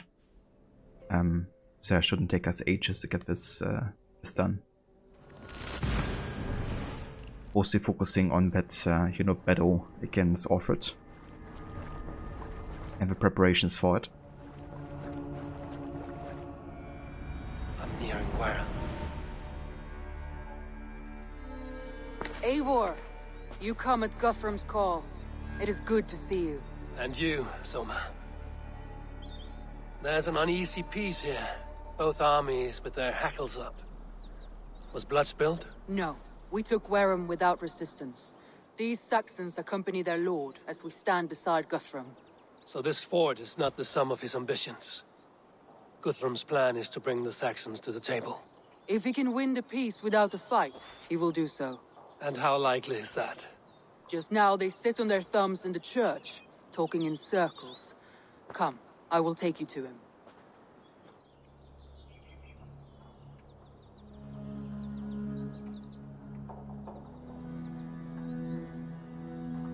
Who's Guthrum meeting here? Is it Alfred? That's right. The king of the West Saxons has agreed to negotiate.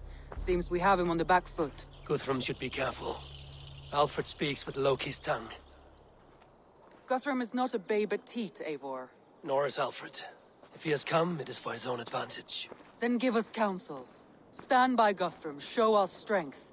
The king of Hayseeds will soon be humbled, trust me.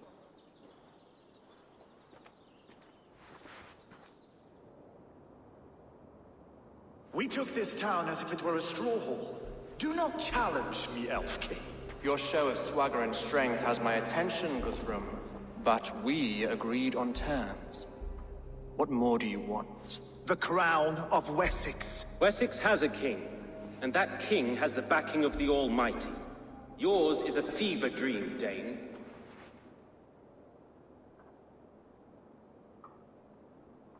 Are we done with this pissing contest? I think that's coming up in a few.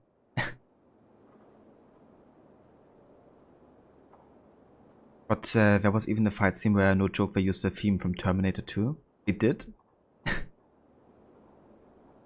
Well, that automatically made the movie 10 times better, I reckon.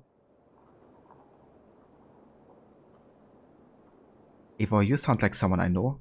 Yeah. I just talked to somebody with that exact same voice actress. How can that be? Guthrum does not negotiate with oathbreakers. Men whose words are only shadows of their thoughts. Ah, Eivor. Our blunted tool returns, Lord. I have given you all I can. Are we done with this pissing contest? To leave Wareham. You swore an oath upon the cross, and that pagan hammer. And when you scurry back to whatever shit-soaked hovel you crawled from, we will release your men. Speak again, handmaid, and I will feed your tongue to Eivor's raven. A fair Are we trade. done with this We already pissing have contest? Cop. Are we done with this pissing contest? If Guthrum has given you his word, then he will honor it. We will leave this town. Are we done with this pissing contest? You have one day. Do not test the king's patience further, or our men will return to Wareham with force. And if you doubt my conviction, know that the Avon River near Uffentune runs red with the blood of your countrymen. Their commander, what did his men cry as he fell? Ula? Uba? Yes, that was it. Remember, you have taken my silver. In return, I expect your honor. I will await news of your retreat in Chippenham. Uber dead? It cannot be. Gods, I will tear that Saxon skin from his bones if this is true. Alfred hisses with a snake tongue, but he gains nothing from this lie.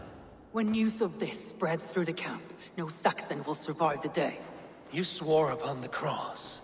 Oh, I have no intention of cowing to that milk sack. Now more than ever, I will take his throne and his head. In Winchester, Alfred used me as a tool and cast me aside.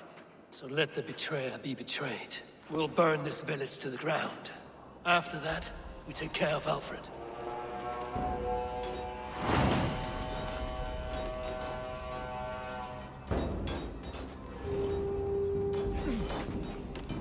Burn Wareham to the ground!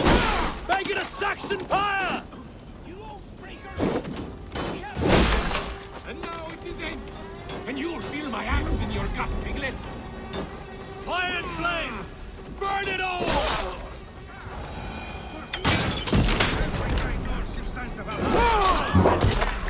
Leave nothing standing! I'll send 10.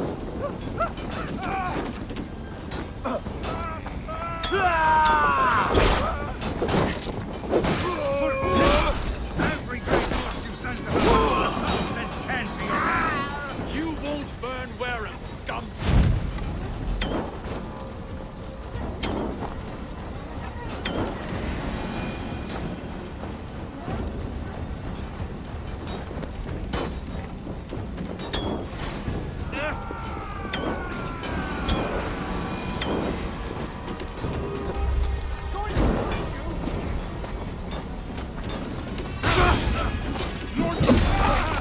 Help me stand against the filthy heathen threat. Vengeance, steer your swords!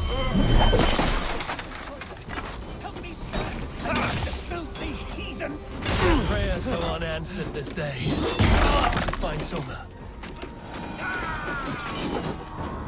Get behind if you can.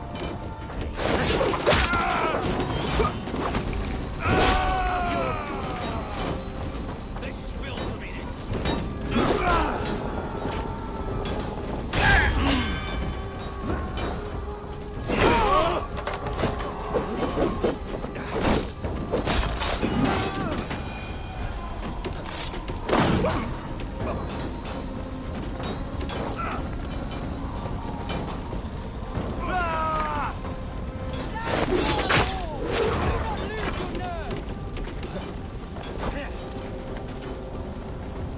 This place is routed, Soma. Good work. We leave now. There are forest ruins just east of here, along the road. Come on, men! Move! Yeah, we did quick business of that place here. Really on cue. We're done with this pissing contest.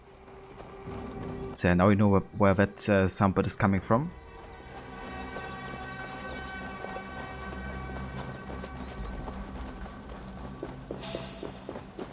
Saxons ahead!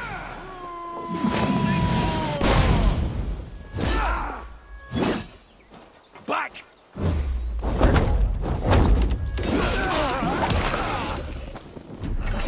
For Uba! His blood soaks your soil! Every soul we meet sent to their god! Let us keep moving!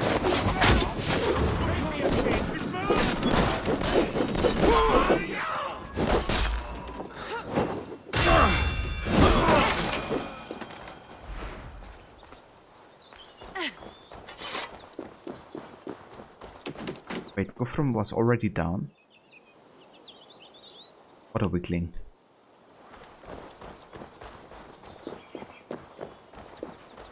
But yeah, I was not a big fan of Guthrum, to be honest. Your ruins are close! Keep moving!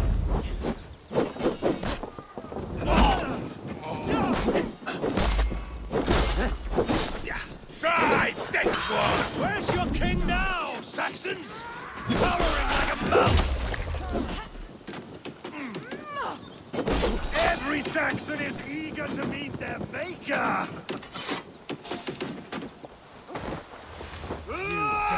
Now! You're going down!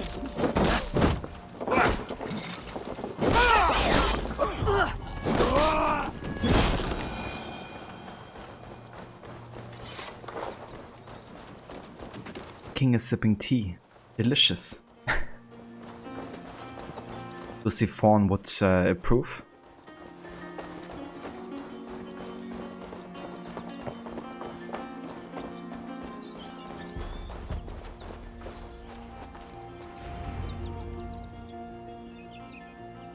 We can rest here a moment. Now, tell me what you know of that breaker of rings. Weak and wretched troll. Alfred is a wily fox. He appears frail, but draws upon an inner strength. He will not be easy to oust. Fury will fuel my army and my claim. It will not be enough. You must find a weakness.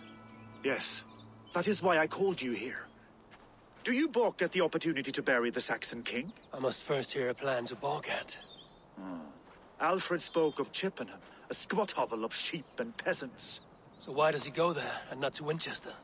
Your scouts must know, they're the best in England. A holiday feast, their Saxon Christ Mass. Alfred will warm his heels by the fire, while Ubba lies cold in an English field. I've called upon my allies to join us in this fight, but I must know where to send them. Is Chippenham our final prize? It is. But I will need my men for the coming fight as well. The hostages Alfred took. If there is a chance to save them. We will not lose more friends today. Where are they held? A place further ahead through this forest. They call it Hampton Blockade. Soma, ride north to the Thames and lead my allies south. They should be gathered by now. I will. Gather on the river passing Chippenham. The rest of you set up camp there. I called you Raven Feeder once. At Porchester, you were as hot-headed as Thor. You have become a true leader, Eivor. There's much to come, Guthrum, before we can rest with mead in our hands and songs in our ears. I will crush Alfred's skull with my bare hands if Ubba is dead. We cannot dwell on this, even if it's true. If you want the throne, only strategy will deliver it. Or bloody wrath will steal it. I will follow this Alfred, hound his heels. Revenge burns within me. A wise man once told me, we do not dash ourselves against hopeless courses. We arrive unexpected, strike swift. You turn my words against me now, Wolf-Kissed. I took them too hard in my darkest times, my friend. And Sigurd? He is back with you? My brother's story is a long one, and for another time. Ridding the land of a strong ruler will make Wessex harder to tame. You almost sound like you respect him, Eivor. I've come to understand the trials of leadership, Guthrum. It is hard not to, when you cradle something as fragile as life within your hands. Hey now! This is so not— Now! Get the murdering heathen! All the idiots! Damn you, rat!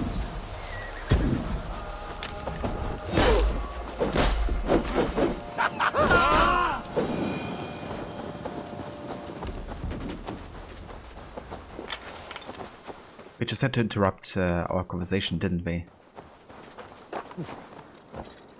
Even infidel, die. Thief, you are filth.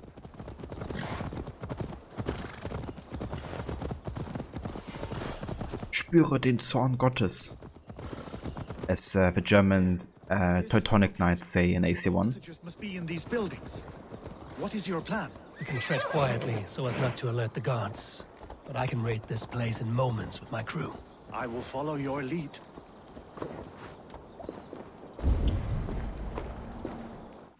Yeah, let's go ahead and choose the Hunter Bow again. That's gonna be a bit more useful here.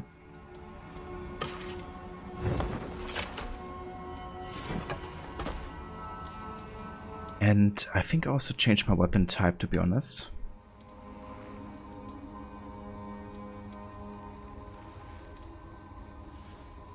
Let's go for sort of sword here.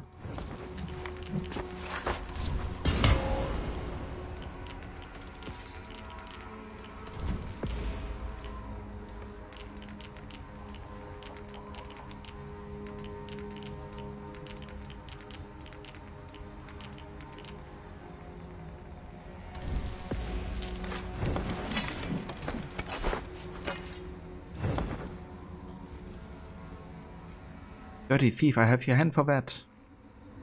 Relax, Malik. I thought you were there to protect the citizens. It's always funny how Malik's voice actor often says it.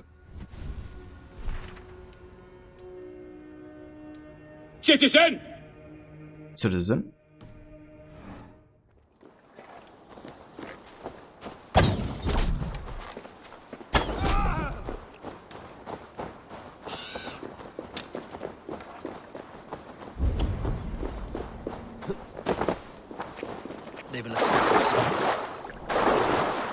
Almost every guard has his voice. That's true as well.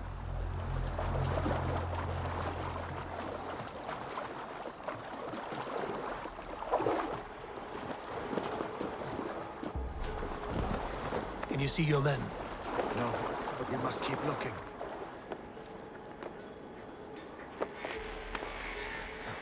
Do you think he kept his word?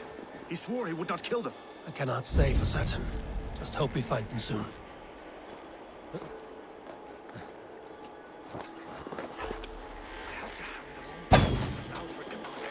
We will save them, Guthrum. Stay calm.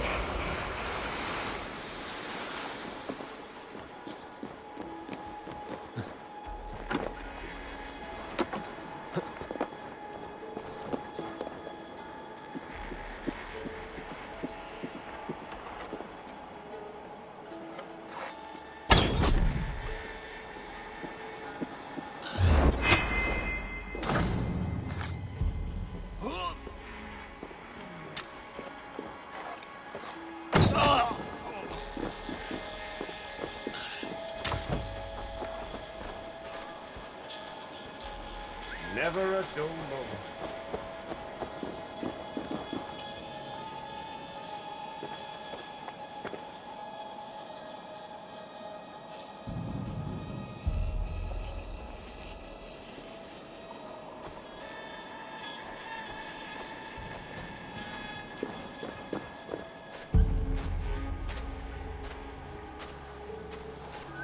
Hey, what?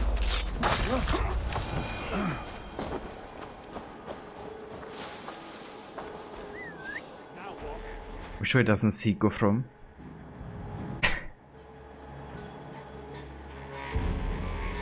Just standing right next to the haystack. Unsuspicious like. Wanna come over here?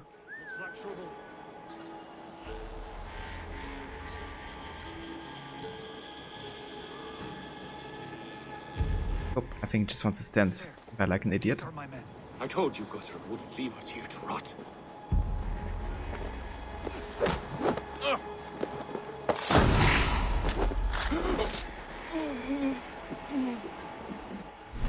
Okay, let's go ahead and change our ability loadout here. Definitely wanna go for Fauna Slumber again. Also for the Smoke Bomb.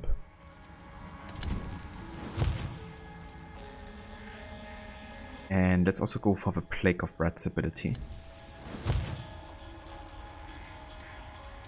And over here I wanna go for Feign of Death, I think.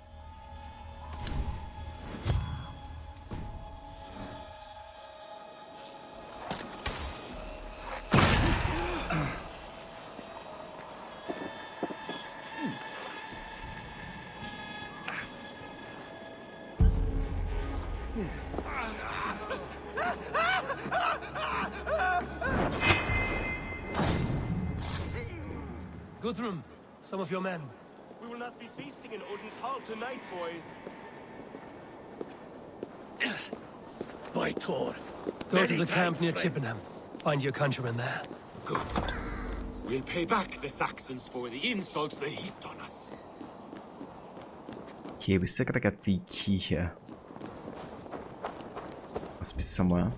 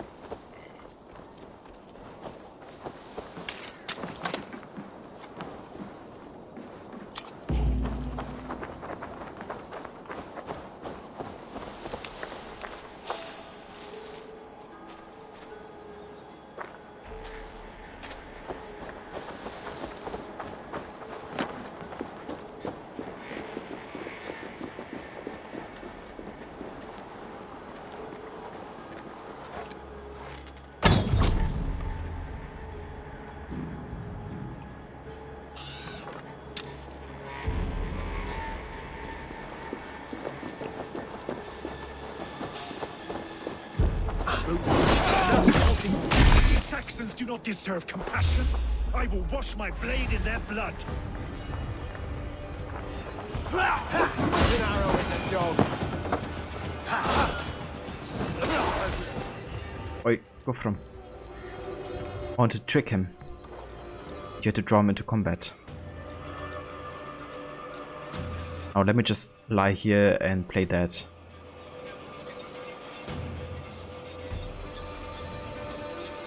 It'd be kind of funny if this would trigger like a dialogue from you know, your ally. Like, did you really die? Come on, Eivor. Don't leave me.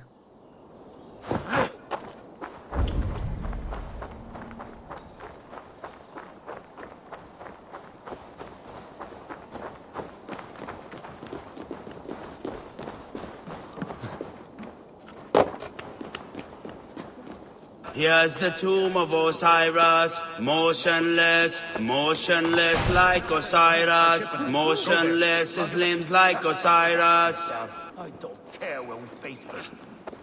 Here it is. Tomb. Like how Eivor is having like a permanent X in his hand now. Didn't have that bug for ages.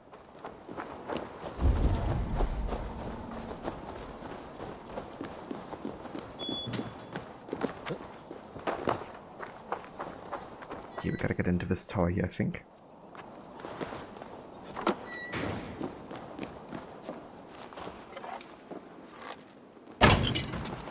Are you Guthrum's men?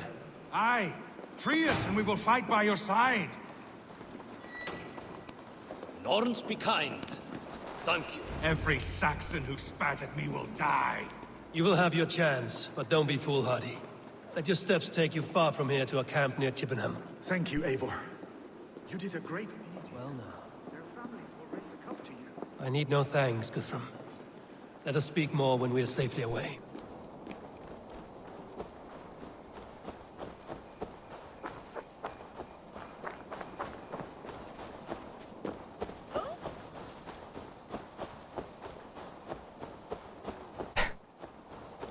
Thank you for clipping that, Rod.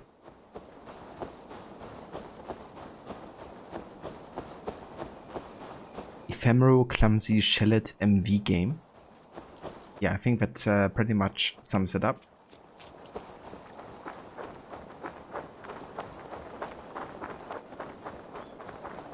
We're safe here. Let us speak, Guthrum. You should join your people at the camp. Even a surprise takes preparation. Your bravery, your leadership, Eivor. You wear it well. You have grown much since last we spoke. You judged me fairly, Guthrum. Harsh though your words were. But I do not make the same mistake twice. How is your brother, Sigurd? He lives, a changed man. But he is free of full case torment. That at least was a deed well done. Will this all be worth it in the end? Everything we have done? Everything we have sacrificed to win this land? Sometimes I dream of soothed black furrowed earth. And blood seeping from seedlings, poisoning our future. We must believe our way of life will survive. Our fates are woven, but our deeds forge our destiny. And so to our final battle. We will wait for you at the camp.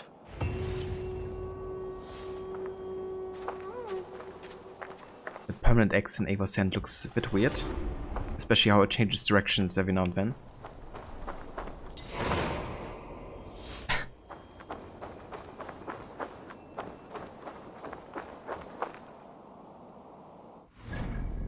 I wonder if fast traveling might get rid of it, because I don't really want to have it for the last cutscene here. Let's have a look real quick if it does.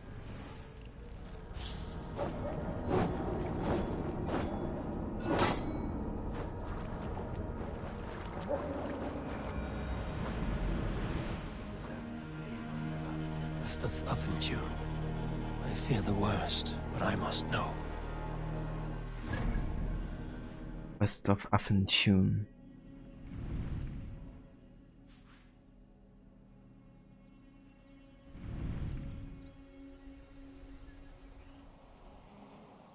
So about over here.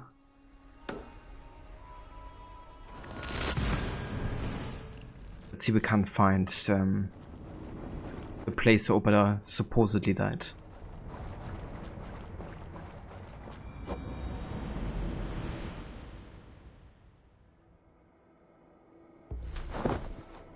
We still have the axe in our hand. God damn it. Oh, I guess we do this with an axe in our hand then.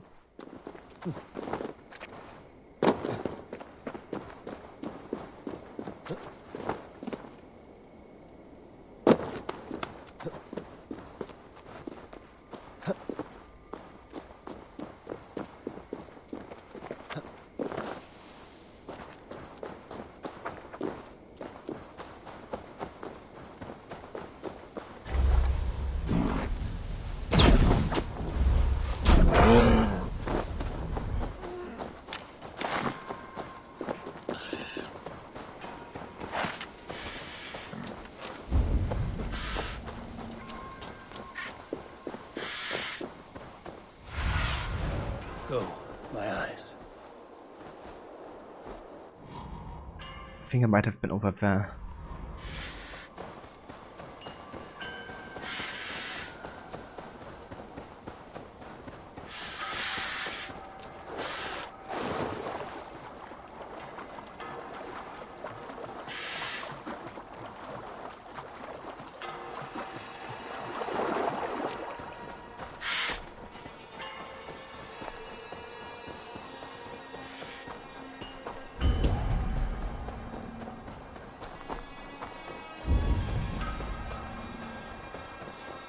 I'm nearing the Avon River at Uthentune. This was where Alfred said the battle with Ubba took place.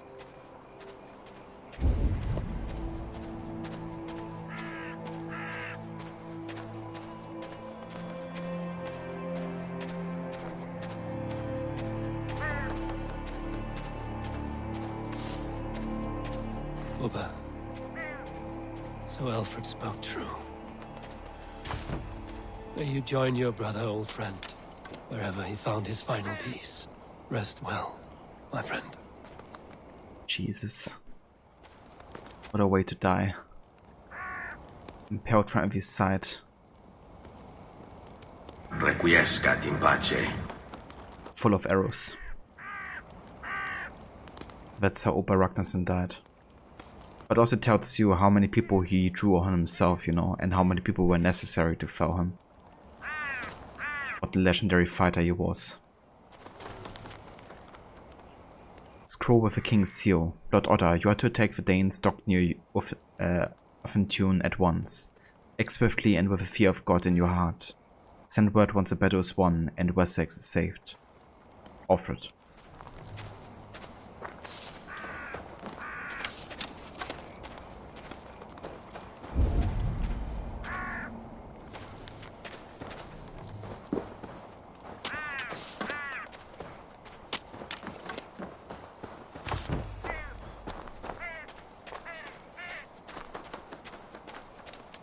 Indeed, Lucinda. What a way to die. It's just a flesh wound. Nothing more. But you like how they portrayed him in this game? Yeah, me too actually. Quite enjoyed him. He's also so different to how he's portrayed in The Last Kingdom. Which is also quite interesting. They kind of like deviated a bit from how he acts in that one.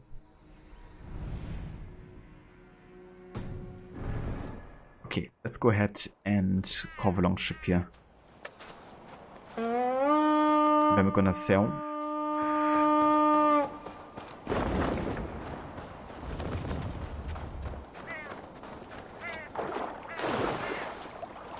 Eivor, leggjum skývíking. Sail! Catch the wind!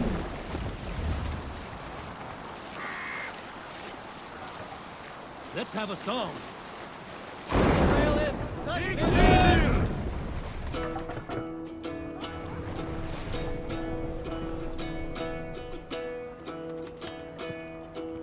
Hearken well in More sail! On ocean steed my words gain wing. Odin's mead I forth will bring. For noble deeds thine honor sing. The brave men slain Valkyrier way. Reward for strain to Valhalla pay. Then horns resound the mighty call. For those who fight, for those who fall. For those who fight, for those who fall. Warlord weaves his web of fear. Each man gets his fated share of blood-red surge, the warrior shield. Ravens scan the battlefield. Ravens scan the battlefield. The beaten blades are... This area is off limits.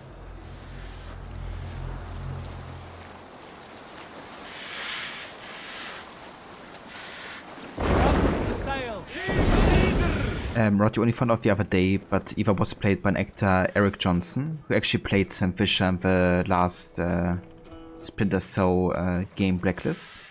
Didn't feel it was a good fit for Sam, though he does a great acting job for him. But was impressed he played Eva. Yeah, I can imagine. It would sound quite different, I would assume. Like, you know, voicing those characters, given how different they are, both in time, but also in character and of itself, I guess. That's pretty cool. I really enjoyed his work for Eva for sure.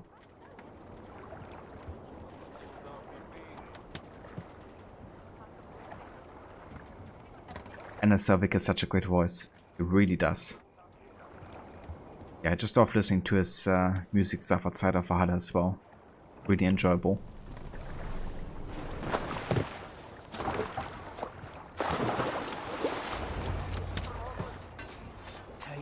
Tafter, it is good to see you. I gave you my word. Besides, Alfred's faith is strict and he has no love for pagans. You have changed much from that god-whipped boy. That is good to see. I was always him, but my faith was like a veil. I am glad you helped me lift it. And now another education. You'll see how we Norse bads fight. I am all aquiver with anticipation. You soft-cheeked Anglo boys. Have you brought your mothers with you? My mother is worth 10 of your men. I do not doubt it. I have seen those strong Saxon hens clucking round the hearth as you farmers play with your cocks. Ha! And she'd welcome you in Colchester, Villy. Better than those sour-lipped thanes who haunt our hall. Villy? Look, you Saxon bedwetters. Here is a real warrior. Villy, leave these poor boys alone. Their ears are too delicate for the filth you pour in. Boys is right. This streak of cat piss is barely off his mother's tit. And the Essex boy has hands like a milkmaid. Ha! Such fiendish ribaldry between you two. You laugh in the face of fear, tweak old man Death's beard. I will do my mother and my lord proud today, Eivor. The Lord knows I've not been the best of sons. Good to see your spirits high. Fight well, my friends, and we'll feast together in victory. Gidrich, after Rochester, I was not sure you would come again. I've chosen my side. It would sooner bet a hog than allow Alfred to pillage the land of love. Guthrum will trample Alfred's ambitions like weeds in the dirt. Mercia might rise further yet. Perhaps I shall one day sit upon the throne of all England. King Giedrich the drunken ass. I'll raise a cup to that. It would be awesome at fighting. Absolutely, yeah. Especially with all the banter that Eivor and he have in the Nottinghamshire story arc. Makes you wonder why we didn't have a fighting battle yet.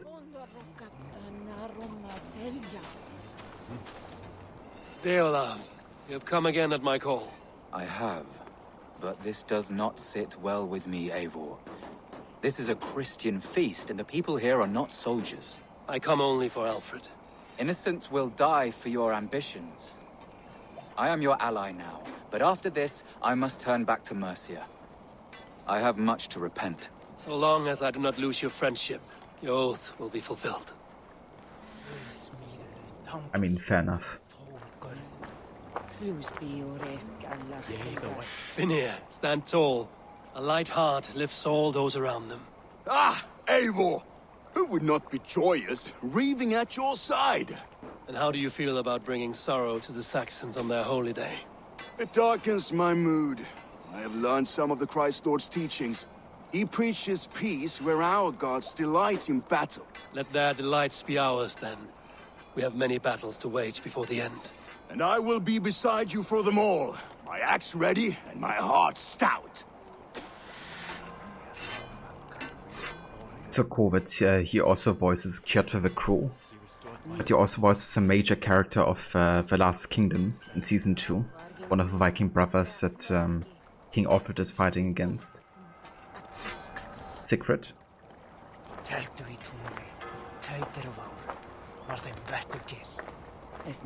Eivor! It's good to see you. Erki and Stowe. I released you from your debt, and yet you came. London is quiet enough, and Stowe here felt the sharp stab of conscience. Could not let you down, Eivor. That's not what an honorable man does. So here I am, despite my reservations. And you, Broder. I did not think you would be here either. I have seen to my brother. Sent him to Valhalla with grave goods. I am done with sorrow, Eivor. Now I am bloody angry.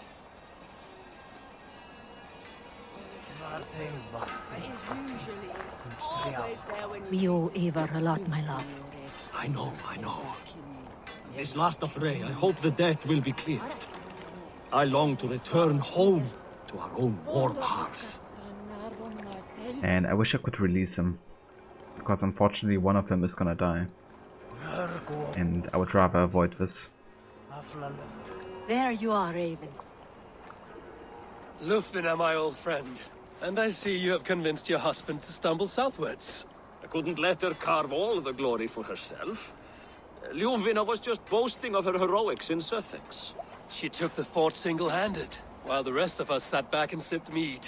You should have seen her. I have come to make sure my warrior wife's enthusiasm for battle does not get her slaughtered. Have you ever met a woman less in need of a guardian than me, Eivor? You will have one nonetheless.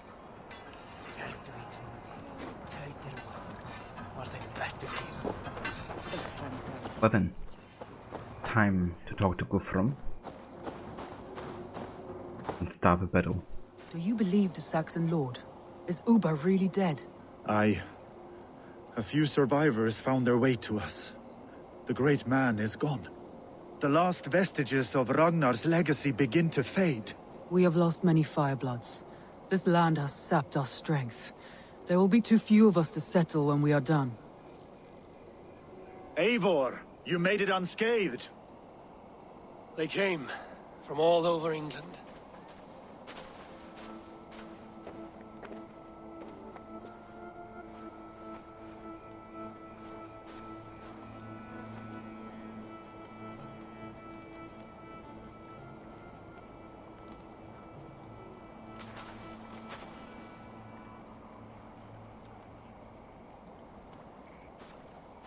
I never thought it possible, Eivor, that you would rally Saxons and Norse under your black-feathered banner.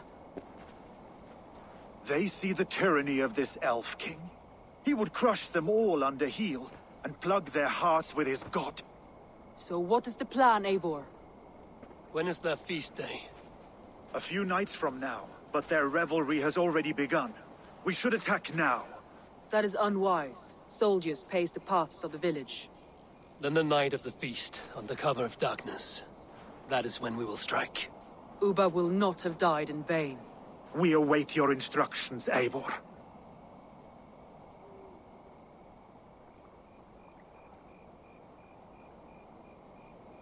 Hey there, Jeremy. Welcome in. Do I have a good video that goes over who the Templars are in the AC universe? Well, I know that Darby McDevitt, one of the writers for Assassin's Creed, he did kind of like a lore guide. where he's done like 2-minute videos about the Assassins, the Templars, the ones who came before.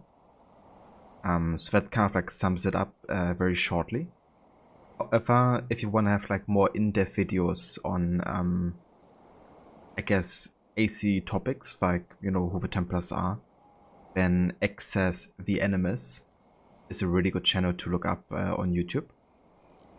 They're doing all kinds of videos, especially now with Valhalla. They've done a video regarding every topic pretty much. So that's a really good source of knowledge as a video kind of like format.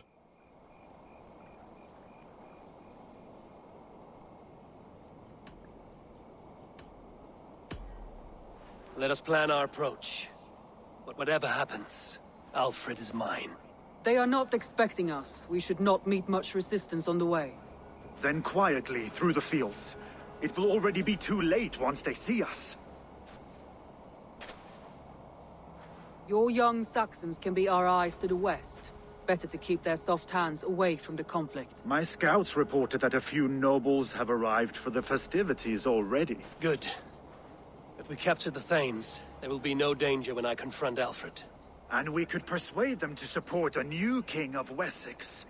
I will subdue the lords. Take Deolaf and Tefta with you. They could prove useful in convincing the Thanes. Rhoda, take Etki and Stowe and capture the garrison. Make quick work of any Saxons that dare cross into the village. Gladly, Eivor. We each know our parts. May they blunt their swords against our might.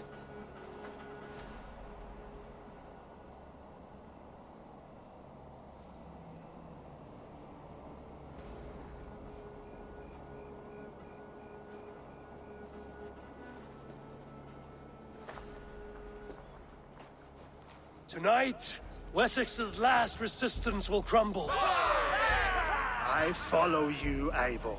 And I. Be ravening wolves and croaking ravens. Stand firm, your axe arms strong, and together, we will win this final battle.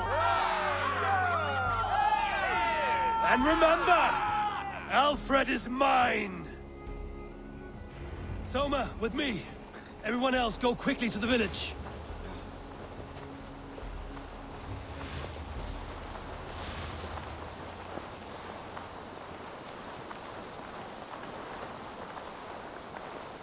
There you go, Jeremy. That's the videos I was talking about that Rod just posted. Thanks for posting that, Rod.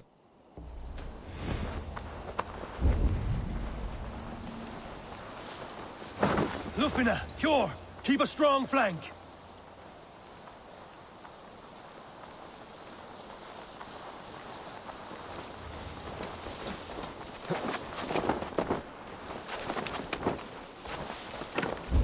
Get to the village and wait for my signal.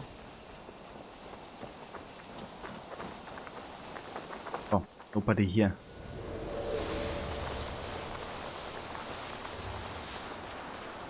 Let's smoke the rat out of his guard's house.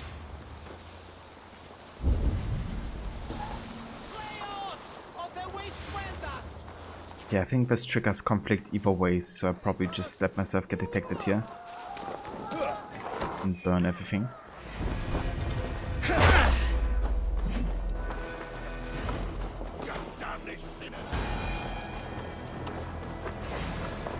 Citizen! Citizen? Aid me. Be my eyes. Ava Aura, welcome in.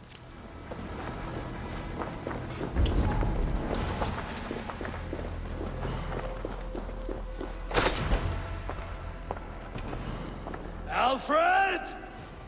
Face me, and I will spare the last of Wessex my torch! Did you think my king would turn his back on you, Eivor? When your knife is smeared with the blood of wearer?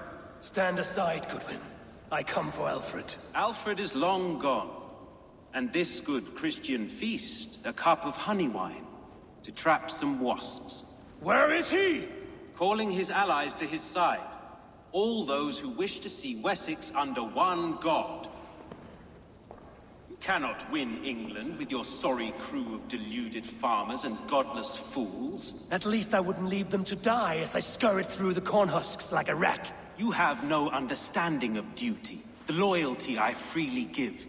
His plan for England, for the world, is worth the cost of my life. Then sing your tuneless hymns. Come, Raven Feeder, do your worst.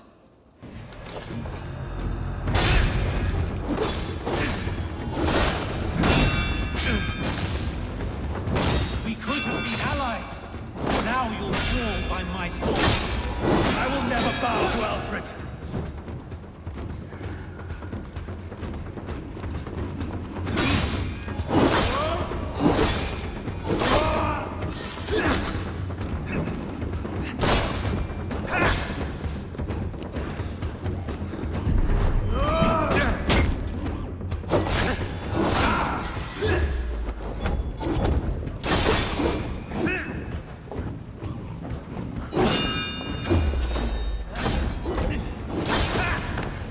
Saints alive!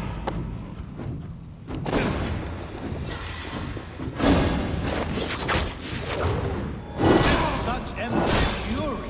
It does not matter if I die, as long as Alfred is safe. Your life means so little. Die, coward!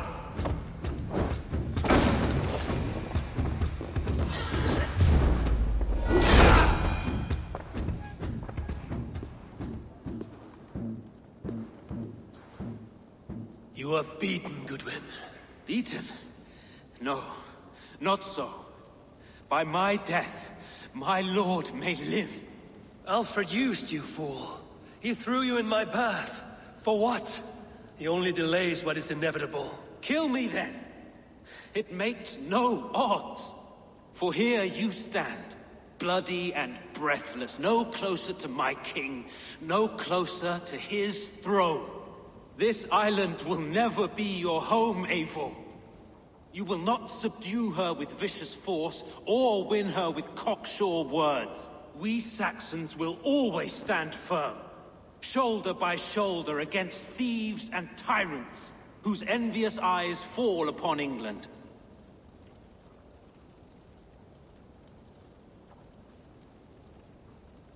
Okay, so I think if we don't kill him, then he's just gonna kill himself, essentially. But I don't think it would be a choice that Eivor would make in this situation, you know, to kind of like answer to his opinion with his death. I think he would say, you know, that I can use you. I'm gonna go with a choice that ends up to him, you know, killing himself. Surprised I'm still streaming? Yeah, did a very early start today. But I also really wanted to get to finish Valhalla. So I'm playing until I finish the epilogue and then also the last chapter as well. Shouldn't take us super long though, because we're almost done with the epilogue and the last chapter is not that long as far as I've seen online.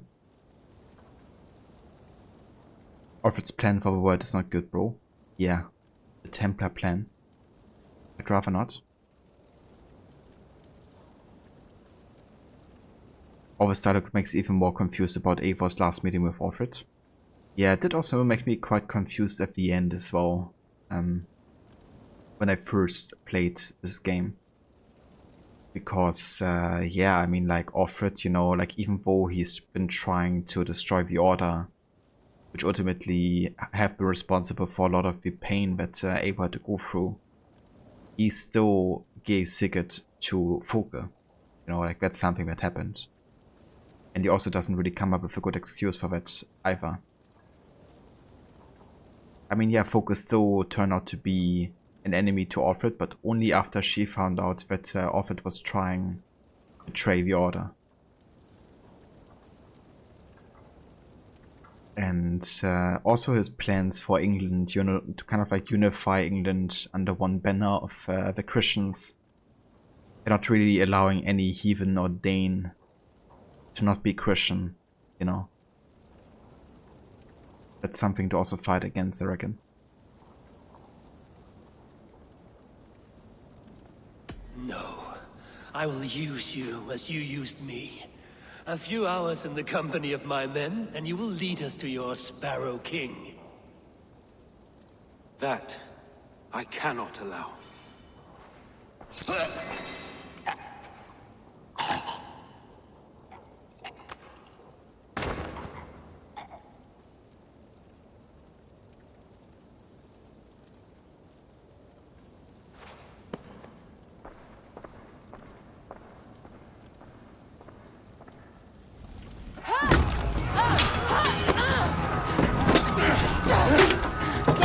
The men of Wessex! They came from every house and hovel!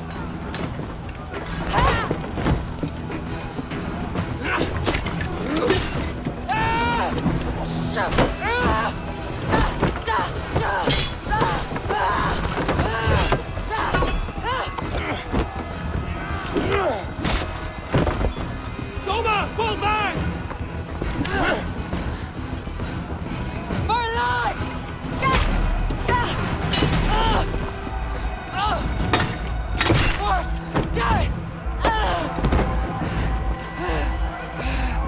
For glory! Soma! For Valhalla! No!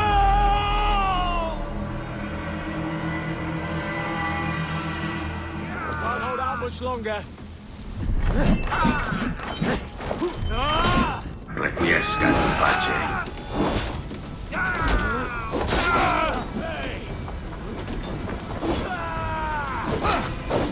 Follow my lead! Jesus, my lords!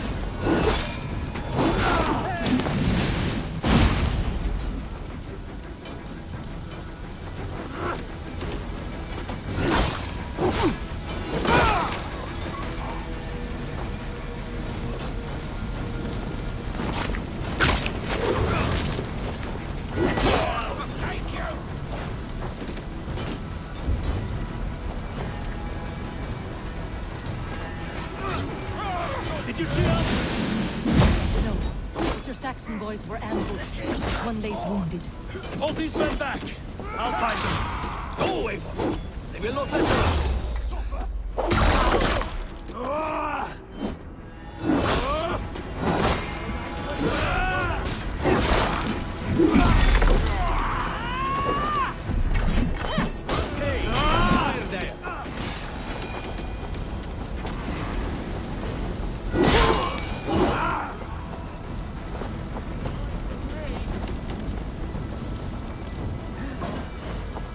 Hunwald! Come, get up! This is no time for weep wailing! I cannot. And there is a blackness closing in around my eyes. It frightens me. Forgive me, Humwald. I should have been quicker. No. No. You were my staunch protector, Ellerich. Eivor, have you seen graver wounds? I will carry him from the fray to that farmhouse there.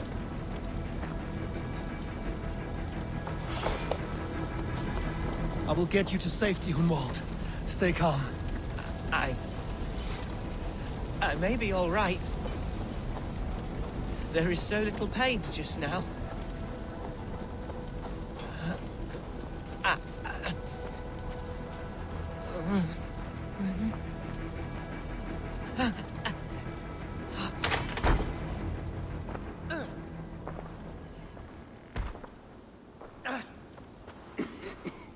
Hunwald, listen to me. You survived the Battle of Bottleston. Do not let this scratch best you now. I'm so cold. Has winter come so soon? You will warm yourself with mead and dancing yet, my friend. Perhaps not, Eivor. It may be I will sit beside my father soon. Will he be proud of me? He will pull you to his breast. Sob bright words of welcome and until you no man ever had a worthier son.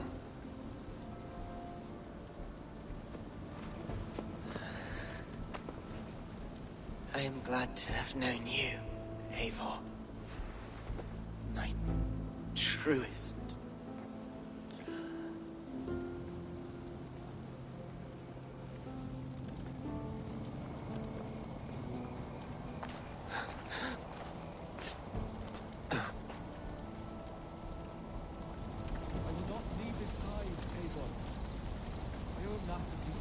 There's nothing more you could have done.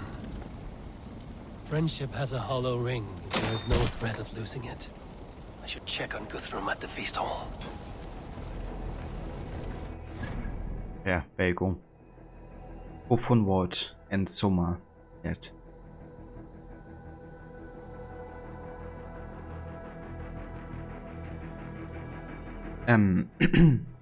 Alright, Eivor said on killing him in this chapter, when offered is like, nah, I'm a real Christian actually, and Eivor just says, okay. Like you said, there's no room for Eivor's clan in Offred's Dream of England. Yeah, unless they convert to Christianity, essentially. That would be the, you know, requirement. Alright, damn it, you didn't want to see Soma die. Damn, these spoilers went to romance up so much, now you know bad things. Yeah, this is a very spoiler questline. If you'd rather not, you know, continue watching it for a little bit. Because there's still things to happen.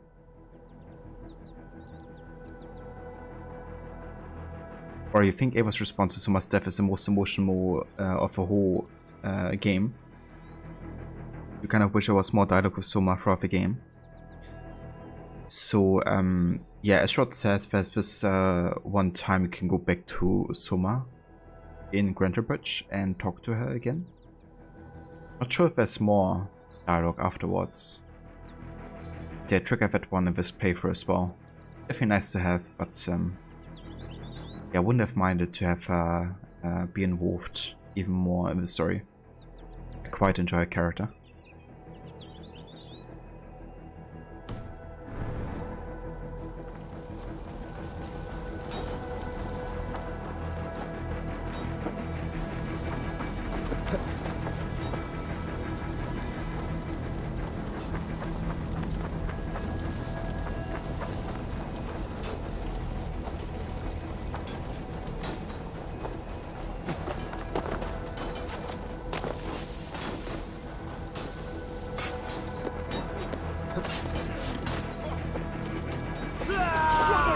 What can I do?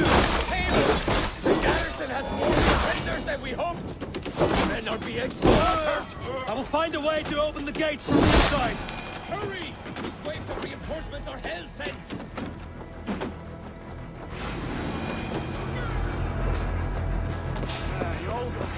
Oh, God!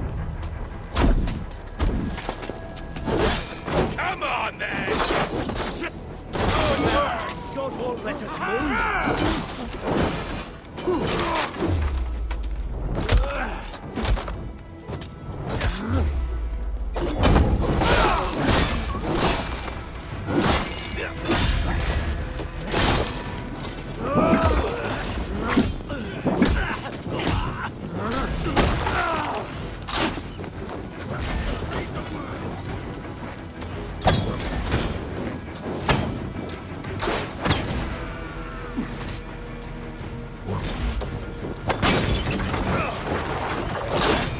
I must come for you!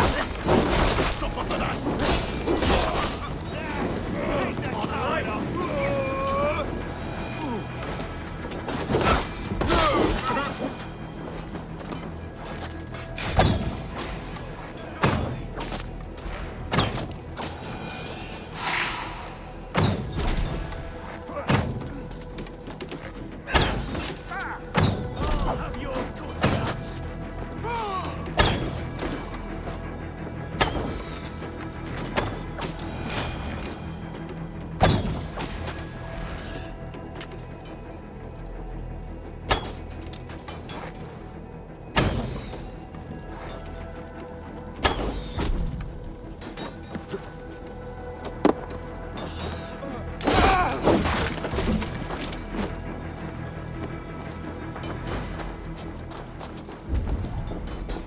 That is most of them.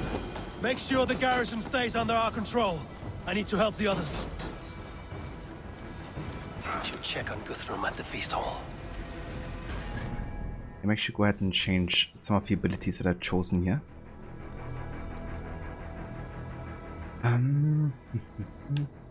Let's go for man's best friend on Y. Actually on A. And slow motion on Y. And over here we go for the Russian bash ability yet again.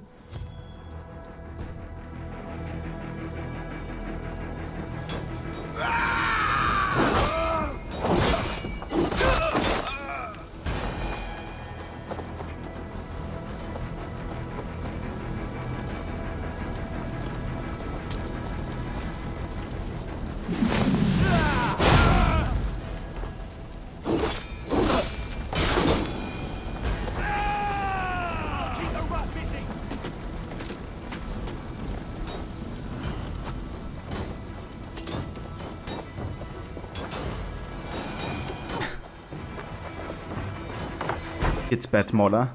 I need you fighting with the rest. These men will not surrender! And one little cockflogger barricaded himself behind that door there! I will find a way in! Damned. I need to get on the other side.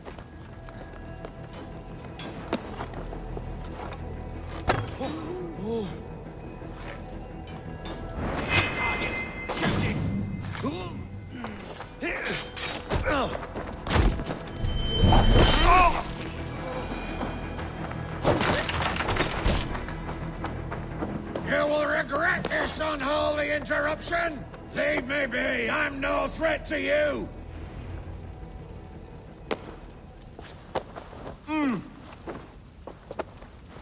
Okay, I just had to capture him. I don't have to carry him or anything.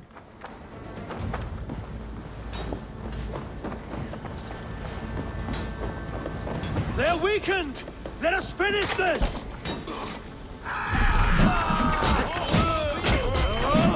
Focus, we have this!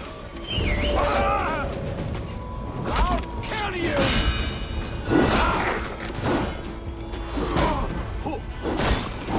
Stand true! God protects us on his day of feasts! Curse you!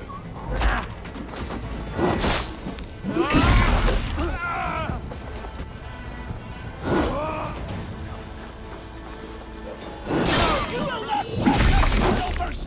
Not on this Christ Mass!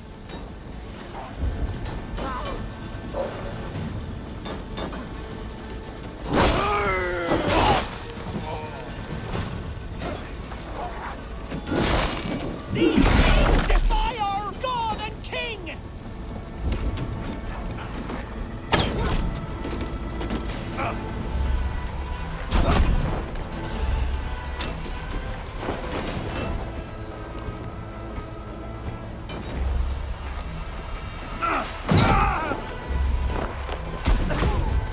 You will not break us, interlopers!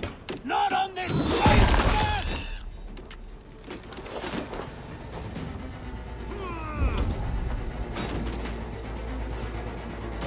This feast will end in blood! The last of the Saxons are fleeing! The battle is won! That's it! We're fleeing! Play on!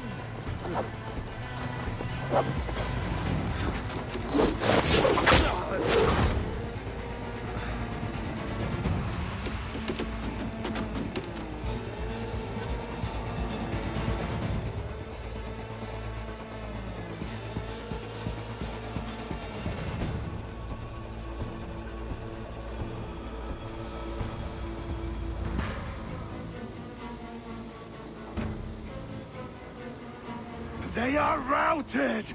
The city is ours! Wessex will follow! Good from Jarl. We are not without losses. Some of them grave. Their king is fled! His patsy struck down! Defeat rings loud in their ears, and I will be their lord before the spring is here! Guthrum, hear me. Soma is...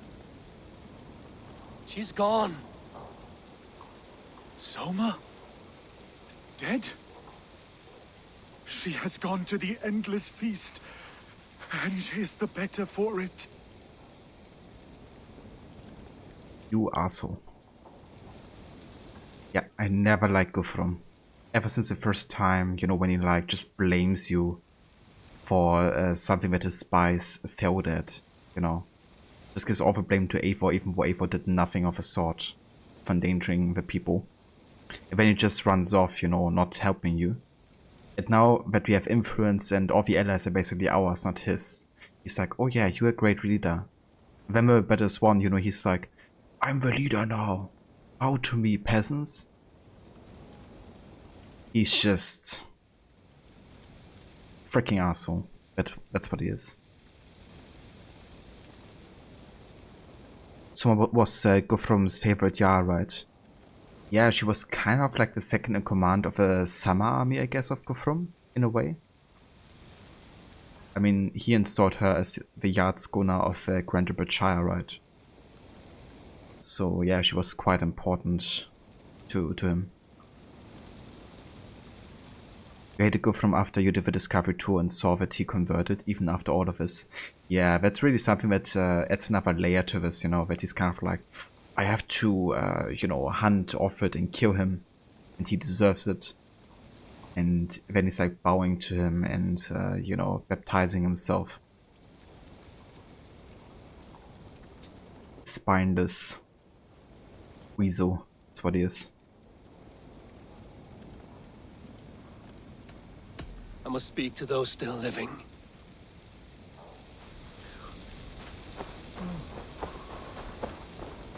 It is done, Brodir. You fought well. I saw him, Eivor. In my darkest moment, Brodir stood beside me, and all was as it used to be. And then the battle ended. I feel him no longer. There will be other battles. Aye. And there you'll find me, Eivor. In amongst the blood and death. Brodir at my shoulder. Until the Valkyries claim me. You have given me more than I would ever have asked for. How will I repay it? Keep him in your thoughts. For when a man is mourned, his deeds cheered and his songs sung, he cannot die.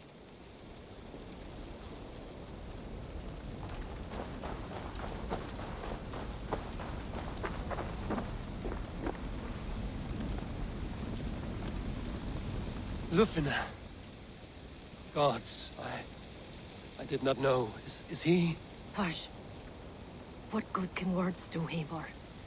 Keep to silence. He is gone. For what days I was given to spend with you. For each breath that carried your sweet whispers.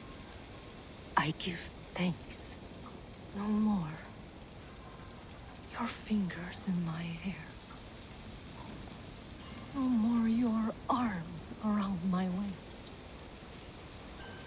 The days will be cold hereafter. All color dimmed. Goodbye, my only. My heart ends with you. What is left will go on. This honestly makes me feel the worst, you know. That Yor was already, you know, saying like, I hope our debt is repaid after this, you know, because I would rather go home instead of a half, you know, and enjoy the rest of our life. Then, you know, their love gets taken away from them. I really wish you had the choice to send some of the allies back home. Like, yeah, we have enough help, you know, we don't need you. Because it's definitely one death that could have been avoided. I do understand though that Soma's death is inevitable.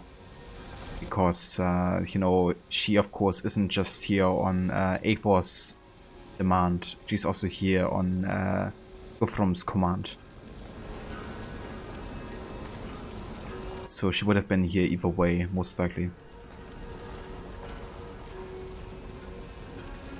Exactly, Aura, you know.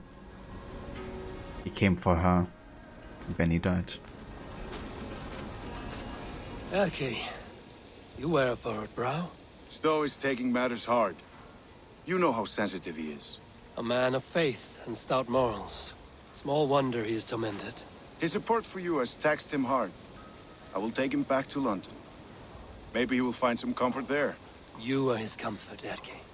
Not the city you watch. He is in good hands.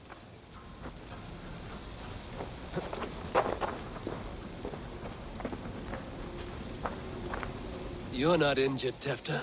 Bruises, that is all. I've taken the Lord into my heart, and he watched over my sorry bones. Those who fell sit beside him now.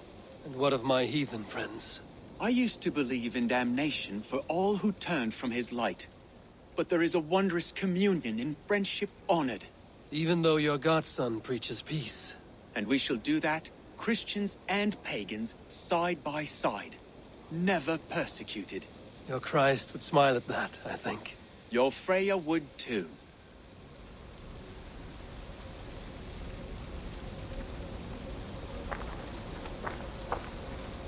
What stuff is so empty you hate it? You see Eivor has the always holding the X bug going on. Yeah, it's been happening for a while now. I'm actually thinking about just restarting the game, to be honest, to get rid of it. Especially for the next cutscene. Got so many sad deaths in one battle. Yeah. Yeah, man, I really wish we, you know, wouldn't have to do this. So many deaths that could have been avoided otherwise. Or for nothing, really. Just for Guthrum. Who's basically a giant arsehole. Okay, let me actually go ahead and restart the game real quick. I want to get rid of it. For the funeral scene.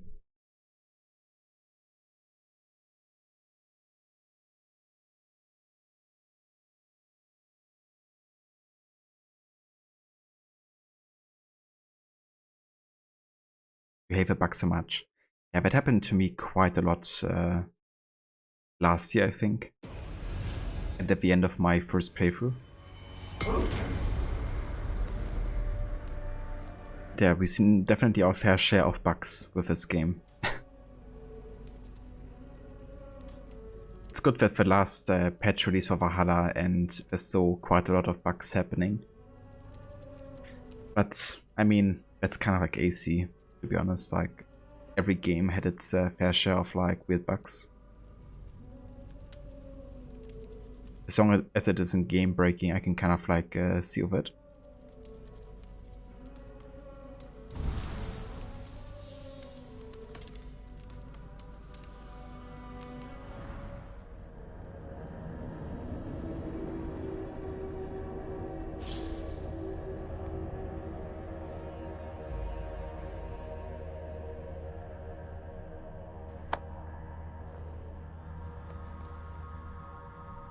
Right, yeah, maybe I have to get the DLC before the bugs are, you know, not present anymore.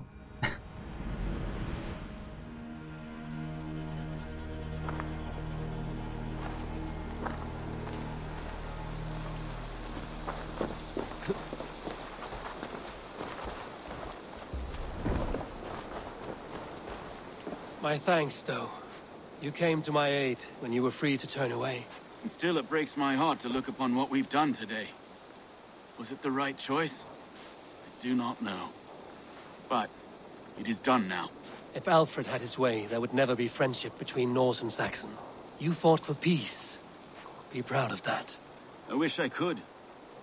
And in time, perhaps I will.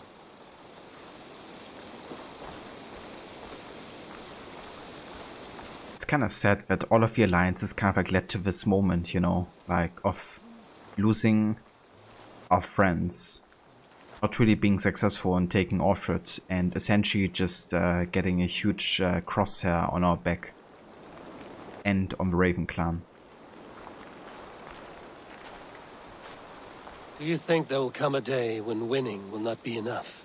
Well, you can always fight with me if you want to taste crushing and loin-soiling defeat. My very presence would make that impossible. Enjoy this victory, Eivor, wherever it brings you.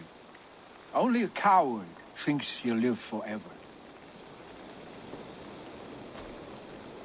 Bug will be patched in 2030 on its 10th anniversary. Maybe, yeah. When the remaster version launches. Your first battle, Ellerich. You fought well and with honor. Is this the glory you deign seek? You can keep it. I saw Hunwald die. The light dim in his eyes. That could have been me. You will never be the same. But you will be stronger for it. I have wasted so much time in pouting like a child. No more, Eivor. No more.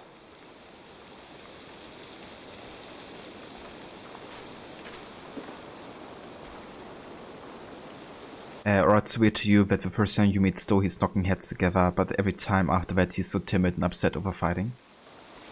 Yeah, I think what he takes issue with is kind of like killing Christians. And less, you know, kind of like feeding some sense into a Christian, I guess. That he's fine with. But they effectively attacked, you know, Chippenham at Christ's Mass. I guess is something he really takes issue with, and potentially also the innocents that have been killed. Why is this guy still here?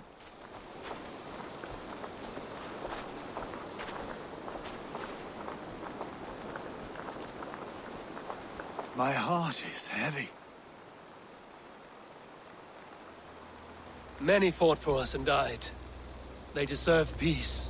Are you ready to honor them? Eva says Dane and Saxon could never be friends and offers England. Then let's offer take over England. Yeah. But it's okay if he's killing pagans, right? I'm not sure. I'm not sure if you would say that he's alright with it, I guess. But he probably takes more issue with killing Christians than pagans. That's for sure.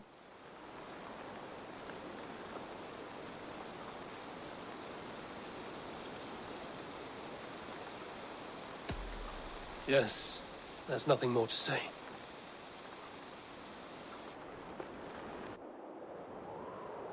Time to send our friends to their great reward. Will you do the honors? Nothing awaits them.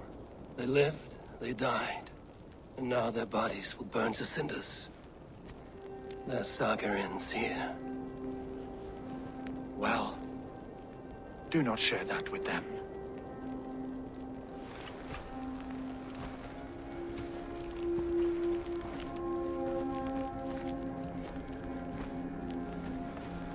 Victory is ours.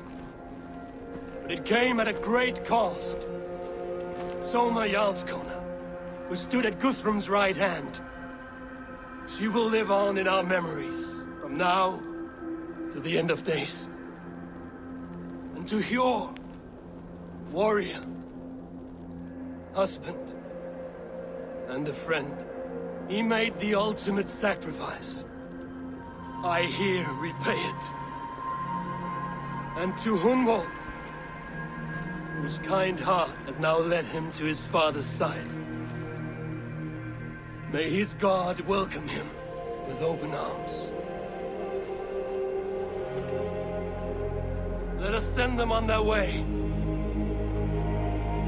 All our beloved dead, our fallen warriors, and speed them to their end.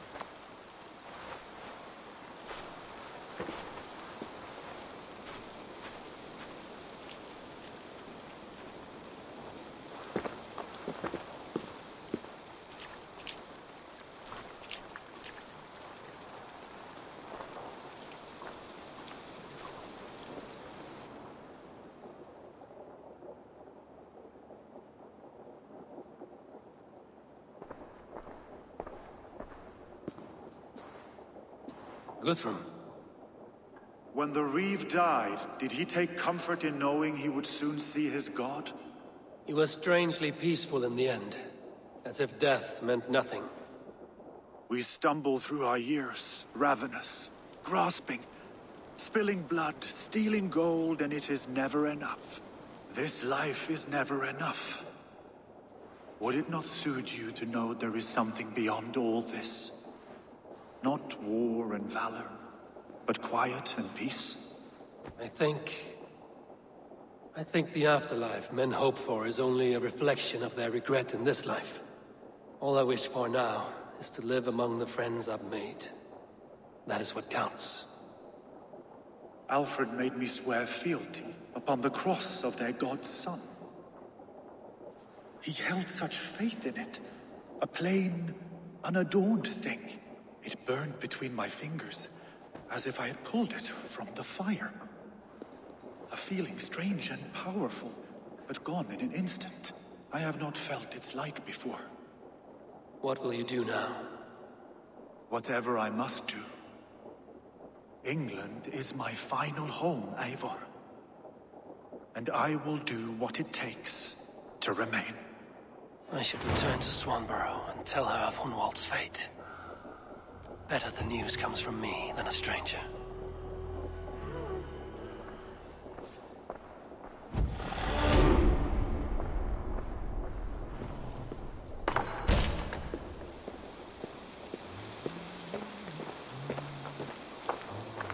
Overhead picks. That's one problem having the assassins being on the losing side of history. Can't really win because the other guy won the battles. Yeah, I mean, Alfred doesn't die until like 799 or something. I'm not quite sure. But yeah, it was definitely clear he can't die in this game. And not by Eivor's hand either. But if you ever are faced with choosing the right grail, make sure you choose the plain looking one, otherwise you will have chosen poorly. That's true as well.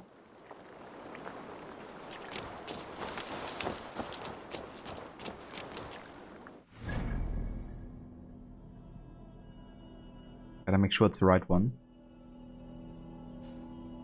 Alright, time to head back to Ravensthorpe and tell Swanborough that Hunwald has died. Well, this is a really uplifting questline right now, isn't it? Of his news of death.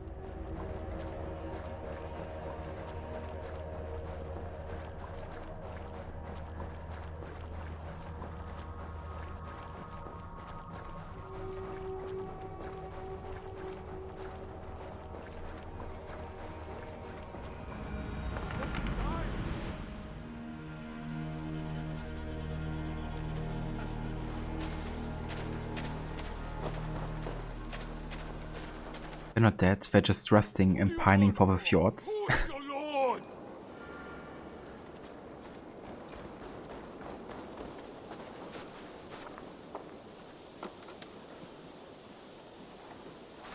Where did the others go? See, this is part of the Lost Chapter DLC apparently, and I know, Rod, that you mentioned earlier that there was a voice actor that you recognized who's voicing a character in it. Use your tongue or I will feed it to you! And honestly, this sounds a little bit like Roger Craig Smith. I could be imagining things or be totally wrong, but sounds like he's doing kind of like a brutish, Where did the others go? kind of like a way of speaking, but it sounds like his voice underneath it all. I'm not sure if I'm wrong here, but maybe that's the one that you mentioned earlier? Or did you get the good ending with Sigurd? At least now you can have a wedding. That's true as well, yeah. And I did, yeah. Yeah, I got the good ending. I kind of like begged him most of the time. Obviously I did betray him with Ren V, but the bad choices weren't enough, I guess, not to count towards a good ending. Lucinda, you've got to lurk and get your day started. The morning has gotten away from you. Have a great rest of your stream. No worries whatsoever, Lucinda. Thank you for being here and for coming by. I really appreciate it. I hope you have a good start into your stream if you're doing one today. And yeah, I definitely have a good rest of a stream. Almost done with it now. And thanks for a shout out there to Lucinda as well, Rod. So if you haven't checked out Lucinda's channel, then definitely recommend doing so. She's currently doing a playthrough of Dying Light 2 Stay Human with a New Game Plus run. So it's kind of like first person meets parkour and survival kind of deal. But she's also a big fan of Bioshock, Resident Evil and lots of other games. So yeah, if you haven't yet, definitely make sure to check it out. Oh, that is interesting, you didn't pick up on that one. Yeah, maybe we can go there again.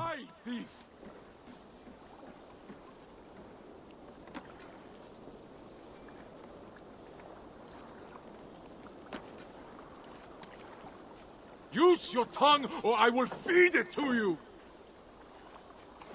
I'm not sure. It sounds like a mix between Roger Craig-Smith and whoever voices Siegfried in the Siege of Paris DLC. Who knows? If it's not a major role, then I doubt it's Roger Craig-Smith, because I don't think they would just give him a minor one. But who knows? He voices the guy you chase in Black Flag after all, the architect from Italy. That wasn't a huge role either. Eivor? Swanborough, No. Gods, no. Don't say it, please, Eivor. Don't say it. I am sorry. Oh! My own one. No. My poor swan. Oh, gods.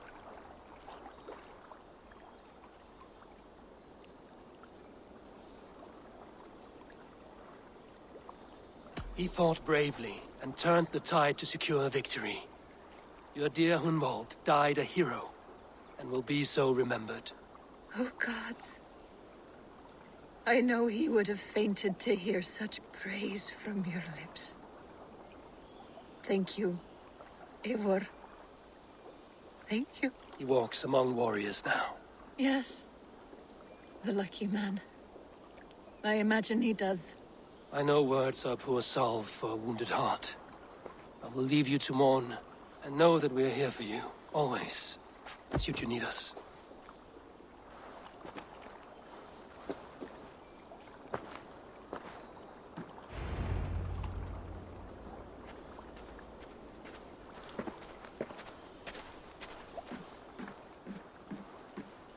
Yeah, absolutely rot.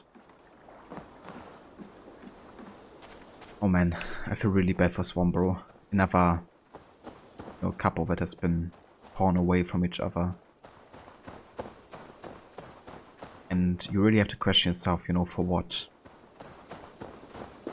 Was it worth it? I don't think so.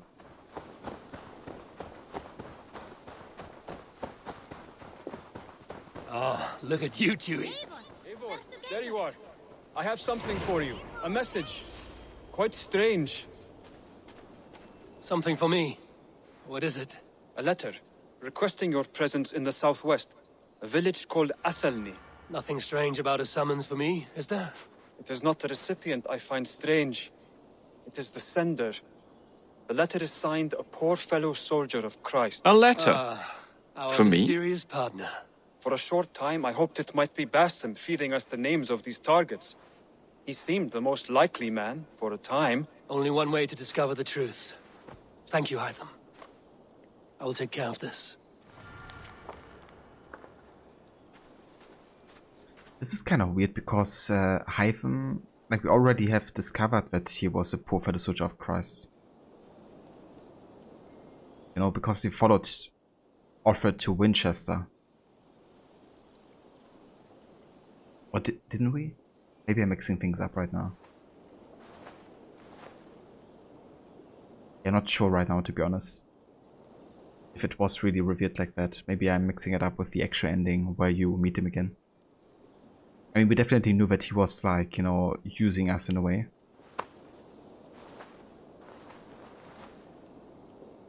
Yeah, they do, don't they, Aura? He did reveal that it was him, wasn't it?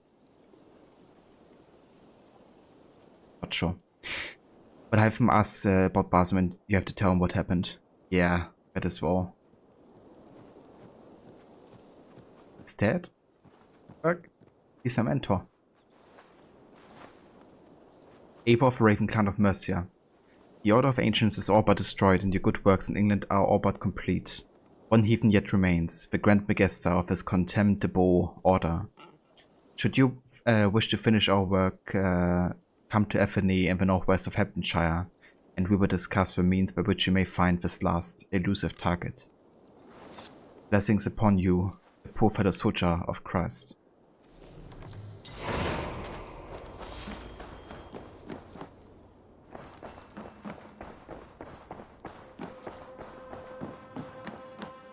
Pleasure to... Hamptonshire has fallen, and with it the Kingdom of Wessex. But the cost was great.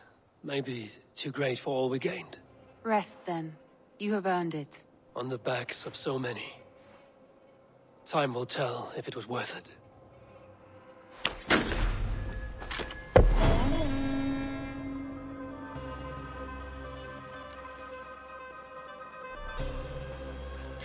You have pacified all of England, but you have yet not seen all the wonders of this world. Explore further to keep your saga going. This is basically the sign for you have played through the game, essentially. But there's still more.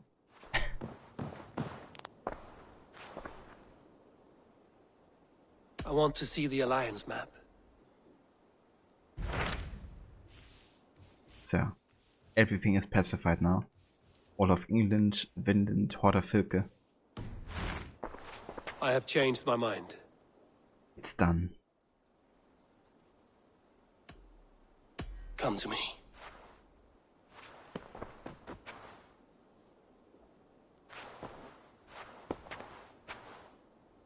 But and then after that more, then ever more, and more, and even more. Indeed. One thing's for sure, you're never really done with Valhalla.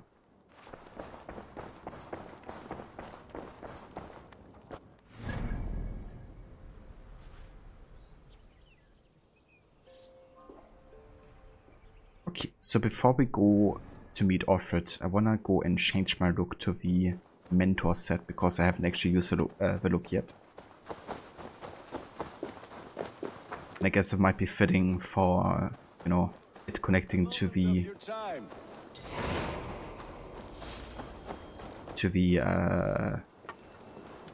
Order of the Ancients. And right, we also have a wedding as well.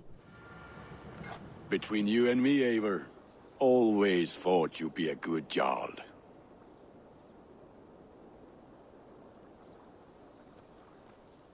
You can, yeah, Aura. Apparently, you know, that was an option ever since they launched the trailer during the Ubisoft Forward event.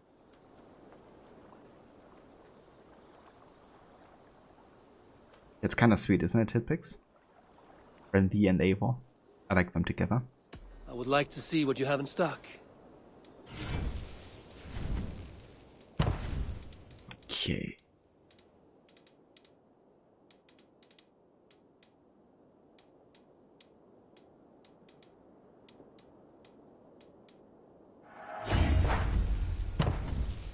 Mentor's ropes.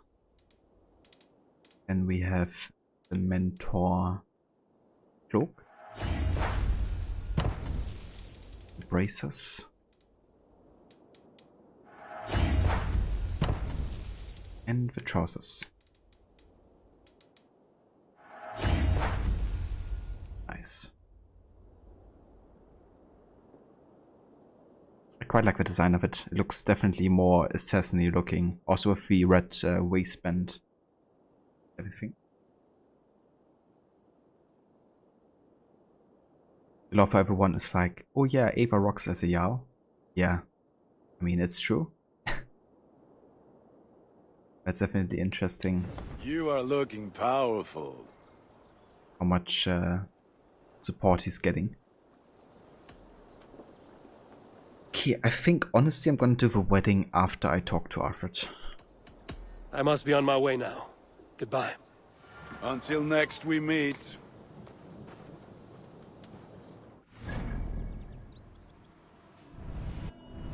And now let's go to Ethany.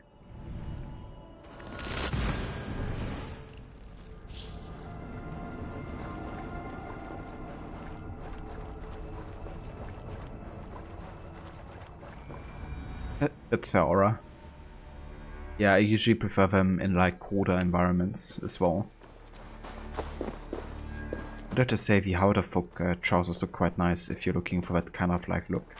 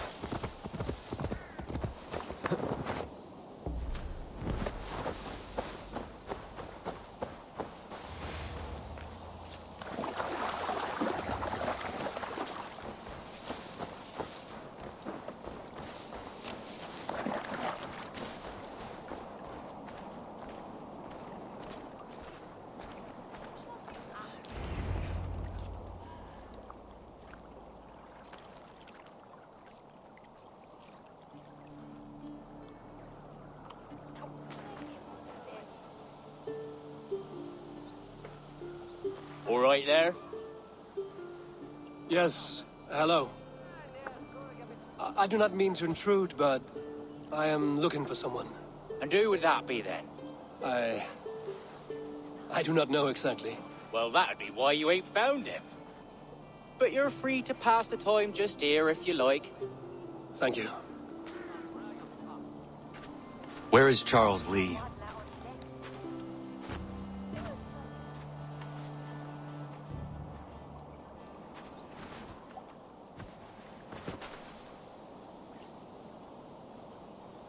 Citizen!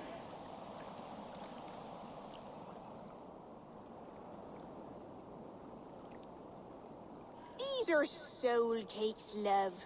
Do you know soul cakes? I do, I enjoy them. They're small things, size of a lumpy fist, so they'll bake fast. Keep your eyes sharp. And the butter, do I baste them? No need, love. We'll leave the butter for meal time. I look forward to it. Right then. I'll leave you to this. If you need me, I'll be doing the washing up next door. Quite a step down from your former work, Lord. As their guest, I volunteer to help with the daily chores. They offer me a bed. I tend the cakes. Do they not feel strange giving orders to their king? Or do they know? That knowledge would benefit no one. I read your message. You went through a great deal of trouble to obscure yourself as this poor soldier of Christ. As I remember, you even sent yourself one of these letters in Winchester. A clever touch. The Order wanted me dead. I had to be careful. You said you knew nothing about the Order then. Pled ignorance. But you knew everything. Their names, their schemes. Would you join me for a walk? You look well, Eivor. I am. Wars have ended, and my settlement thrives. The wars have not ended. You have simply stopped fighting. But men are brewing plots in mead halls and bedrooms. You will see. And how are you, Alfred? Getting used to the idea of being unremarkable? I am well. Better than I expected. In this exile, I have found a somewhat nourishing peace. Each morning, I am awakened by the sun and growling cormorants. I bathe in the chilly water of the marsh. I eat from shrubs and drink from buckets. It is a good life. Simple. Blessed. I've never been so far west. I find it quite peaceful here. Calming. I have traveled a long way to hear one name, Alfred. Who is the Order's Grand Magister? Tell your shadowy friends that England is swept clean. Your work is done. You? Grand Magister was not a title I desired. It passed to me on the death of my brother, from my father before him. Defilers of God's majesty and grandeur. I was their master, and I loathed them. With Goodwin, I set a plan in motion to destroy the Order from within. But my troubles with the Danes delayed that plan. But your trouble with this Dane is what led to their demise. You are Norse, are you not? You have a good ear. I owe you my thanks, Eivor. For that, I give you this.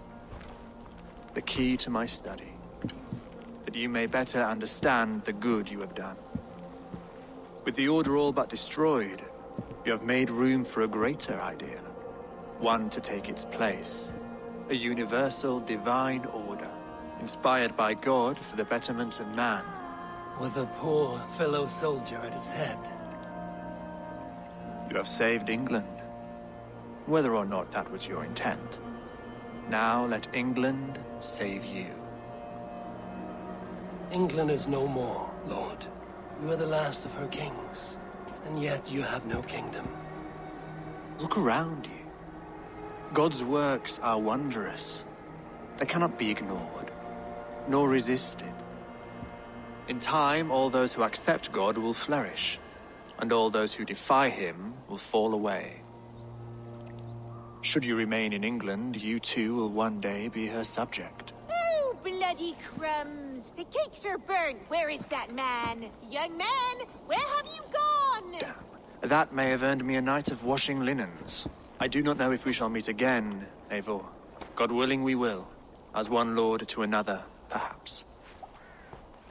I'm coming, my lady. I'm here.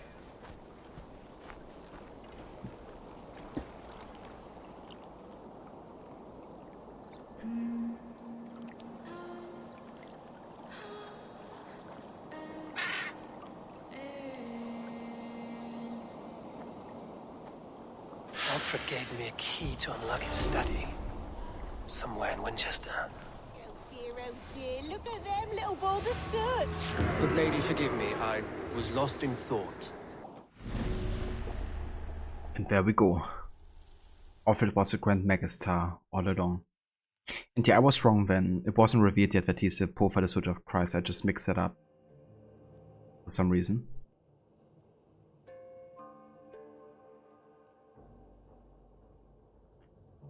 Ah, okay, so you have the Heart of Oak Trousers aura. Nice. Yeah, but definitely look a bit slicker, that's for sure. But that would be why you haven't found him. Thanks, Dad. But you know, so cakes. He got his name because he's got so, but also loves cakes.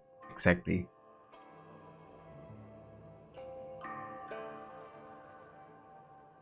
You hate when rich people cosplay as poor. Yeah, it's like a bit phony, isn't it? Bit hypocritical.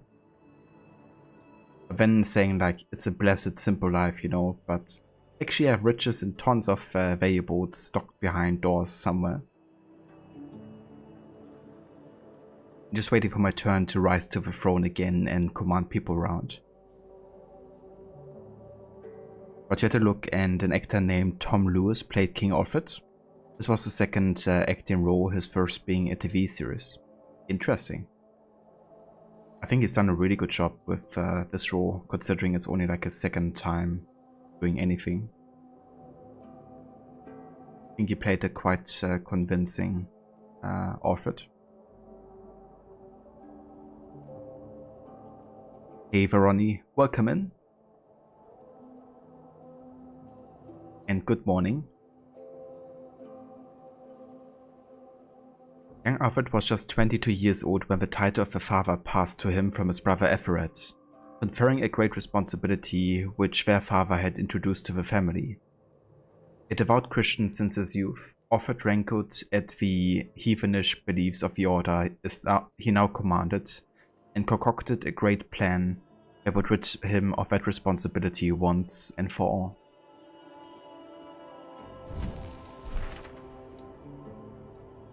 So I think his motives definitely make a lot of sense, you know, for like why he wants to destroy order. because they're basically believing in multiple gods, right? The Isu, and he doesn't.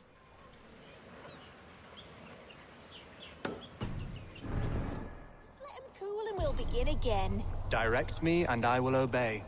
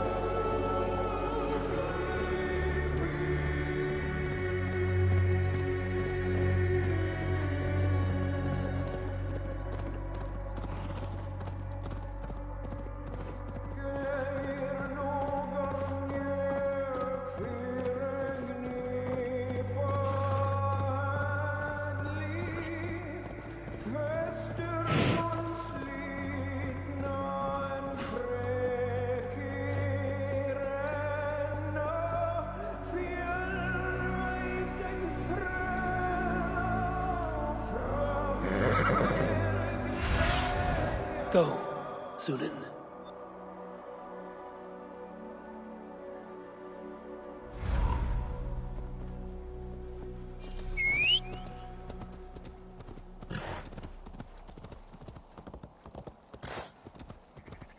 I absolutely love that song. And, you know, hearing Aina Selvik once more with his amazing voice. I should talk to Hytham about my next targets. About my next targets? Dude, Eivor, you're done. You killed all of them. Look. They're all dead. Even the children of Dano are all dead.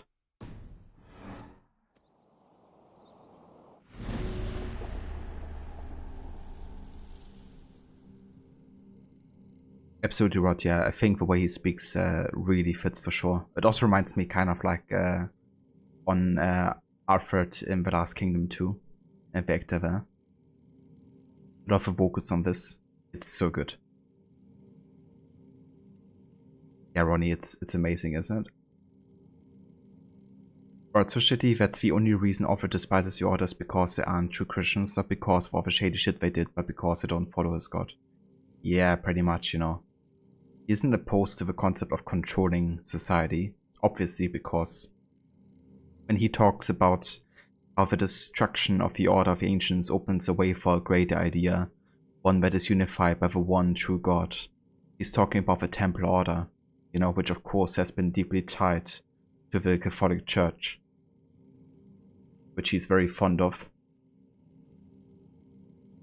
But it's just really a replacement, you know, like, yeah, they don't believe in these shady rituals anymore, and in like multiple gods, they're not pagans anymore. And also it's kind of like, you know, the Order of Ancients was kind of still believing that the Isu were a bit superior, I guess, and had to be prayed towards, you know. Alfred kind of like wants to get rid of that idea, you know, he would rather become someone like that himself, I guess, which is what a lot of the Templars try to attempt, is to become a superior people themselves, I guess.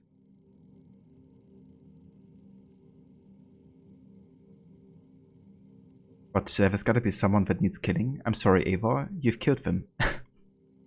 It's done. But to paraphrase the quote from the comedy Major Payne, Damon Wayans plays a Marine who has killed every major enemy, so he gets assigned to teach at a military school. And he says, there gotta be of somebody that needs some killing. And the superior officer says, I'm sorry, Mayor, you've killed them all. I mean, I guess for some people it's never over, you know? There's always more killing to be done.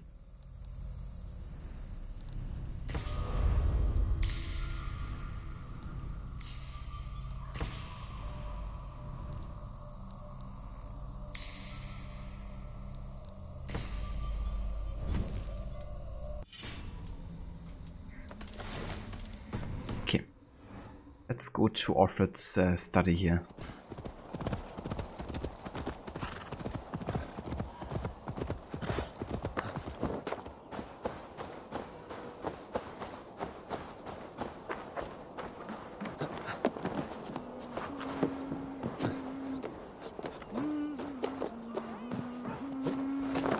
There's much killing to be done and many bloodsheds on the horizon. If you say so, Herodotus.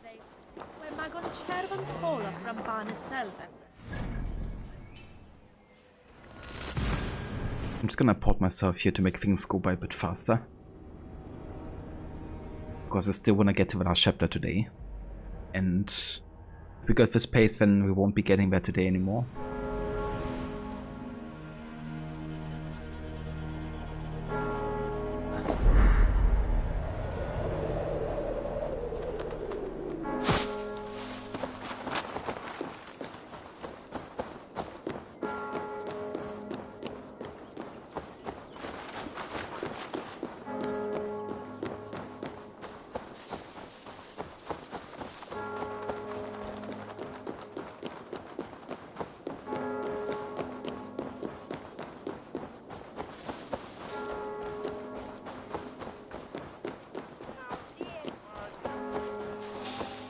Singulus rebus longe.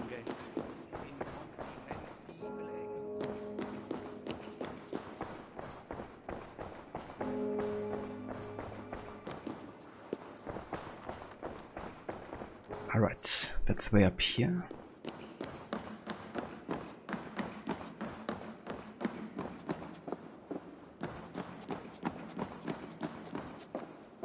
And there's the study. This is it, Alfred's study. What secrets has he kept hidden away? Letter from Goodwin. King Alfred. Despite some a report on a curious development, a faction of Norse recently joined the brothers Ivar and Ubba in a decisive assault on Tamworth, deposing King Bogred and installing a foolish king's thane called Sheerwolf in his stead. In following these Norse back to their settlement, your men discovered the presence of a hidden one among the pagans who calls himself Hyvim.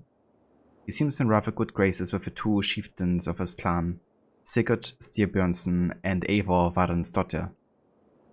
As yet his motives remain unclear, but it may be we can put him to uses of our own. Our poor fellow soldiers of Christ has already sent word of the Order's activities to the luminaries of England's major cities. It may be a well-timed letter to Hyvim, and his companions will speed along our plans considerably. Your faithful servant, Reeve Goodwin. So basically, Alfred has watching Eivor and his clan since the very beginning of the game. And of course he fed us all of his letters, telling us about the Order members.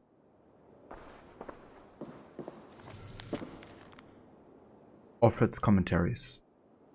I awoke this morning thinking on Alcuin's final letter to Charlemagne, written in fear that the Order had corrupted all but his master.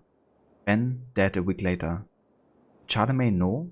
Had the Order corrupted him as well? Did he order the holy man's death? Or did the great emperor not see this letter at all? Long ago I asked my father how this extraordinary document came into his possession. He had no answer for me. I fear the worst then, as I do now. Outwardly, Charlemagne was a pious defender of Christ's word. It seems impossible to believe he was under the sway of a corrupted cult. But the Order is expert at hiding its motives.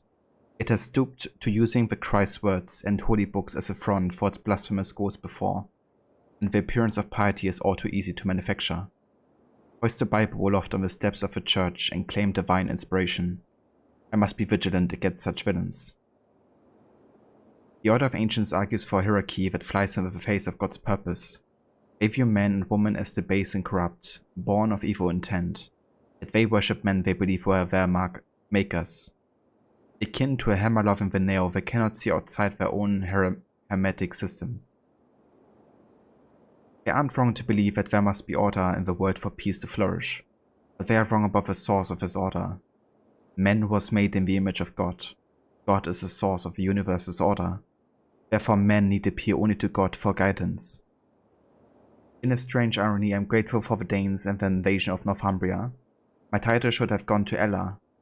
Being dead, it fell to my brother and then to me. God's unlikely gift. I will use it to destroy what I loathe so deeply about the sickening order, and start fresh. Goodwin is with me, as are men on the continent. I will soon find others. The Order often blesses their pagan creators, what they call the Father of Understanding, the Mother of Wisdom, the Sacred Voice. These are vile blasphemies. There is only one Father of Understanding. He is the Lord above. He is Order incarnate. Therefore may the Father of Understanding be this and not else, the invisible hand that plucks harmony from the strings of the universe. Nothing more. Let all remaining pagan blasphemies wither into dust. Henceforth, I aim to improve our Lord by harmonizing the average man with the order of the universe. To walk him down a quiet road, to lead him to safe and sober thoughts, to quiet his mind and cool his impassioned hearts. Black flag reference right there. Be he God-fearing or godless, this new order will encompass all and seek to improve man by aligning his needs with the ebb and flow of nature itself. This is my hope. This is my vow. Amen. Or this study was honestly such a disappointing discovery. Yeah, I mean, it's basically just letters. I think it's definitely quite interesting what's written within them, but yeah, there could have been more for sure. What is something that you would like to have had in this study?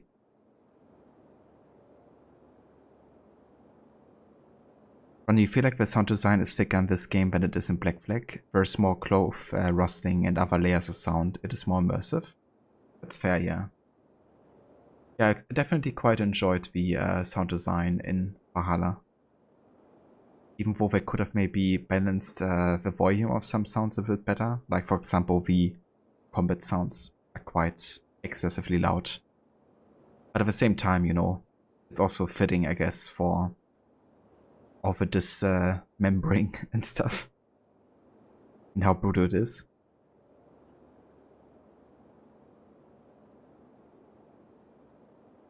But apparently Christopher Lee was one of Charlemagne's descendants, you think? Oh, really? Interesting. I guess he had lots of potential descendants for. But that's kind of cool that he can trace it back all the way to him. And yeah, that's a reference to Black Flag. So for those who don't know, when Edward is kind of like infiltrating the Templars and joins the ritual to become a Templar, what is written here about walking down a quiet road leads to safe and sober thoughts and to quiet the mind and cool impassioned hearts, is what the Templar Grandmaster tells his acolytes, essentially. But also Edward. And yeah, he isn't too fond of the safe and sober thoughts, I guess.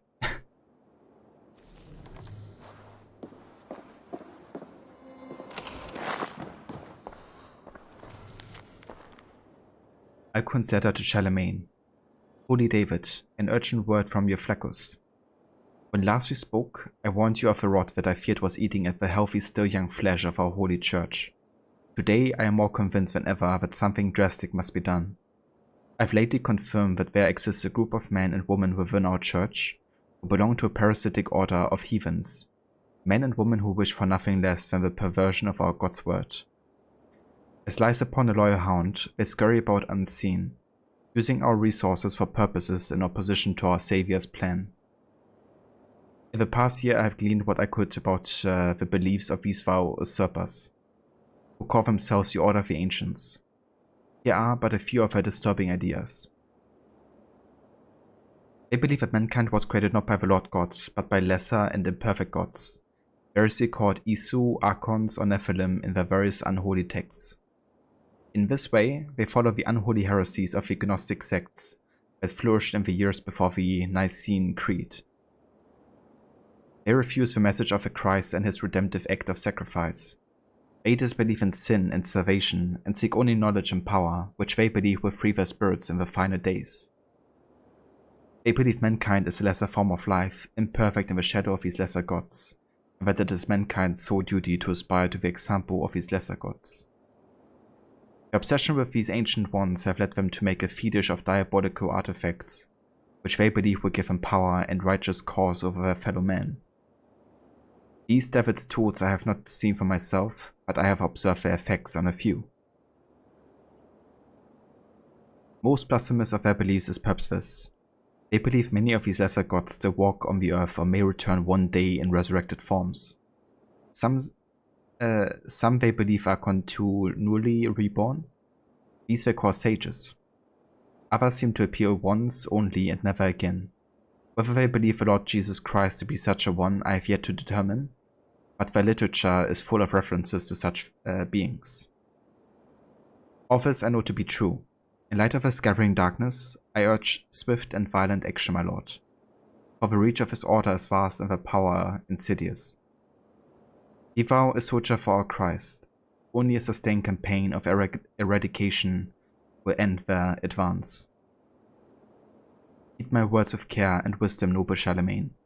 And may the Lord God guard thee, exalt thee, and make thee enter the glory of his blessed and everlasting vision.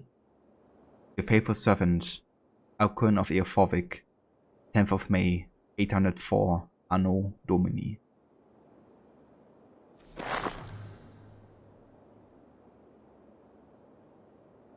Edward is like, I could probably sell this ring. What might it be worth? A couple $100? If a 6th Tomb Raider game, Angel of Darkness, the plot and wars for Nephilim? Yeah, it's really interesting how that is often like featured in all kinds of games, really. Also remember that in Devil May Cry, the Nephilim have quite the importance because Dante himself is one. Being born of an angel mother and a demon father, I guess.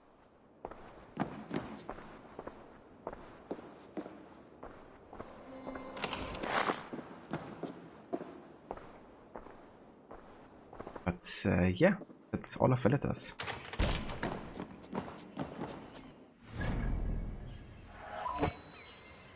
Kind of like telling us more about how the Order of the Ancients worked and kind of like Charlemagne's involvement with them, as well as the discovery of a true cause.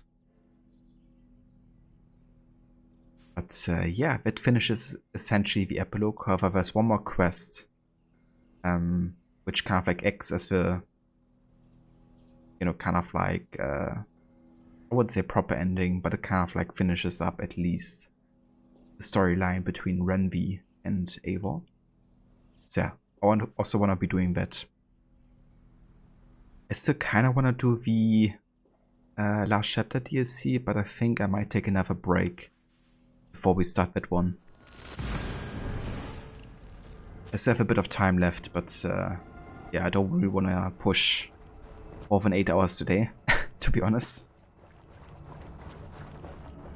But we're so close to, you know, getting there that I kind of want to keep pushing today. Not do like another stream only to finish the last chapter.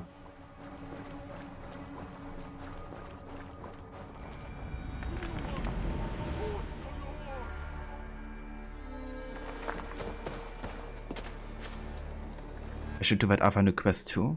It's not related to Eivor's fate. Oh. Which quest is that, Harbinger? But it's interesting, the idea of a race of beings that existed before but became extinct. When you think about stories of giants and how in reality they were just much taller people than that others probably exaggerated. Yeah, I mean, it's also a manner of like, what are you used to, I guess, right? And if something sticks out as like extraordinary or unique, then it's often like, you know, not considered normal.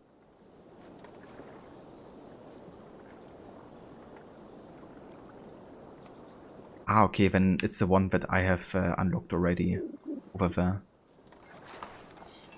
I thought that actually started Eivor's fate, but maybe didn't. Eivor, good to see you. I am, did you want something, or? I was wondering. What's wrong? Bridget and I were thinking, with everything calming down the way it has, maybe you could find a spare moment and... You want to be married? Yes, to each other. Yes, I imagined. Gunnar, to see you so happy has been a pleasure, and to marry you would be an honor. Shall I put out a call to any friends abroad? I'll be honest, Eivor. I came here with a lot of you, because nothing and no one kept me back there. The Raven clan is all the family I need, and Bridget too. From all she said, she's better off here than with those she calls kin. Just a couple of foundlings we are. Then let's not bother with tradition. If you have your bride and your blade, we will see you wed. As Jarl, I do it gladly.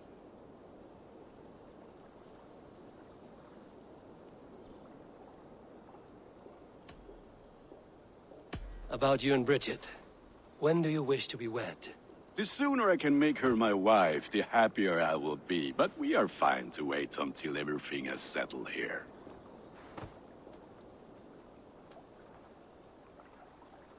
Enough waiting. Cool your forge and cover your anvil. Let's get you married. Wonderful. Shall we gather everyone? Gather your wife and your courage. I will bring the people together.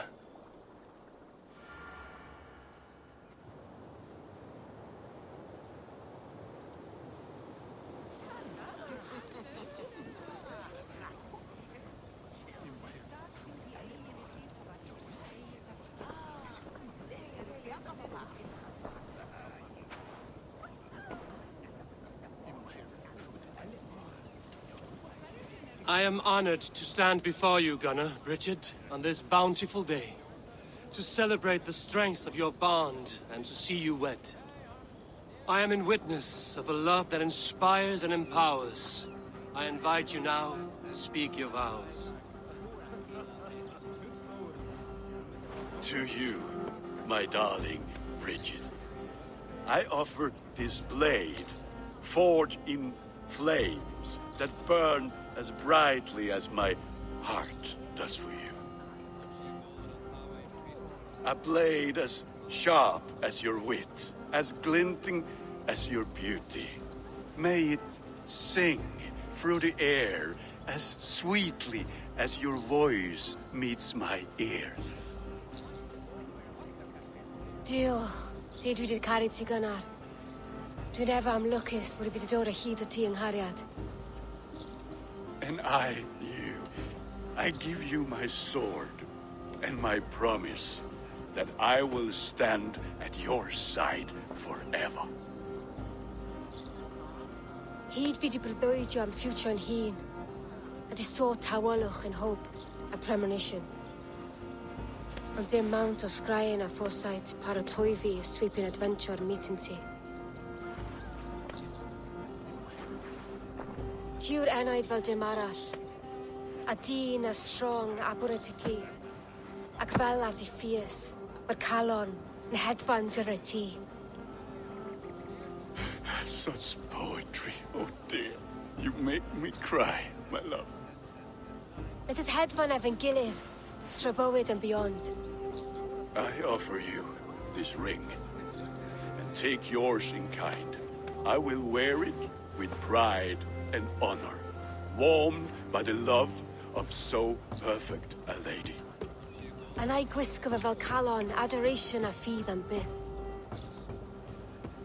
This is the greatest day of my life.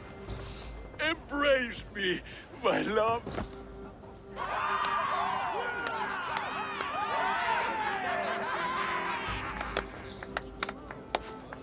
With our couple now bonded in matrimony, now we drink.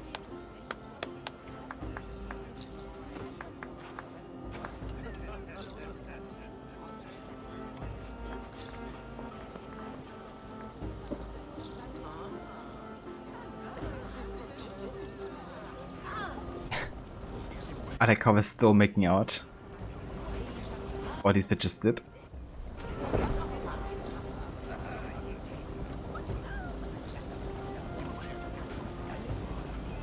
But this is such an awesome quest, you should find time to put it into another playthrough, because so far you've only done it once.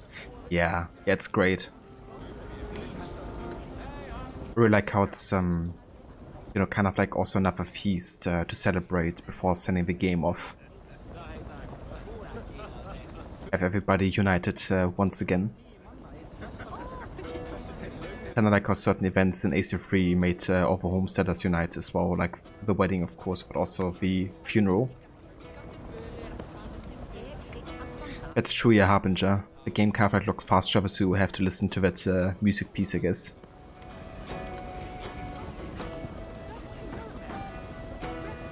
Yeah, it can be a bit annoying, I guess, if you don't wanna, you know, have to listen to it.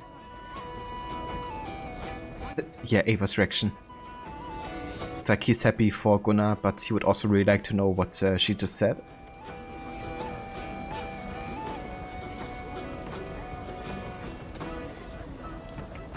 Ava Tor? Yeah. I think what Aura said, it seems to be like a mix of Old Gaelic or Welsh, and I think also mixed with Old English. But it seems like nobody else can understand it. Yeah, the enemy's glitched again. That's also why we got the Last Chapter DLC a week early.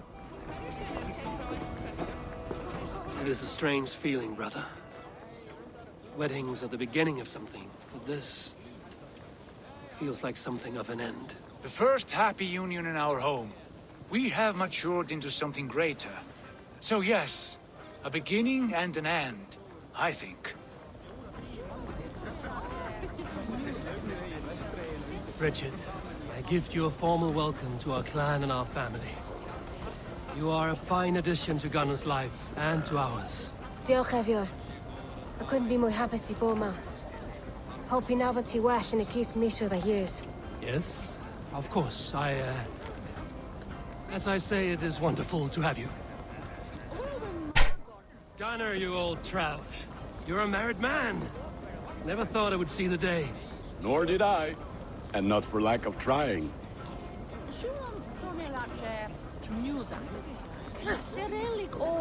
Volker, I want to thank you for all you've done for me. My visions have lessened of late, and I find it hard to explain how different I feel. Grounded, unified, at peace. That is good to hear, Eivor. Very good to hear. I'm actually disable the look of the weapons and stuff, because this is a feast, we don't need them. Looks a bit more festive. Exactly, or it's like, writing is illegible. You can't read it. Ava, if you are welcome in. Good morning to you.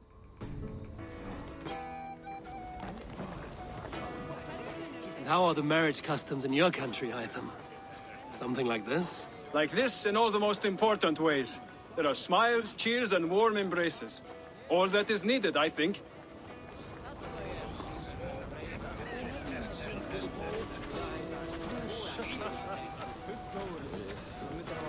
Alvis, I'm surprised you did not serenade the bride and groom with a verse or two. Oh, I wished to, I did. But all that came to me were insults and jibes. Another time, I think. I mean, that's fair enough. On a wedding, not to be insulting the, you know, married couple. You've been among us for quite some time, Retta. Are you ready to settle? Make a home here? For a year or two, perhaps. But I am not the settling kind. I am a wanderer, always searching, never finding. Maybe one day.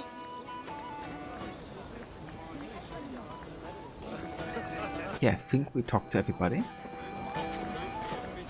Time to meet Randy.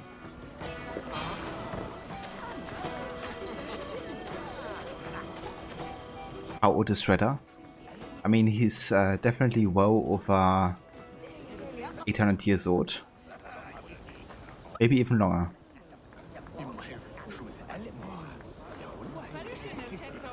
But head of our bride and groom, stop kissing now and just get a room. I don't have any more time to sit here and view, so get off my face, would you?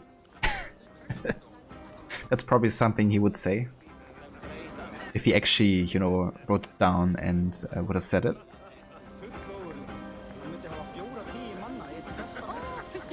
Well, we don't really have like a clear answer what, like how Redder is surviving, I guess. But given that he's like a merchant of rare goods, you know, I assume that he must have like a piece of Eden. Or I guess he's a sage being reborn. Or he doesn't have a neck mark, but that doesn't have to be the case, you know, like Aita the sage, of course, he didn't have a neck mark, he just had his eyes identifying him. So it could be a different form of sage, potentially. Or, you know, he's having a piece of Eden that keeps him alive or something. But it isn't revealed yet. Randvi, saw you looking a little lonely. Thought I might come and join you. How nice. Are you enjoying yourself? I am. I never thought I would see gruff old Gunnar so enraptured by a woman. Enraptured by anything, for that matter. He's a hard one to read, but I am pleased for him, and for this day of rest and respite. After everything, a few days of feasting will do the people some good. They need this. They do. Will you walk with me? Anywhere. Lead on. Something has been on my mind for some time. I am no seer, but I foresaw this day long ago. Not Gunnar's marriage, but our situation. Our success. How do you mean our success? I mean to say that I saw our settlement flourishing. Through our victories in war and in diplomacy. And from the day we set out from Norway, I knew that you would make a fitter leader than Sigurd. It was never in his character to lead. It was always within yours. I see. Do you? You might have warned me. You would not have listened. Fair. I do hope you see it now, in all that you have done for us. Randvi, you and the people here have done more for me than I could ever repay. I am honored by your faith in me. And your confidence. As I am honored by your love. And I by yours. Eivor, I want you to know that Sigurd and I are... We are severing the bonds of our marriage.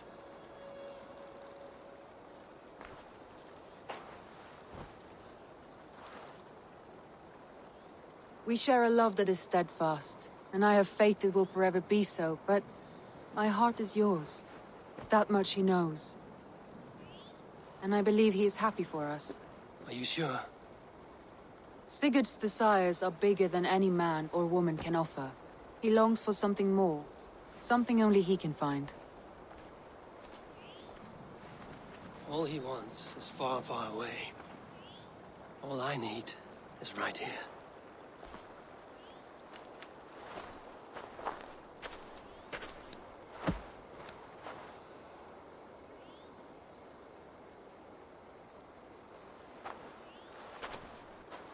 Shall we find our way back to the wedding?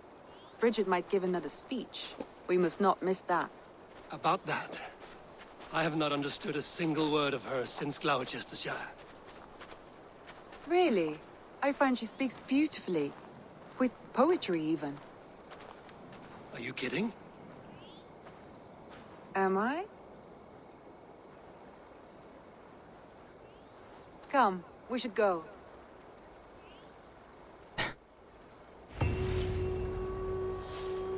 Amazing. That's fair, Fjord. I guess it's a alright headcanon to have for now.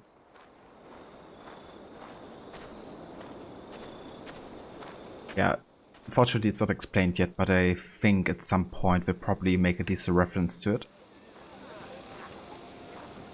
But yeah, I feel like, you know, given that he's a merchant, a piece of Eden would definitely make sense.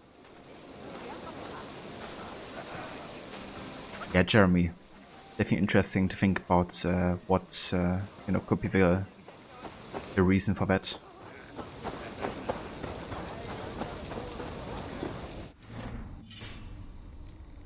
Right then. But yeah, that finishes the wedding questline. That means the main game is basically done now. However, Ubisoft of course has released a new DLC yesterday, which is rather short, called The Last Chapter.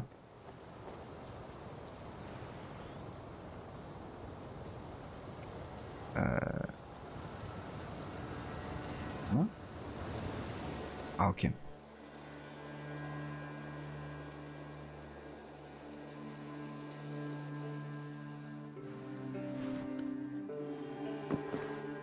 Which kind of like gives a closing story to what happens to Eivor, I guess. And I still want to do that today. Something is happening near Volker's hut. Perhaps I should take a look.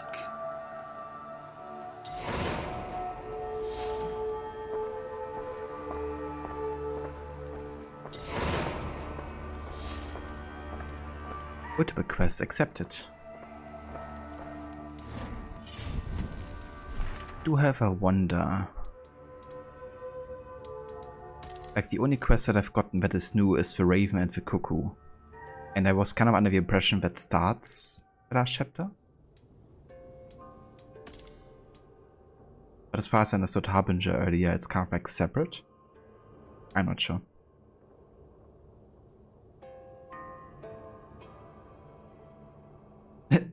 Yeah, or I think it might be because you technically can still get together with Ren V at this point of the story, even if you didn't make any advances to her. So I think that's kind of like it's kind of like the reason why it might be is written in a way that is hesitant, I reckon.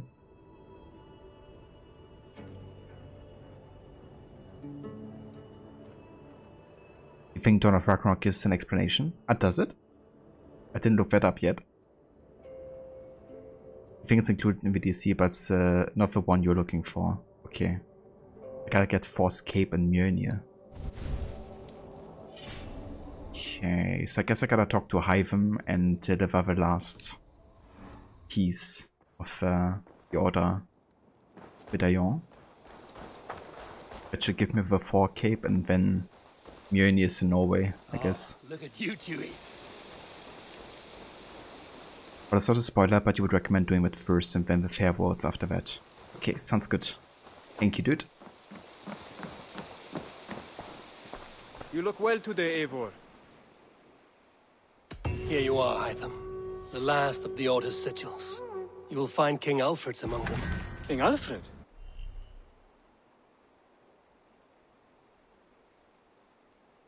There we go. Last chapter. Did our poor fellow soldier lead you to his hiding place? He did, for they were one and the same. Our poor fellow soldier of Christ was the Grand Magister of the Order of the Ancients. He turned on his own order. Fascinating. Not turned so much as trampled.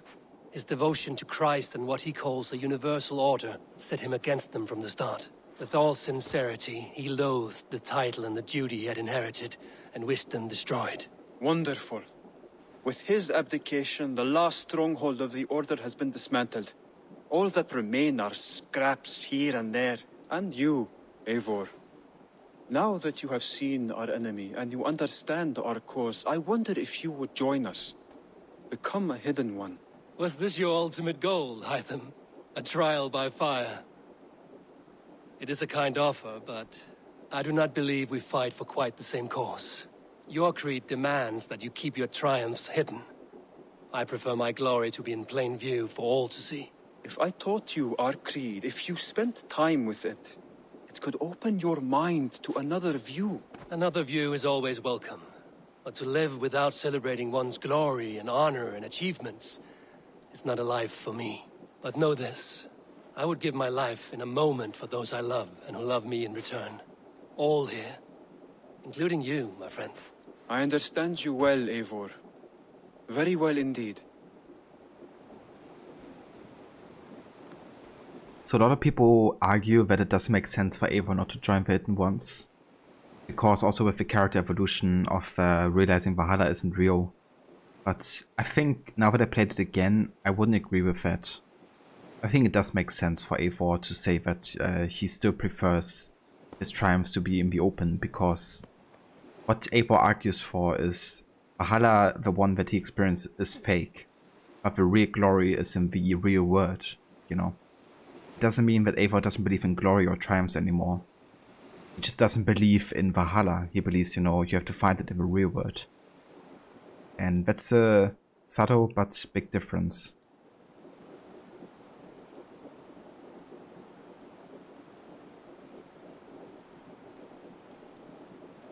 Ah, okay, I got rod. That's good. That's a better order. Definitely try to do that first then.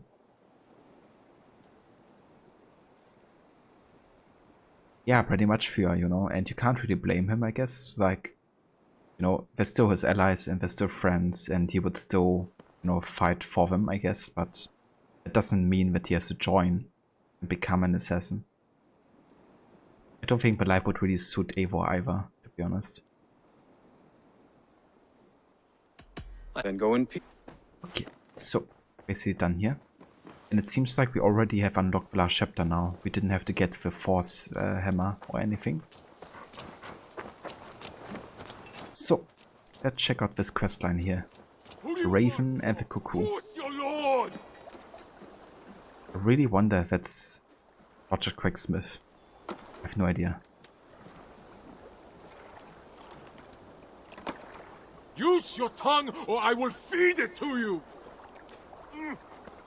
Then go MP, the timing of a dialogue skip. It was 100% planned like that. That's exactly what I wanted. Where did the others go?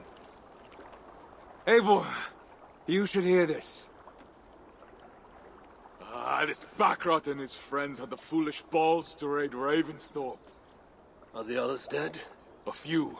Most of them escaped. They did not damage much, but made off with some of our gear. Should I get Randvi? No. She has enough on her table. I will handle this.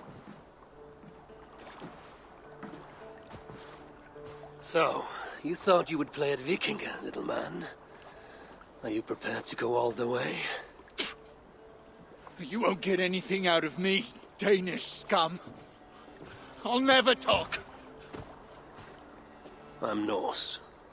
And what makes you think I want to hear you talk? Maybe I will take my payment in flesh. Chop off his leg. It does not have to be a clean cut. No need to sharpen your blade. No, please! Don't cut off my leg! It was Sir Edward who wanted your stuff. He paid us to do it! Sir Edward? Okay, just a white gas rod, but is that... Take my sugar! Take anything you like! Is that him?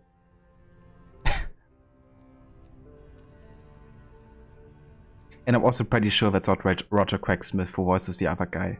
I think that's actually the voice actor for Siegfried from the Siege of Paris DLC.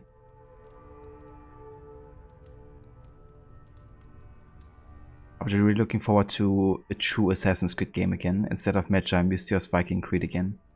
Yeah, I mean, it was a nice departure, I guess, but now I'm also ready get back into the proper assassin gameplay. Oh, my leg. Good guess, but no. Okay, let's listen a bit more.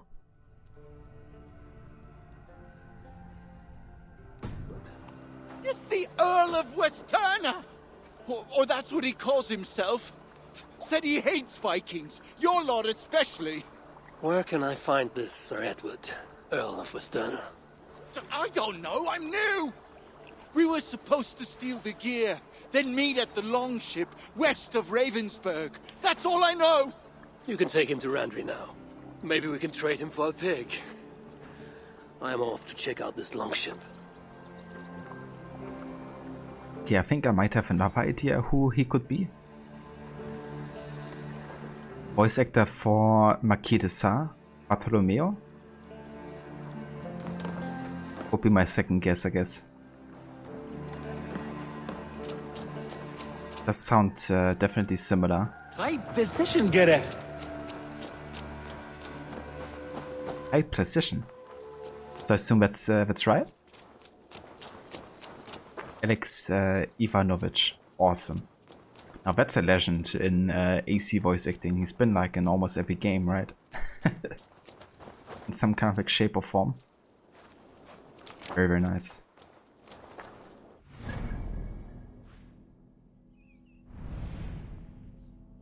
Okay, so we want to go to Rantebridgeshire on the shore to the south of Endry.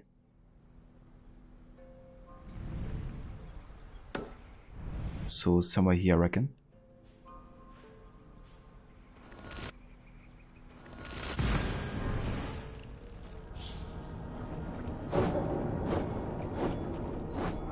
You know, 2023 is only a month away, but Mirage can't come soon enough. Yeah, I'm looking forward to finally see some gameplay of it as well.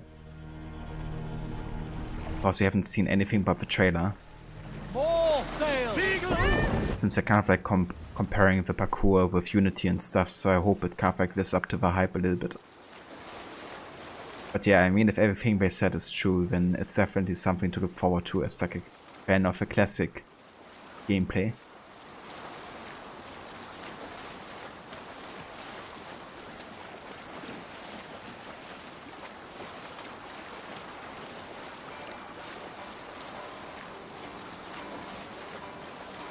I'll bet the priest keeps silver there.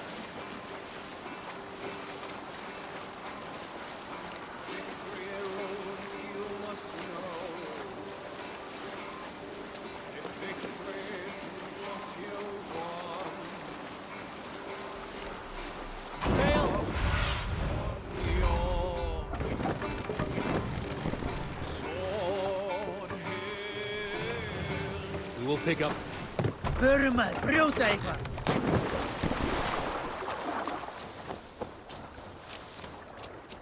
Our prisoner did not lie about this location. Fear breeds truth. This was a slaughter, not a battle. Their wounds are very precise and familiar. High precision, Gerrit. This outfit is still in good shape. I'll reclaim it for our clan.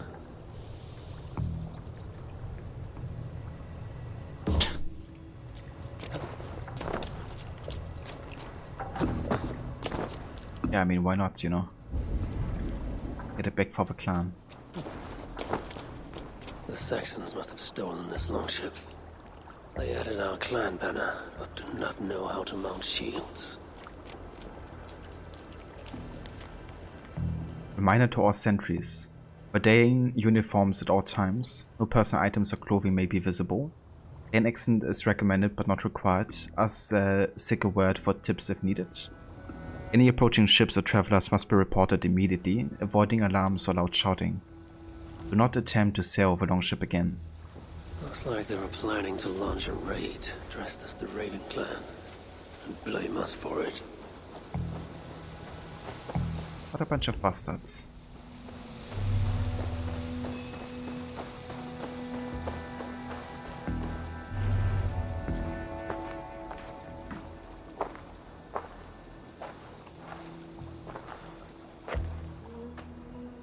You there!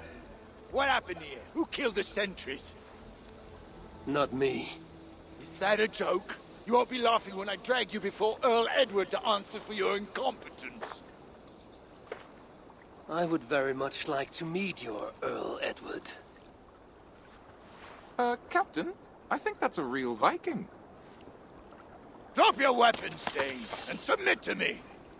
I'm Norse, and you will die for soiling the honor of the Raven clan.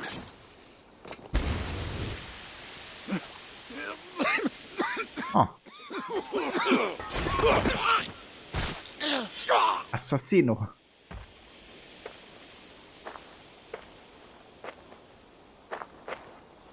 You are true Raven clan. My name is Roshan, and we share a common enemy. Sir Edward. The Earl of Westerna is a puppet, manipulated by one called Alcila, a fitting title given her duplicitous nature. She belongs to an order who employ disruption and strive to further their ends. Your clan is a tool in her schemes. I've met such weavers of intrigue before, and those who oppose them. I would consider the enemy of my enemy a friend. Let me guide you to where you can take your revenge on the Earl. Lead the way. Okay, that's pretty cool. If this Alcila So Roshan, she's actually the mentor to Basim in Mirage, right? But obviously she's much older here. I wonder what she says about Basim. You know, being like not available anymore, let's say it like that. Also, another cool reference to Mirage there to the trailer was actually the smoke bomb being like red. Because that's something we've also seen in Mirage in the trailer. That Basim and the Brotherhood uses smoke bombs that affect like such that produce such a color.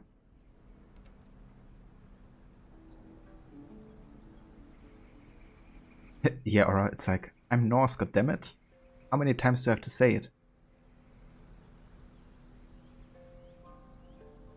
Damn Rod, that's some really good progress with the Riddler stuff trophies. So what's your total percentage now?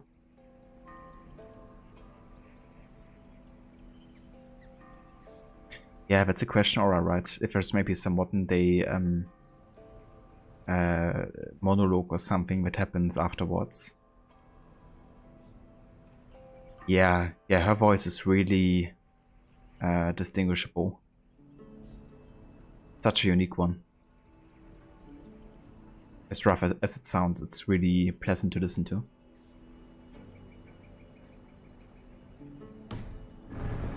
His honor as a weapon, she shall find it cuts both ways. Satisfy yourself with the Earl, and leave Alcila to me. Perhaps this task is best left to one who is younger. To one more familiar with these lands. I was killing her kind before you were off your mother's teat. The Earl's death will draw her out. Leave the rest to me.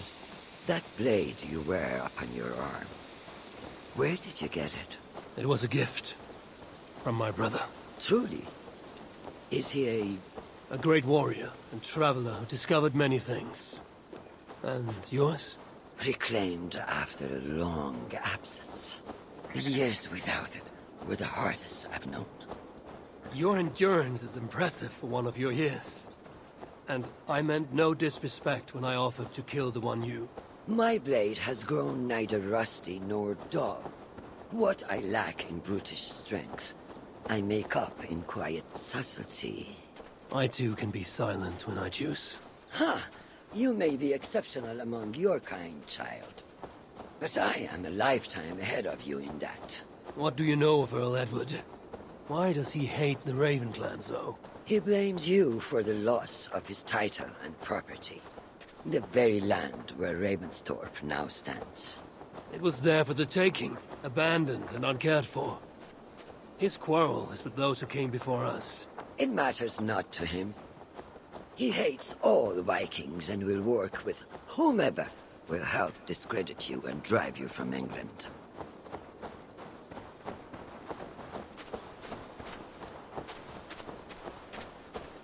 Yeah, makes you wonder, Trevor, how much he actually smoked. Or if there was also like another reason for why it became so rough. We will have a better view from atop this tower. So 55% now, Rod? Very nice. That's awesome. Definitely getting there.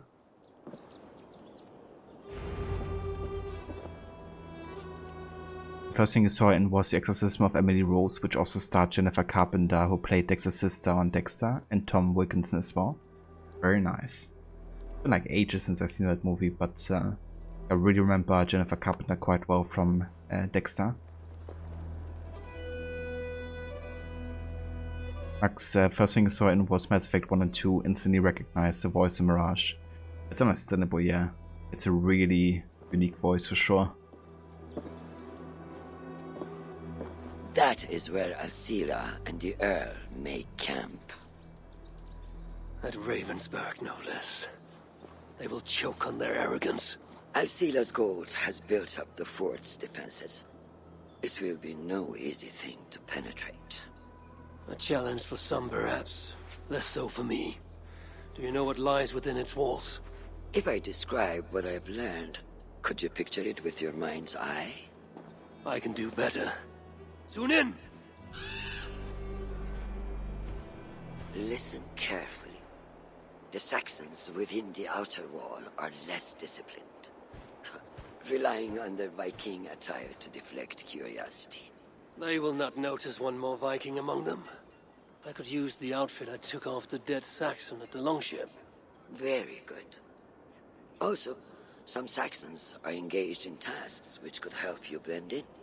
What of the Earl? Where is he? Within the heart of the encampment. He plays at holding court. But in truth, Alcila keeps him leashed like a hungry dog. The Earl's death must be loud and unmistakable. A clamor Alcila cannot ignore. So, a silent approach with a noisome finish. This is your counsel. Is your mind capable of balancing two conflicting ideas while orchestrating this necessary distraction? I could kill the Earl 100 different ways while composing a great song for the occasion. Do you have a preference? In the open, beneath that tree. Approach silently, then kill him in full view of his men. That will draw the spider out. I will create a commotion the guards could not ignore. Good. Will you now don the outfit you took from the Saxon imposter? To better blend with the rest? Yeah, I do it. You meant 2 and 3 Max? I gotcha. Hey there, Mystery Brit. When Destiny had factions, she was the leader of Future Warcard. So Destiny as in the game Destiny? I've never actually played those, but that's cool. She's done, you know, all kinds of different game franchises. I gotcha, Rod. Yeah, that would be nice, you know, seeing like how the voice acting might differ as well between the two. Okay, before we start this, give me just 1 to 2 minutes. I gotta take care of something real quick. And then we will start this assassination here.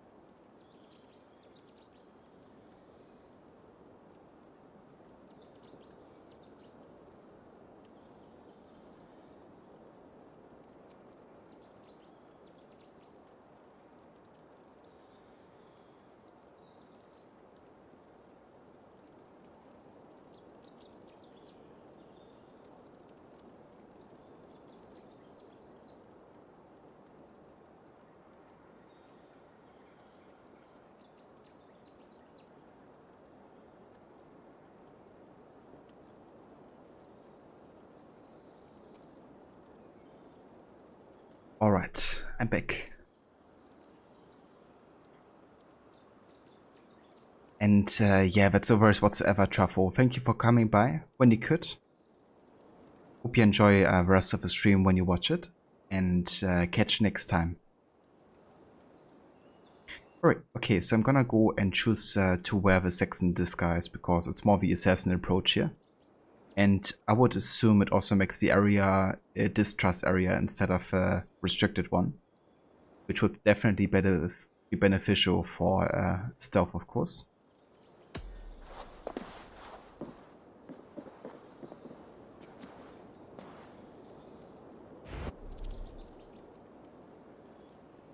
The Earl is giving a speech on the Ravensburg largest tree. The assassination event will create the diversion needed to draw out our Scylla. This disguise will help me play the imposter.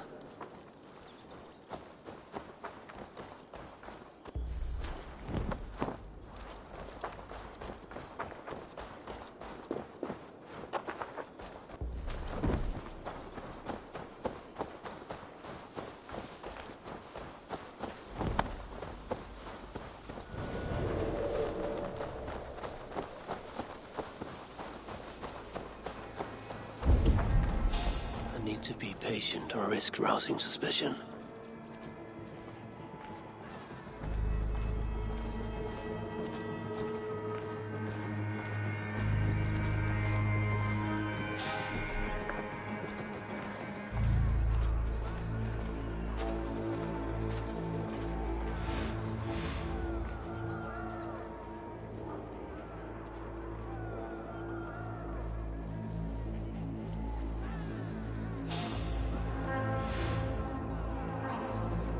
Can you look another way?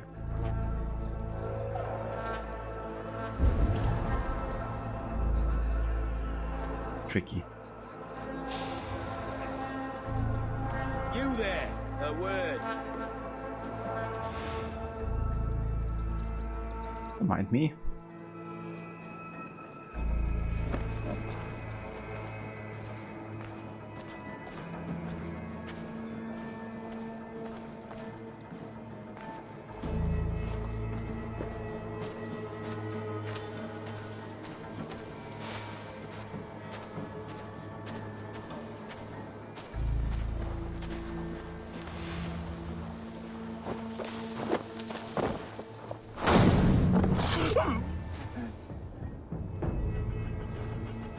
At least they got our colors right.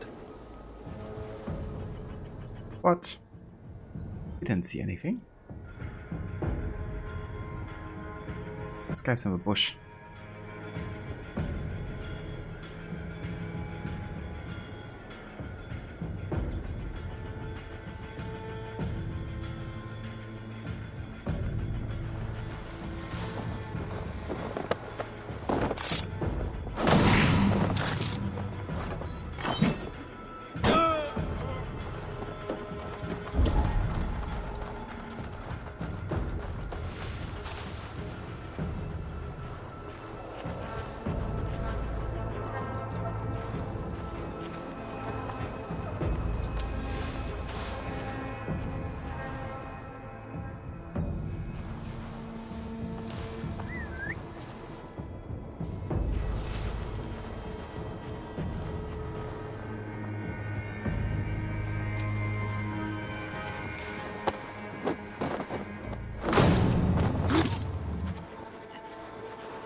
Did you hear the Earl?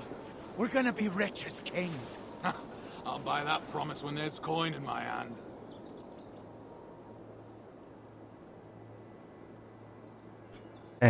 Yeah, Ember, I think it actually is the same place, to be honest. I remember because I've been here once to collect all the loot, and then one quest later I had to go in there again with Burner and everybody had respawned. So I remember this place quite well. Yeah, it's the same one. Punish him for having such a bad eye. Yeah, kinda.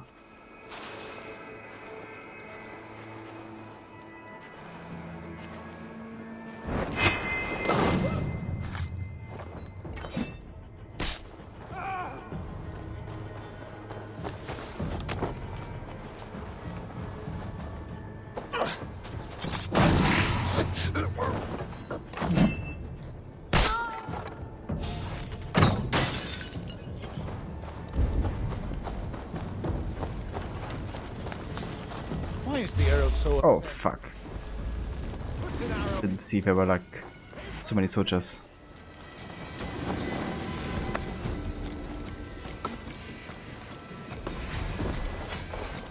Apparently that doesn't do anything. Fuck's sake.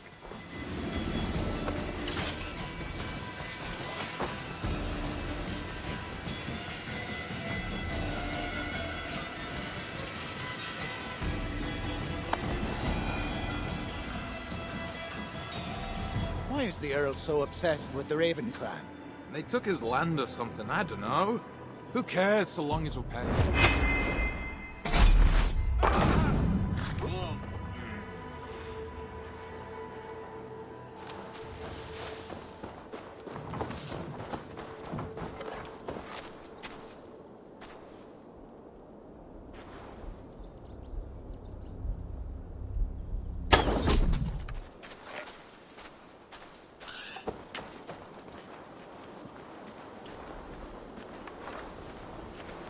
Oh, Ubisoft released a patch at some point where they made stuff a bit more reliable, I guess.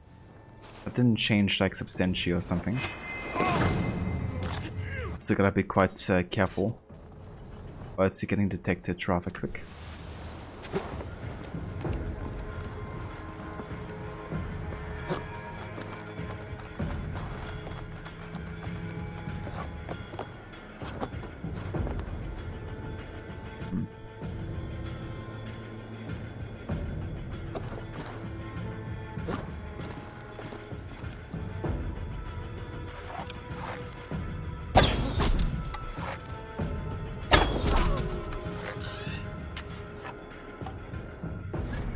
I wanna change my ability loadout here as well. Gonna go for Fawn and Slumber and for the Smoke Bomb.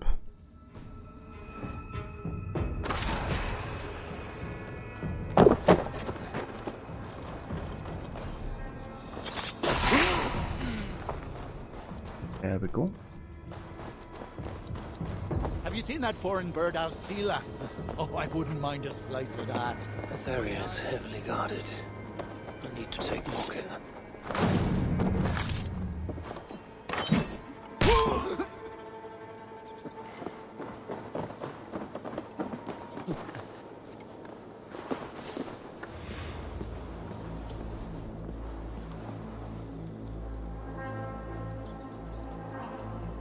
Well, how do we approach him without being detected? That's the question.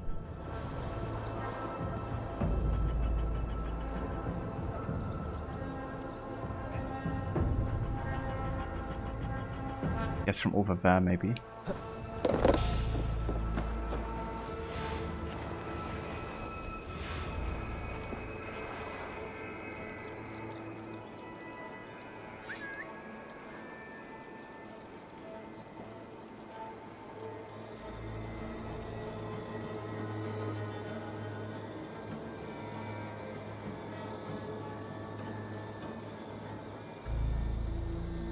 Come closer, Rhea. Eyes open. Wait a minute.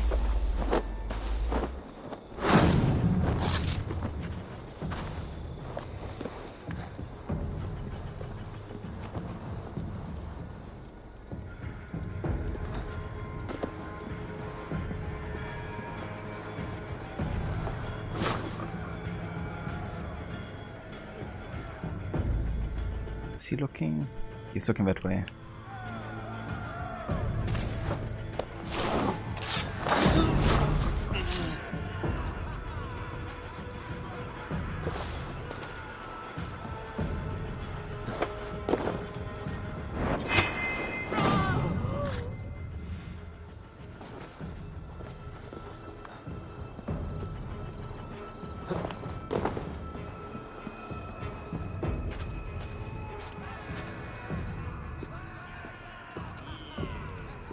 With the riches we earn from these Viking raids, I will reclaim my lands, and we shall all live like kings.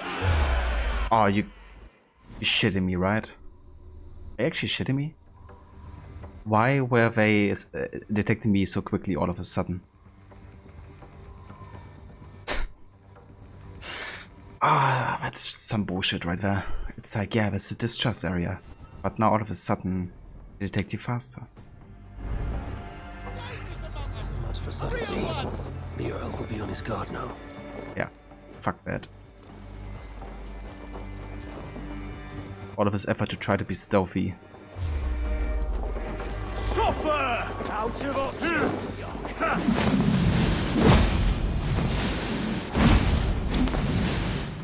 I will not let you tarnish the Raven clan a moment longer! I know what you are. You belong to the Raven clan.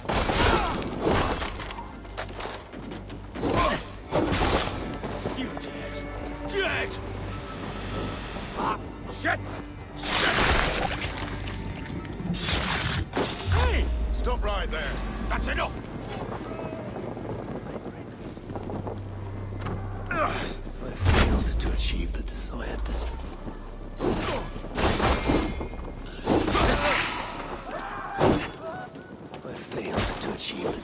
destruction. Perhaps some fire will draw Alcena's attention.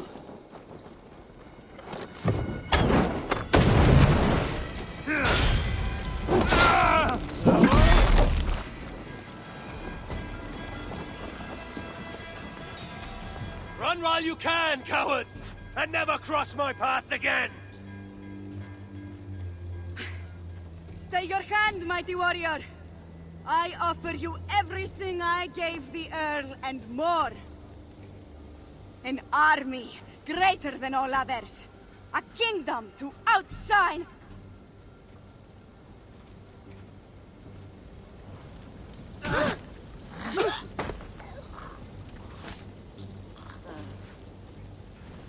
It is done.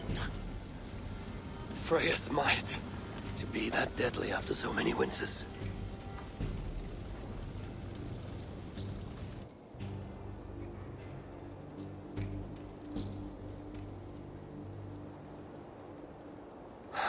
That was a glorious sight, Wise One. It was as though Hell, Queen of the Underworld, descended from that tree. I think I felt her in my bones. And not in any comforting way. Are you, I am fine. Though I will pay for that glory later. So, now that your destiny is achieved, will you seek a more peaceful path? Alcina was merely an obstacle on a long road. This is the real prize of the day. I'd retrieved it after I put that witch to rest. What is it? The future. A seed to plant in Jerusalem. So the fates are not finished with you? Does it ever end? And you? Are you satisfied to have achieved your vengeance? My greatest satisfaction is knowing that the honor of the Raven clan is unblemished, and that my people are safe. As it shall ever be, so long as you are the champion. Goodbye, Eivor Wolf-Kissed of the Raven clan.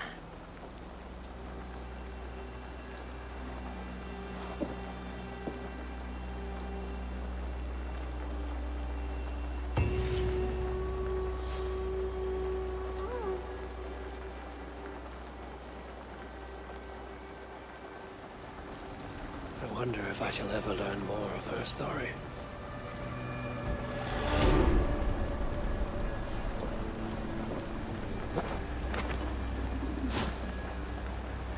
Mentor of Alamut's set. Ooh. I like it.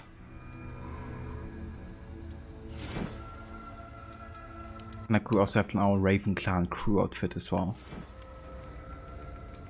But the other more reason why you have to question yourself, why didn't they give you like a new game plus run so you can actually use this stuff?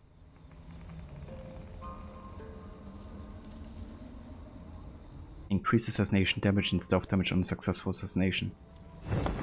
Oh. Let's go with that set.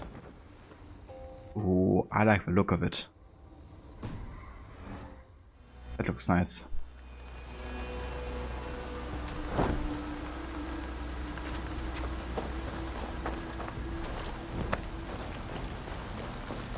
You don't actually have a cloak, you just have a hood, which is also nice sometimes.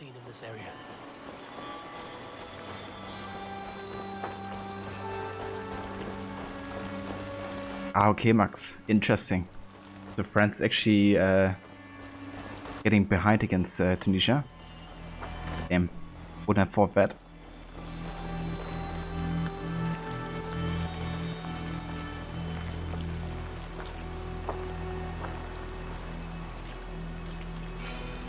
Cheers, Rod. Yeah, it wasn't really the way I wanted to do it. I was like, okay, I'm now right next to the target, you know. But yeah, for some reason, even though I walked super slow, they like immediately detected me. But I assume you had to stand on the right side, not the left side. Kind of bullshit, but you know, I take it. I just wanted to get it done at that point. Didn't want to do the entire thing yet again. But hey, at least we got a bit of dialogue out of it, even though I kind of killed him quite fast. Yeah, Amber, you know, that connection to Jerusalem, I guess it's kind of like what she means of planting the seed is probably, you know, getting like another assassin hideout or stronghold established. And the fact that this is like the ropes of Alamut, you know, maybe she's the one who's kind of like getting Masyaf started or something.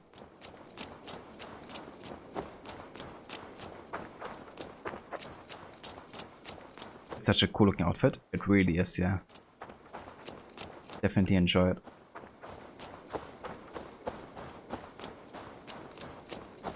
Wonder if the short quest leads into the next modern day journey Mirage. Maybe Basim goes to Jerusalem. Maybe, yeah.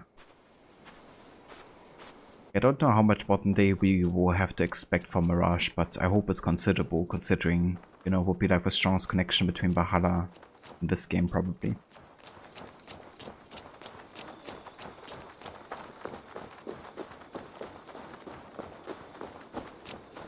Yeah, that's true, Max. I mean, they've been playing a pretty good tournament so far, so they can take the loss, I guess, but wouldn't really be good for morale, I guess.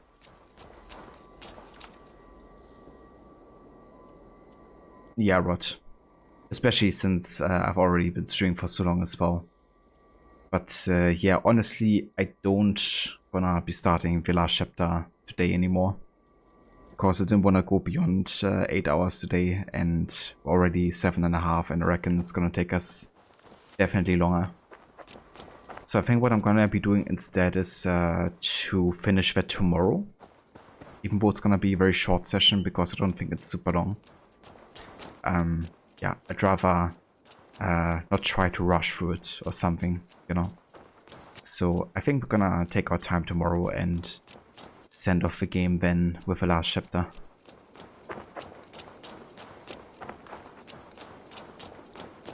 Modern day Basim or Assassin Basim? Yeah, modern day Basim, I guess.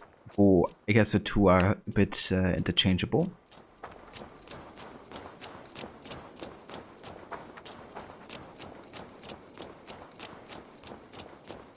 Yeah, I kind of wanted to get to the last chapter ending today, to be honest, but yeah, I don't know. I'm really not sure how long it would take, and there's still some other stuff I gotta take care of, so. It takes like 30 minutes, but you can't wait for the surprise game that comes after this. Fair enough. Yeah, even if it would only take me 30 minutes, I think I'd rather do it tomorrow, to be honest. And then maybe you play like another game afterwards or something.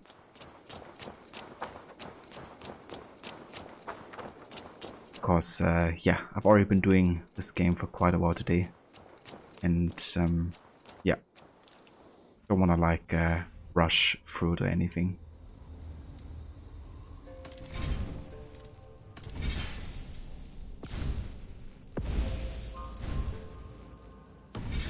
But yeah, that means for today we are done with Valhalla. Didn't quite get to finish it all, but tomorrow we'll definitely get there. And yeah, then we can send off Valhalla and our annual series run. But yeah, it was really good to play all the things that we did today. Finishing with the Asgard storyline. Getting to finish Norway, of course, playing the epilogue and everything connected to it. and also taking our time with it. But yeah, one more chapter remains, which we will be doing tomorrow, and then we are done with this game, finally.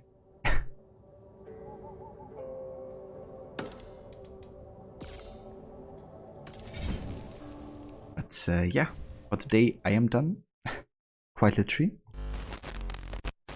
So this is where we're gonna call it today. But yeah, I want to thank y'all so much for coming by and for joining me for the rest of the main game.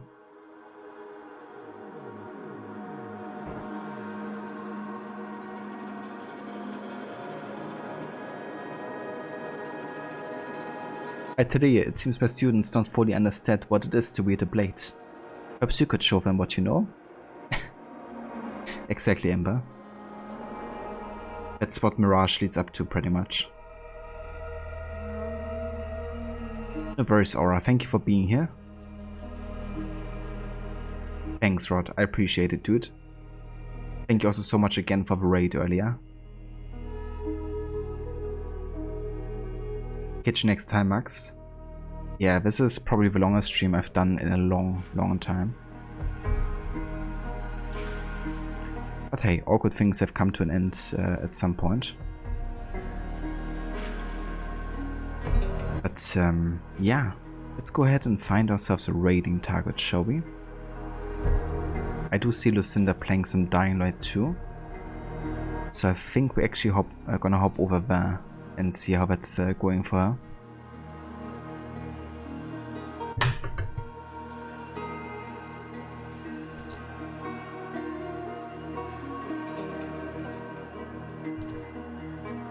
If you wanna join me for the raid, here's some raid emotes you can copy and paste if you like. We got one for subs and one for non-subs, so feel free to choose whatever applies to you.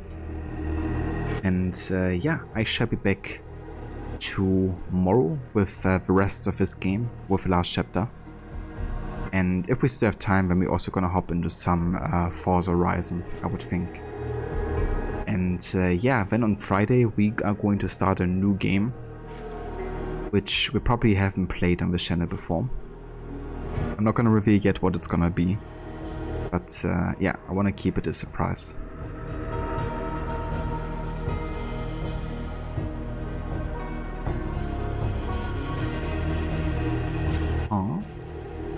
Why didn't they play a sound bit?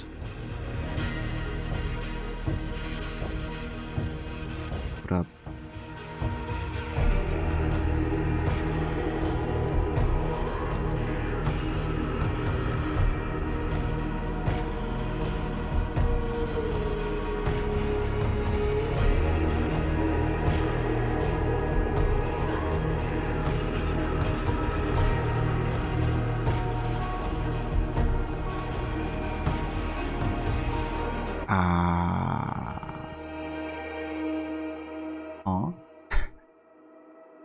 What up? Let me try something.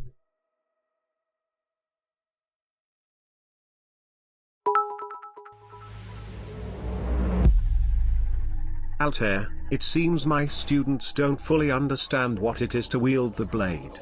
Maybe you could teach them what you know, because I don't know anything even though I am teaching them. There you go. It finally worked. Rod, thank you for the 10 bits, dude. I appreciate it.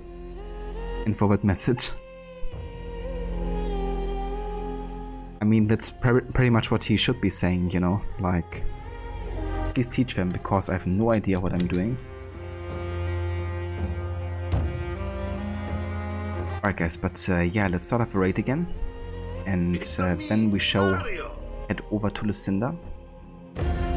Thanks again so much everybody for joining me today. And yeah, I catch you tomorrow for the rest of this game. Until then, take care and see you in the next one.